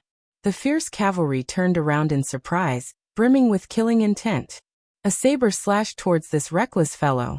Su Fingnian gripped his saber and dragged the cavalry off his horse. He kicked this sturdy warrior away, and his body smashed into the cliff, instantly turning into a pile of meat paste. Su Fingnian was shocked. When did he reach such a state? The rest of the cavalry were startled. A brave man urged his horse forward. Su Fingnian did not move at all. When the horse crashed into him, he pressed one hand on the horse's head. The horse's head exploded into the ground and died on the spot. The back half of the horse's body flipped over. Su Fingnian slapped it away with one hand. Together with the dead horse, both the man and the horse were thrown into the cliff. The only difference between their deaths and the former's was that the pile of meat paste was bigger. The more than 30 cavalrymen no longer cared about teasing the tender meat that was about to enter their mouths. They fled for their lives. Anyone could see that using numbers to crush the enemy was not going to work. Where there's life, there's hope. This principle was simple and plain no matter where it was. Since Su Fingnian had started a killing spree, he would not allow the fish that slipped through the net to pass on the information. He leaped up and strolled leisurely around the warhorse. He pushed out his palm, as if he was swatting a fly on the wall. Large scarlet blossoms appeared on the cliff wall of the canyon. Su Fingnian indeed could not do what Chen Jibao did, using a horse to drag Yi Baikui's wife and daughter to death in front of the western wall. But when it came to killing some barbarians in Beimang, he still had no scruples. If not for this, Su Fingnian admitted that he deserved to die in Beimang. Even if he had the hereditary title in his hands, what qualifications did he have to fight with Chen Jibao over Beiliang's military power? Snatching soldiers, snatching food, snatching people's prestige, and snatching the hearts of the army, all of these things had to be done with hands stained with blood, not with talking about benevolence, righteousness, and morality. Spring and autumn were not righteous wars. How many massacres were there? How many cities were massacred? How many people ate the food cooked by their fathers and mothers? Scholars, aristocrats, powerful officials, and military men, one after another, entered the scene. Even if they died, most of them could be considered to have left a mark or two in the history books. But too many people in the chaotic world, who only wanted to be well-fed and well-clothed dogs, died. Even their descendants, who were supposed to burn incense during the Qingming festival, died along with them. How could he command Beiliang's 300,000 cavalrymen with the benevolence of a woman? Once the empire's north gate was opened wide and Beimang drove straight down, the first to suffer would be Beiliang's millions of households. Those loyal officials of the Liang dynasty, who had always been a burden to Beiliang, were probably very happy to see this happen, even though they were grieving on the surface. Su Fingnian's face was gloomy. After taking care of more than 30 Beimang cavalrymen, he slowly walked toward the girl. She was the only girl among the herdsmen who saw him block the herd of bulls with her own eyes. At that time, she believed that he was the greatest hero in the world, like an immortal descending to earth. But when she saw him killing people, not just bulls, especially when she saw him slowly walking toward her, she subconsciously looked away and took 2 steps back. Su Fingnian sneered and rushed to the top of the mountain. He had done his duty and no longer cared about the herdsmen's lives. He chased after the powerful herd of bulls. The girl suddenly realized what she had done. She was so regretful that she wanted to die. She fell to the ground in a daze, her eyes empty. Su Fingnian came to the top of the mountain at the end of the valley and stopped to look into the distance. Saving one person, killing 10,000 people.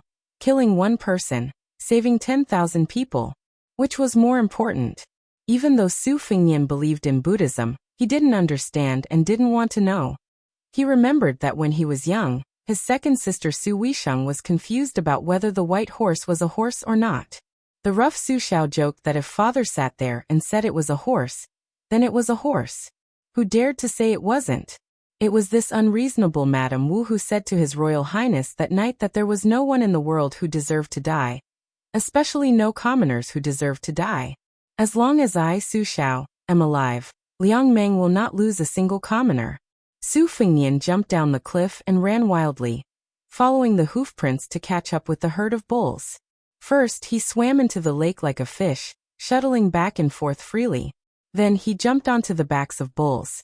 He walked on the tide. Finally, he stood on the back of a bull, standing at the head of the tide. Chapter 468. Su Fengnian relied on his new Vajra body to squeeze into the herd, but he still suffered a lot. If he was not careful, he would be hit by the strong bison and kicked around like a ball. With Su Fengnian's stubborn character and his reluctance to jump out of the tide, he was washed to the ground several times and was trampled by dozens of bison in an instant. These white-stocked bison easily weighed 2,000 to 3,000 pounds and could not bear it. Only then did he flip over the bison's hooves and jump onto the back of the bison. Fortunately, he had the protection of the mirage evolved from the big yellow court, or else he would have been in rags. He either lay down or sat on the back of the bison, rested or nurtured his sword, and then looked for his own suffering. He jumped into the narrow gaps of the herd, and continued to slide like a fish. At first, he collided with the bison several times and was battered and exhausted. He was so angry that he could not wait to use the sword Qi rolling dragon wall to smash hundreds of bison. However, he suppressed the irritation in his heart, and combined with the big yellow court heart sutra, he finally figured out a way to move with the flow.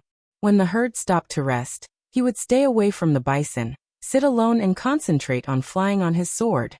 Once there was a wolf pack that targeted the calf, Su Fengnian did not kill it. Instead, he stomped on the ground and frightened the wild wolves away. After a few days of ups and downs, Su Fengnian was full of the smell of bull, as if he had become a member of the herd and was accepted by many bison. When Su Fengnian passed through the entire herd from the end of the herd and finally took the lead to run, the herd actually followed him for more than 10 miles. Seeing a large patch of water grass, Su Fengnian lay down on the grass by the lake, panting and feeling satisfied.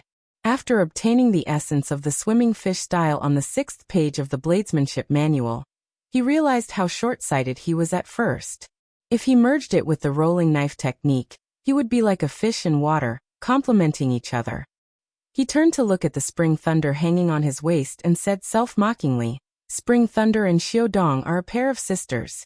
After we separated, you were unlucky to follow an idiot like me. Xiaodong stayed by White Fox's side, so I can't embarrass you too much."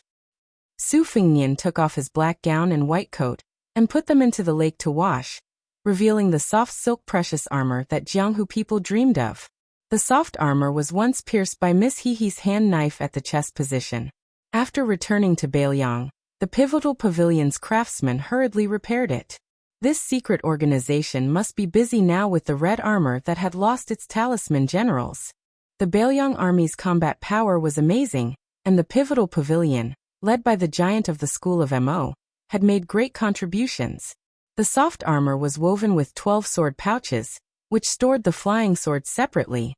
Before entering Beimang, Su Fengnian had reached his limit by riding the flying swords 4 or 5 times. After the battle with the devil Xieling, he stayed in the city to watch the fierce woman lotus slowly bloom. He occasionally had an epiphany and opened another acupoint. In the canyon, he fought with the wild bulls and broke through the juk, opening 3 new acupoints. Su Fengnian spread out his clothes and sat cross-legged on the grass. He rode the 9 flying swords in a dazzling manner. This was the reason why it was said that good techniques were beneficial to martial arts. Each flying sword had its own emphasis on the circulation of qi, thickness, and meridians. It required the sword owner to divide his mind into 9 parts. Of course, it was not to say that Su Fengnian was only 3 sword realms away from the previous sword owner, Dong Tai. Although there was only 1 word difference between riding a sword and controlling a sword, it was still an insurmountable heavenly gate. The 9 flying swords in the air were respectively the green plum blossom with a smooth sword arc, the bamboo horse with a segmented bamboo body, the morning dew with a dazzling radiance every time the sun shone on it. The peach blossom soared with a pink body. The amay soared with a slender black hair without a handle. The smallest but at the same time incomparably sharp swan and eye, the vermilion bird with a scarlet radiance lingering around it. And the last one was the huang tong with a wide and thick body. Each of the 9 flying swords had its own merits. His childhood sweetheart Chao Lu Chunshui was like the girl next door, nurturing the sword smoothly. Peach Blossom Amay, vermilion bird Huang Tong was like a lady from a respectable family, progressing a little slower. The other 3 were like the beauties that could topple a city, unmoved by force or persuasion. Su Fengnian also served them diligently every day, but the formation of the embryo was extremely slow. However, that day when the golden blood of the Buddha was mixed in, Amay fell, and the rest of the swords were more or less the same. Only the first sword of golden thread almost instantly formed a sword embryo, which was a great surprise.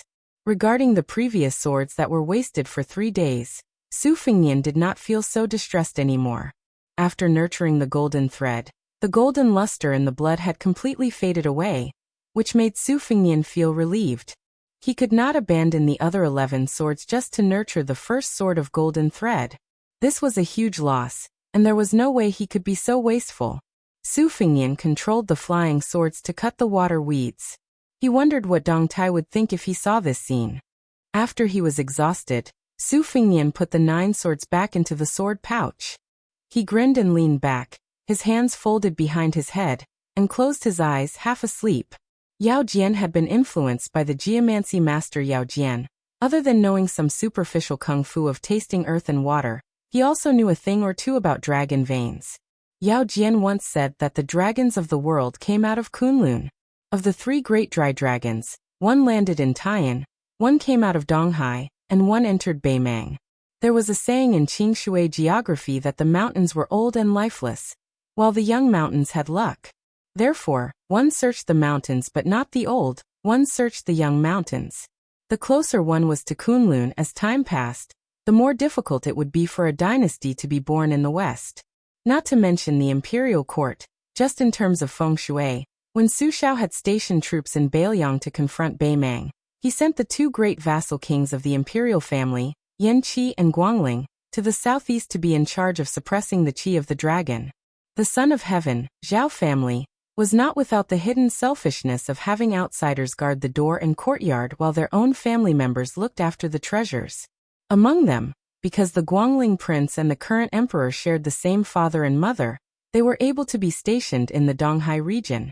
It could be said that they had put a lot of thought into this. However, when talking about the fate of a dynasty and one's own destiny, there were always too many contradictions. Li Yishan was very resistant to this, and at the same time, Yao Jian was also implicated a few times. Su Fengnian suddenly stood up and put on his clothes. Then he saw a middle-aged Taoist who did not look like a Taoist priest from the Central Plains. When he saw him, he only glanced at the spring thunder and lost interest. This Taoist priest had slanted eyebrows and a pair of almond-shaped eyes. He wore a short brown robe with a colorful silk belt tied around his waist. On his back, he carried an ancient bronze sword with pine patterns. His appearance was elegant, and he had the demeanor of an immortal. He asked in a southern Beimang accent, "Have you seen an old monk with a bamboo staff?" Su Fengnian calmly shook his head and said, "Master Taoist, I have not seen him." Chapter 469. The Taoist narrowed his eyes and continued to ask, "You seem to have mastered the superior Taoist breathing technique. May I ask which Taoist Jinren taught you?" Su Fengnian, who had already concealed his qi, pretended to be angry and said, "No comment." The middle-aged Taoist smiled, but his smile was cold. "Oh, then you must be a spy from Beiliang." In northern Mang, Taoism was the state religion. Taoist Master Qilin of the Tao Dao sect was a state teacher whose status was so high that it could reach the 9 heavens. The great Taoist master had 6 outstanding disciples, and he was also regarded by northern Mang as an immortal who had attained the Tao and could move the clouds and summon the rain. Before the empress ascended the throne in Beimang, Taoism was not prominent and Buddhism was prosperous. Since Taoist Qilin was given the title of national teacher, he was called the Emperor's Yellow Paper Imperial Edict. 316 people bowed to him together. Because of this, Buddhism gradually became silent. Taoist temples of all sizes in Beimang's imperial city sprung up like bamboo shoots after a rain. Hundreds of Taoists from Tao Te sect rose to the heavens. Most of them had a meteoric rise and were treated as distinguished guests by high-ranking officials and nobles. Su Fingnian was surprised. "Are you an immortal from Tao Te sect? I often heard about the miracles of Tao Te sect's Taoist Qilin in Gusai state. Are they all fake?" The Taoist with a sword on his back sneered. "Buddhism emphasizes the equality of all living things. When have they ever treated everyone equally? I know that I have no hope of attaining Tao. What I do in the dynasty is to kill evil with one sword." Su Fingnian seemed to be forced by the situation, and had no choice but to lower his head.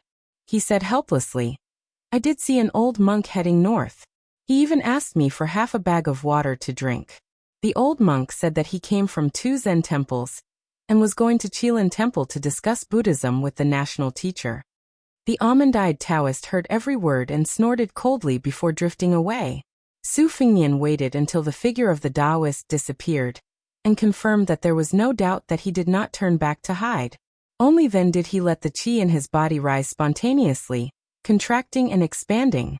The surface of the small lake beside him suddenly broke, and ripples suddenly appeared. Su Fingnian had been like a fish swimming in a herd of cows for the past few days. He knew that he had reached the initial stage of Vajra realm, and was not surprised. Below the second level, one's realm was judged by the amount of armor breaking. It was already a great fortune for martial artists in the world to reach the second level. It was enough to be called an outstanding martial artist. They were scattered all over the world and were regarded as unattainable masters by ordinary people. However, only after entering the first level did they know that the past was only a small part of the picture. After the picture of 1,000 miles was spread out, it was a truly beautiful scene. Just like how Su Fingnian was riding a flying sword now, he wasn't only able to see where the flying sword ended up, he was also able to vaguely see the trajectory of the flying sword. Su Fingnian guessed that once he reached the profound finger realm, he would be able to predict the trajectory of the flying sword in the next moment. As for the lawful embodiment of heaven and earth of the first-grade celestial phenomenon realm, Su Fingnian had no way to predict the profoundness of it. Su Fingnian looked at the lake that was gradually calming down and muttered to himself, "Food should be eaten one bite at a time. A woman's clothes should be taken off one piece at a time. What Wen Hua said is always very reasonable." Since he had comprehended the swimming fish style, Su Fingnian did not disturb the herd of cows. He rested for a day and a night by the lake. While the iron was hot, he struck the iron while it was hot to control the golden thread alone. The great Tao was ethereal and difficult to find. Even the sages had to say that it was impossible to float on the sea on a boat. Swordsmanship was the same. The Wu family's sword tomb was unconventional and sought the Tao with skills. They did not pursue the abstruse artistic conception of breathing qi into swords. Instead, they diligently climbed to the peak of swordsmanship and swordsmanship. Raising swords was one of the unique side doors. Su Fingnian had profited from a disaster outside the martial emperor city, and obtained the 12 flying swords. He raised 12 swords at the same time like a madman, and never got tired of it. It could not be regarded as a reckless waste of God's gifts and worthy of the new sword god uncle's kindness of giving him the swords. As for when he could ride the sword and take the head, Su Fingnian had nothing to do and was secretly happy for a while. He did not dare to have extravagant hopes of accomplishing it in one go. The old abbot, the holy monk Longshu, praised him for his extraordinary talent. Su Fingnian did not belittle himself, nor did he dare to be arrogant. He just laughed it off because there was no reason for His Royal Highness to be arrogant and conceited in front of Li Chungang and Bai Huer's beautiful faces.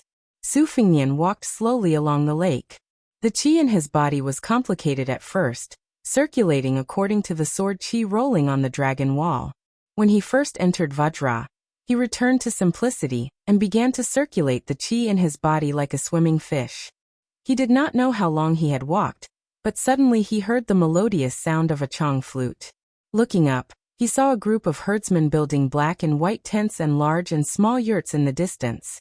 Every time the snow and ice melted, The herdsmen of the grassland would drive their carts and ox carts to find new pastures for their livestock. It was currently April and August, and the weather was warm and the water was lush. It was the golden season for herding. However, the life of a herdsman without a fixed residence was not as free as one might imagine. When the tribes of the grassland of Baimang migrated, they had to follow the rules set by the Shirdi and set up camp in the grassland. Although the grassland was large, the grazing land was almost completely encircled by the Shirdi. These Shirdi were the noblest and most powerful, occupying vast areas. Only a few herdsmen who had saved the lives of the descendants of the Baimang kings had the right to freely set up camp. Generally speaking, even if the grass was dry, the Shirdi would not allow the herdsmen of the neighboring tribes to enter their territory to seek refuge and protect their livestock. Therefore, the grassland was perennially embroiled in internal strife. Even though the grassland was also part of the royal family, there would still be a lot of bloodshed. It was only after the Empress of Baimang ascended the throne and worked hard to suppress the Shirdi of Yelu and Murong that the situation improved slightly. Su Fengnian followed the melodious sound of the Chang flute and saw a graceful figure playing the flute in front of the lake. She puffed up her cheeks and took a breath before playing the flute solo. It was melancholy. Su Fengnian was proficient in music, but he did not know much about the Chang flute. There were a few high-quality Chang flutes made from Shishumin bamboo in the manor. In Wutong Garden, only the head maidservant, Sweet Potato, was proficient in this. Su Fengnian stopped and listened for a long time. He felt a little melancholy. These past few nights when it was quiet, he did miss the scene of him sleeping peacefully on Sweet Potato's thigh. The elasticity of those beautiful legs, tsk. Su Fengnian hurriedly swallowed a mouthful of saliva and silently recited the mantra to clear his mind. He did not know that it would have been better if he had not recited it. If he deliberately wanted to have a pure and innocent state of mind, the chi in his body would overturn rivers and seas. Once he stepped into Vajra, the title of Golden Chamber of the Great Yellow Court would be dispensable. For a moment, His Royal Highness felt like a lecher returning to his old ways. Su Fengnian felt a headache coming on. There were two paths in front of him. He could either be a beast that dragged a woman into the fields, or he could be a fool who scrupulously followed etiquette and was worse than a beast. His Royal Highness and his crotch were both very melancholy. The next chapter is before 12 o'clock. If there is a third chapter, it will be very late in the morning. Chapter 470. With the release of Baimang's new martial arts evaluation, it was well received by the two dynasties. Immediately, there were many works that followed the trend. The top 10 literary heroes in the world, the top 10 swordsman heroines, were too many to count. This was not considered too strange. There were also many restaurants that put up one of the top 10 famous dishes in the world, and many cloth shops that put up one of the top 10 silk fabrics. People didn't know whether to laugh or cry. Baimang had an evaluation of the top 10 famous courtesans of the current dynasty. Compared to the elegant and reserved women in the south, they were much more explicit and erotic. The most famous courtesan of Feng Feng Lu in Flying Fox City was famous for her small mouth. It was said that her nimble little tongue could make cherries knot.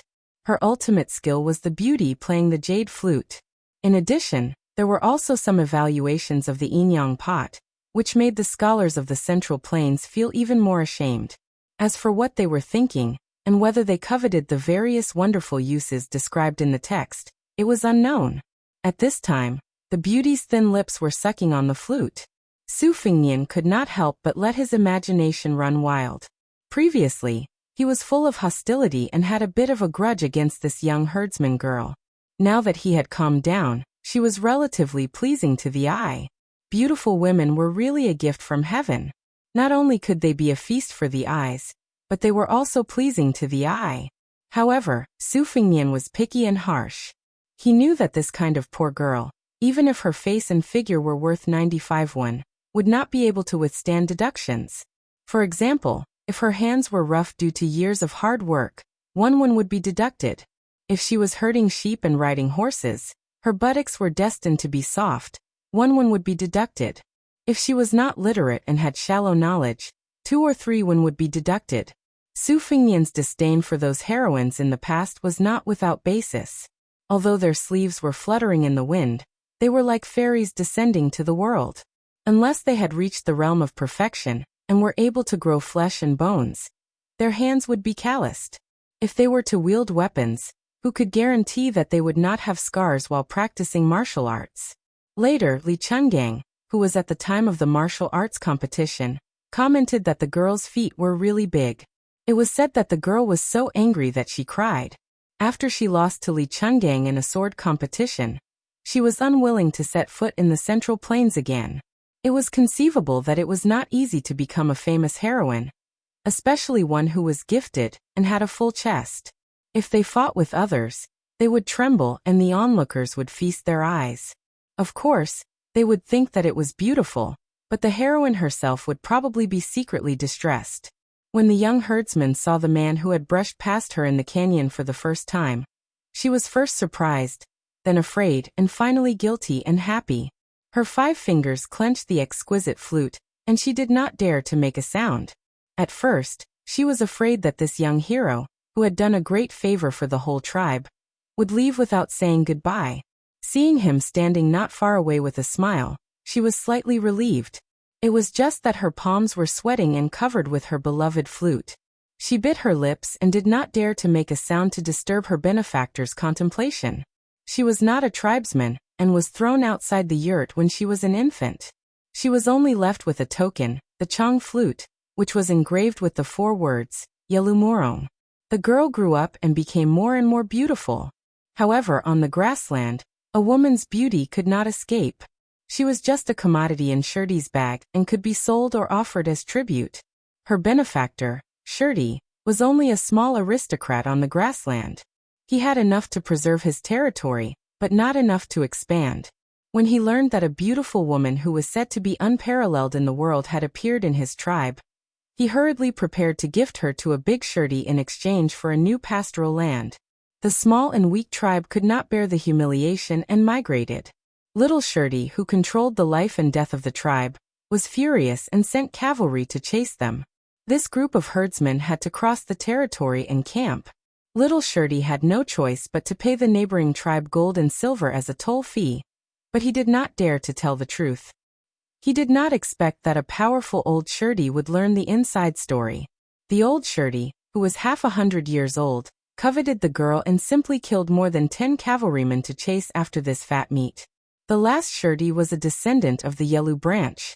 He was famous for his cruelty in commanding troops and governing people. He did not lust for beauty at all. He directly ordered the killing of this group of illegal herdsmen. Only then did he have the cold-blooded skill of driving sheep into the tiger's mouth. Coincidentally, the Buddhist saint and the Prince of Baelyang who went to the north to meet inadvertently stirred up the situation. The muddy water became even more muddy, which allowed the herdsmen to linger at death's door and set up camp in this fertile land. A few days ago in the valley, the girl took the initiative to find the tribal leader, and said that if the local grassland heroes made things difficult for her again, she was willing to go to the Shirty's camp. The tribal leader was old, and had been running all the way. Although he felt sorry for the girl who was like his own granddaughter, he did not refuse. After all, the old man had 100 lives on his shoulders. If he persisted, not only would he be hunted down as a plaything by the big and small Shirty, the young herdsmen in the tribe would almost rebel. The herdsmen were poor and could not do the pretentious good deed of leaving food for the rats. She had the kind temperament of sweeping the ground for fear of hurting ants as usual. Although she was lonely and had no one to rely on, she could make the tribe protect her at all costs. Half of it was because of her beauty, and the other half was because they pitied her hard life. It was not a good thing for a woman to be beautiful on the grassland. Su Fingyan was not afraid to judge others with the most malicious intentions. Even if you were the abbot of the 2 Zen temples, Su Fingyan had been repeatedly weighing and guessing these days. Where was this good karma? Especially in the valley, the lion's roar of Buddhism came late and hundreds of bison died in his hands. Wasn't it indirectly killed by the old monk who claimed to have made a big mistake? Wasn't it just like the apricot-eyed Beimeng Taoist who said that monks could not achieve equality for all living things? How should this account be settled? To put it bluntly, it was nothing more than haggling over every ounce with the heavens. Everything had its gains and losses. The old monk was already in the realm of Buddha. Yet Su Fengnian was using a stupid method to think about the bigger picture. One day, he would inherit the title of Prince of Northern Liang. Did this have anything to do with Northern Meng's destruction of Buddhism and the end of the world? The two Zen temples' original intention was to let the little monks of the north and south go to Jinding to debate with Taoism. However, it was dispelled because of the little girl's dream. According to the information gathered by the spies of Beiliang, in that dream, countless armored horses came to Beiliang. Su Fengnian was not only curious about the little monk who erected a monument and became a Buddha, he was more concerned about where the armored horses came from. The aftertaste of this dream was too long. Even Li Yishan, who never believed in ghosts and gods, racked his brains and buried himself in the ancient books of Buddhism and Taoism. In the end, he used the Book of Changes to interpret the dream, but the result was still very little. Chapter 471. Pull one hair, and the whole body will be affected. After the white-clothed monk won the debate at Mount Longhu, he and Zhao Damping were summoned to Tai and city by decree. Then the old abbot personally went down the mountain to Beimeng to discuss Buddhism with the Qilin Zhenren of the Tao Te Dao sect. Su Fengnian's mind wandered thousands of miles after the initial heat. When he came back to his senses, his mind was as calm as still water. This made His Royal Highness worry about whether or not there was a big problem between his legs. He sighed inwardly and approached the girl who was at least 85. He took the Chang flute from her hand. Seeing the 4 characters of Beimeng, he frowned and asked, "Do you understand the language of the southern dynasties?" The girl's voice was as soft as a mosquito's. "I understand, but I can't speak it well." The language of Beimeng was originally complicated and varied. After the empress took over the dynasty, it gradually changed. However, the northern and southern dynasties were still distinct. Every time the empress went on a hunting tour, she would discuss matters with her close officials. Occasionally, they would talk about things. Of course, the powerful officials of the northern royal court would mock and ridicule the officials of the southern dynasties. The people of the northern dynasties who were born in the imperial tent were inevitably filled with a sense of superiority. After the end of the Spring and Autumn War, the Central Plains was stabilized. The empress took over Beimeng as a young monarch and usurped the throne. Then, she took the opportunity to settle the remnants of the Spring and Autumn War. This caused Beimeng to be in turmoil. The Liang dynasty and the Liang dynasty fought 6 times. The Liang dynasty won 2 times in name, but the true meaning of victory was only 1 time. It was when the empress took the opportunity to unify the Spring and Autumn War, and took the opportunity to take the initiative to attack Beimeng's unstable foundation. They won on 3 fronts and fought all the way to the capital of the southern dynasties. Unfortunately, they couldn't finish the war in 1 battle, and continued their northern expedition, leaving Beimeng with a chance to breathe. People only said that Su Shao, the king of Beiliang, was greedy for power and didn't want to destroy Beimeng. As a result, he had no soldiers to lead, so he withdrew his troops. In reality, both sides were preparing to sign an alliance. Only Su Shao didn't hesitate to use his head as a guarantee and privately went to the emperor. He said that as long as the emperor gave him a secret edict, he could only lead the Beiliang army and enter the north alone. Even if he had to sacrifice 200,000 soldiers, he would make Beimeng lose its title. At the time, the old Grand Secretary stood by the monarch's side and only laughed coldly. The next day, Su Shao was the first to withdraw his troops back to Beiliang to express the Liang dynasty's sincerity. This could be considered Su Zhao's second time being a scapegoat after the Spring and Autumn War, and his rise to the Jianghu.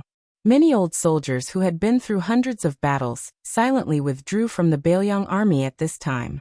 In the 5 battles between the 2 countries, the Liang dynasty lost more than they won. The 4th time was the most crushing defeat, almost exhausting all of the elite border troops the previous emperor had accumulated. The eastern front north of Great Peace City was cleared of the wilderness, and it was even more forbidden to raise troops and attack without permission. It was only now that General Gu Jiantang had resigned from his post as the Minister of War, and was personally overseeing the 2 Liao provinces, in addition to the Grand Secretary Zhang Julu's support, which was said by the scholars to have spent half of the dynasty's wealth, that the declining situation took a slight turn for the better. Su Fengnian directly asked, "Who are your parents?" She shook her head and said, I am an orphan, adopted by the clan when I was young. Su Fengnian was most familiar with the dirty tricks of the imperial family. He asked with a smile. Have you never thought that you might be a golden branch or jade leaf with the surname Yelu or Moron? The young girl's eyes widened and her mouth dropped open. Clearly, she had never thought about this matter. Su Fengnian inadvertently saw the pink tongue behind her white teeth and felt hot again. However, he didn't feel the least bit ashamed of his inferiority in front of a beauty. He only lowered his eyebrows slightly and glanced down at his waist, silently praising. Good brother, you are very capable. After working hard to cultivate the great yellow courtyard, there shouldn't be any irreversible side effects.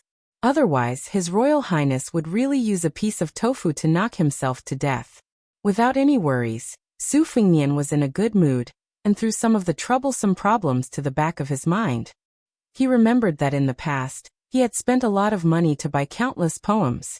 When they reached his second sister, only one line, "Tomorrow worries will come, tomorrow worries," entered her eyes and made His Royal Highness so happy that he had the servant send another 700 taels of silver to that poor scholar.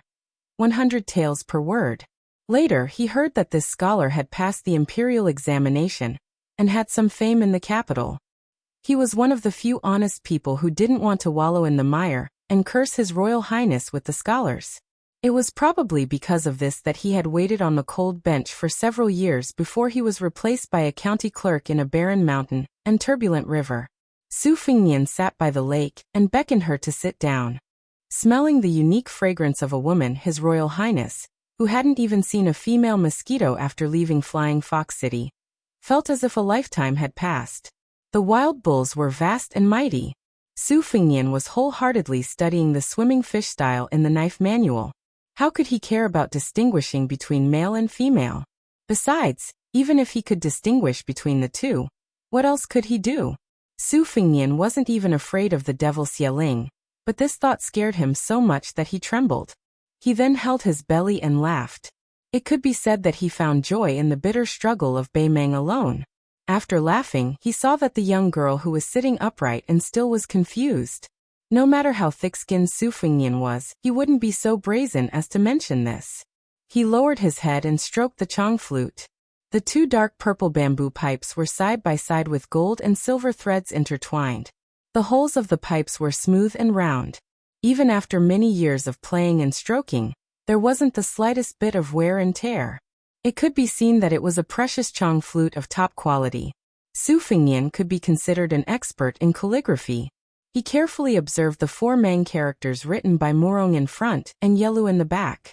The characters carved on the chong flute were extraordinary. He didn't exchange the flute. Instead, he smiled and said, "Take good care of this keepsake. Who knows, maybe one day you'll be the shepherd girl Mu Ko Xianbei's head. If that day really comes, remember to remember my kindness." The girl blushed when she saw how gentle and meticulous he was stroking her, making her even more charming. However, when she saw this young master from the southern court using her beloved chong flute to stroke her back in such a careless manner, there was a hint of resentment in her eyes. Perhaps Su Fengnian was slow to realize it, or perhaps he was deliberately teasing her, but when he saw her face, he couldn't help but smile. He extended a finger and twirled the chong flute's opening, grinning wickedly. The girl's face was thin, and she was about to cry. Su Fengnian returned the chong flute to her and lay down on the grass. He was afraid that there wouldn't be many days of such leisure and carefree days in the future. The girl sitting cross-legged beside Su Fengnian clutched the chong flute and lowered her head, saying, "I'm sorry." This time, she really was crying. Su Fengnian knew that she was apologizing for her cowardice after being saved in the canyon. The corner of his mouth curled up, and he said in a calm tone, "It's not wrong for a girl to be timid. If you feel that it's wrong, you can be bolder and sit on me. Even if I suffer such humiliation, I won't resist." Su Fengnian was originally teasing the girl, and he was just teasing her. He didn't think that this girl would really use up all her courage and boldness in her life to sit on his waist. His Royal Highness, who had been suppressed, sucked in a breath of cold air and said sanctimoniously, "Girl, please have some self-respect." Chapter 3. Around 3 in the morning. Not included in tomorrow's update.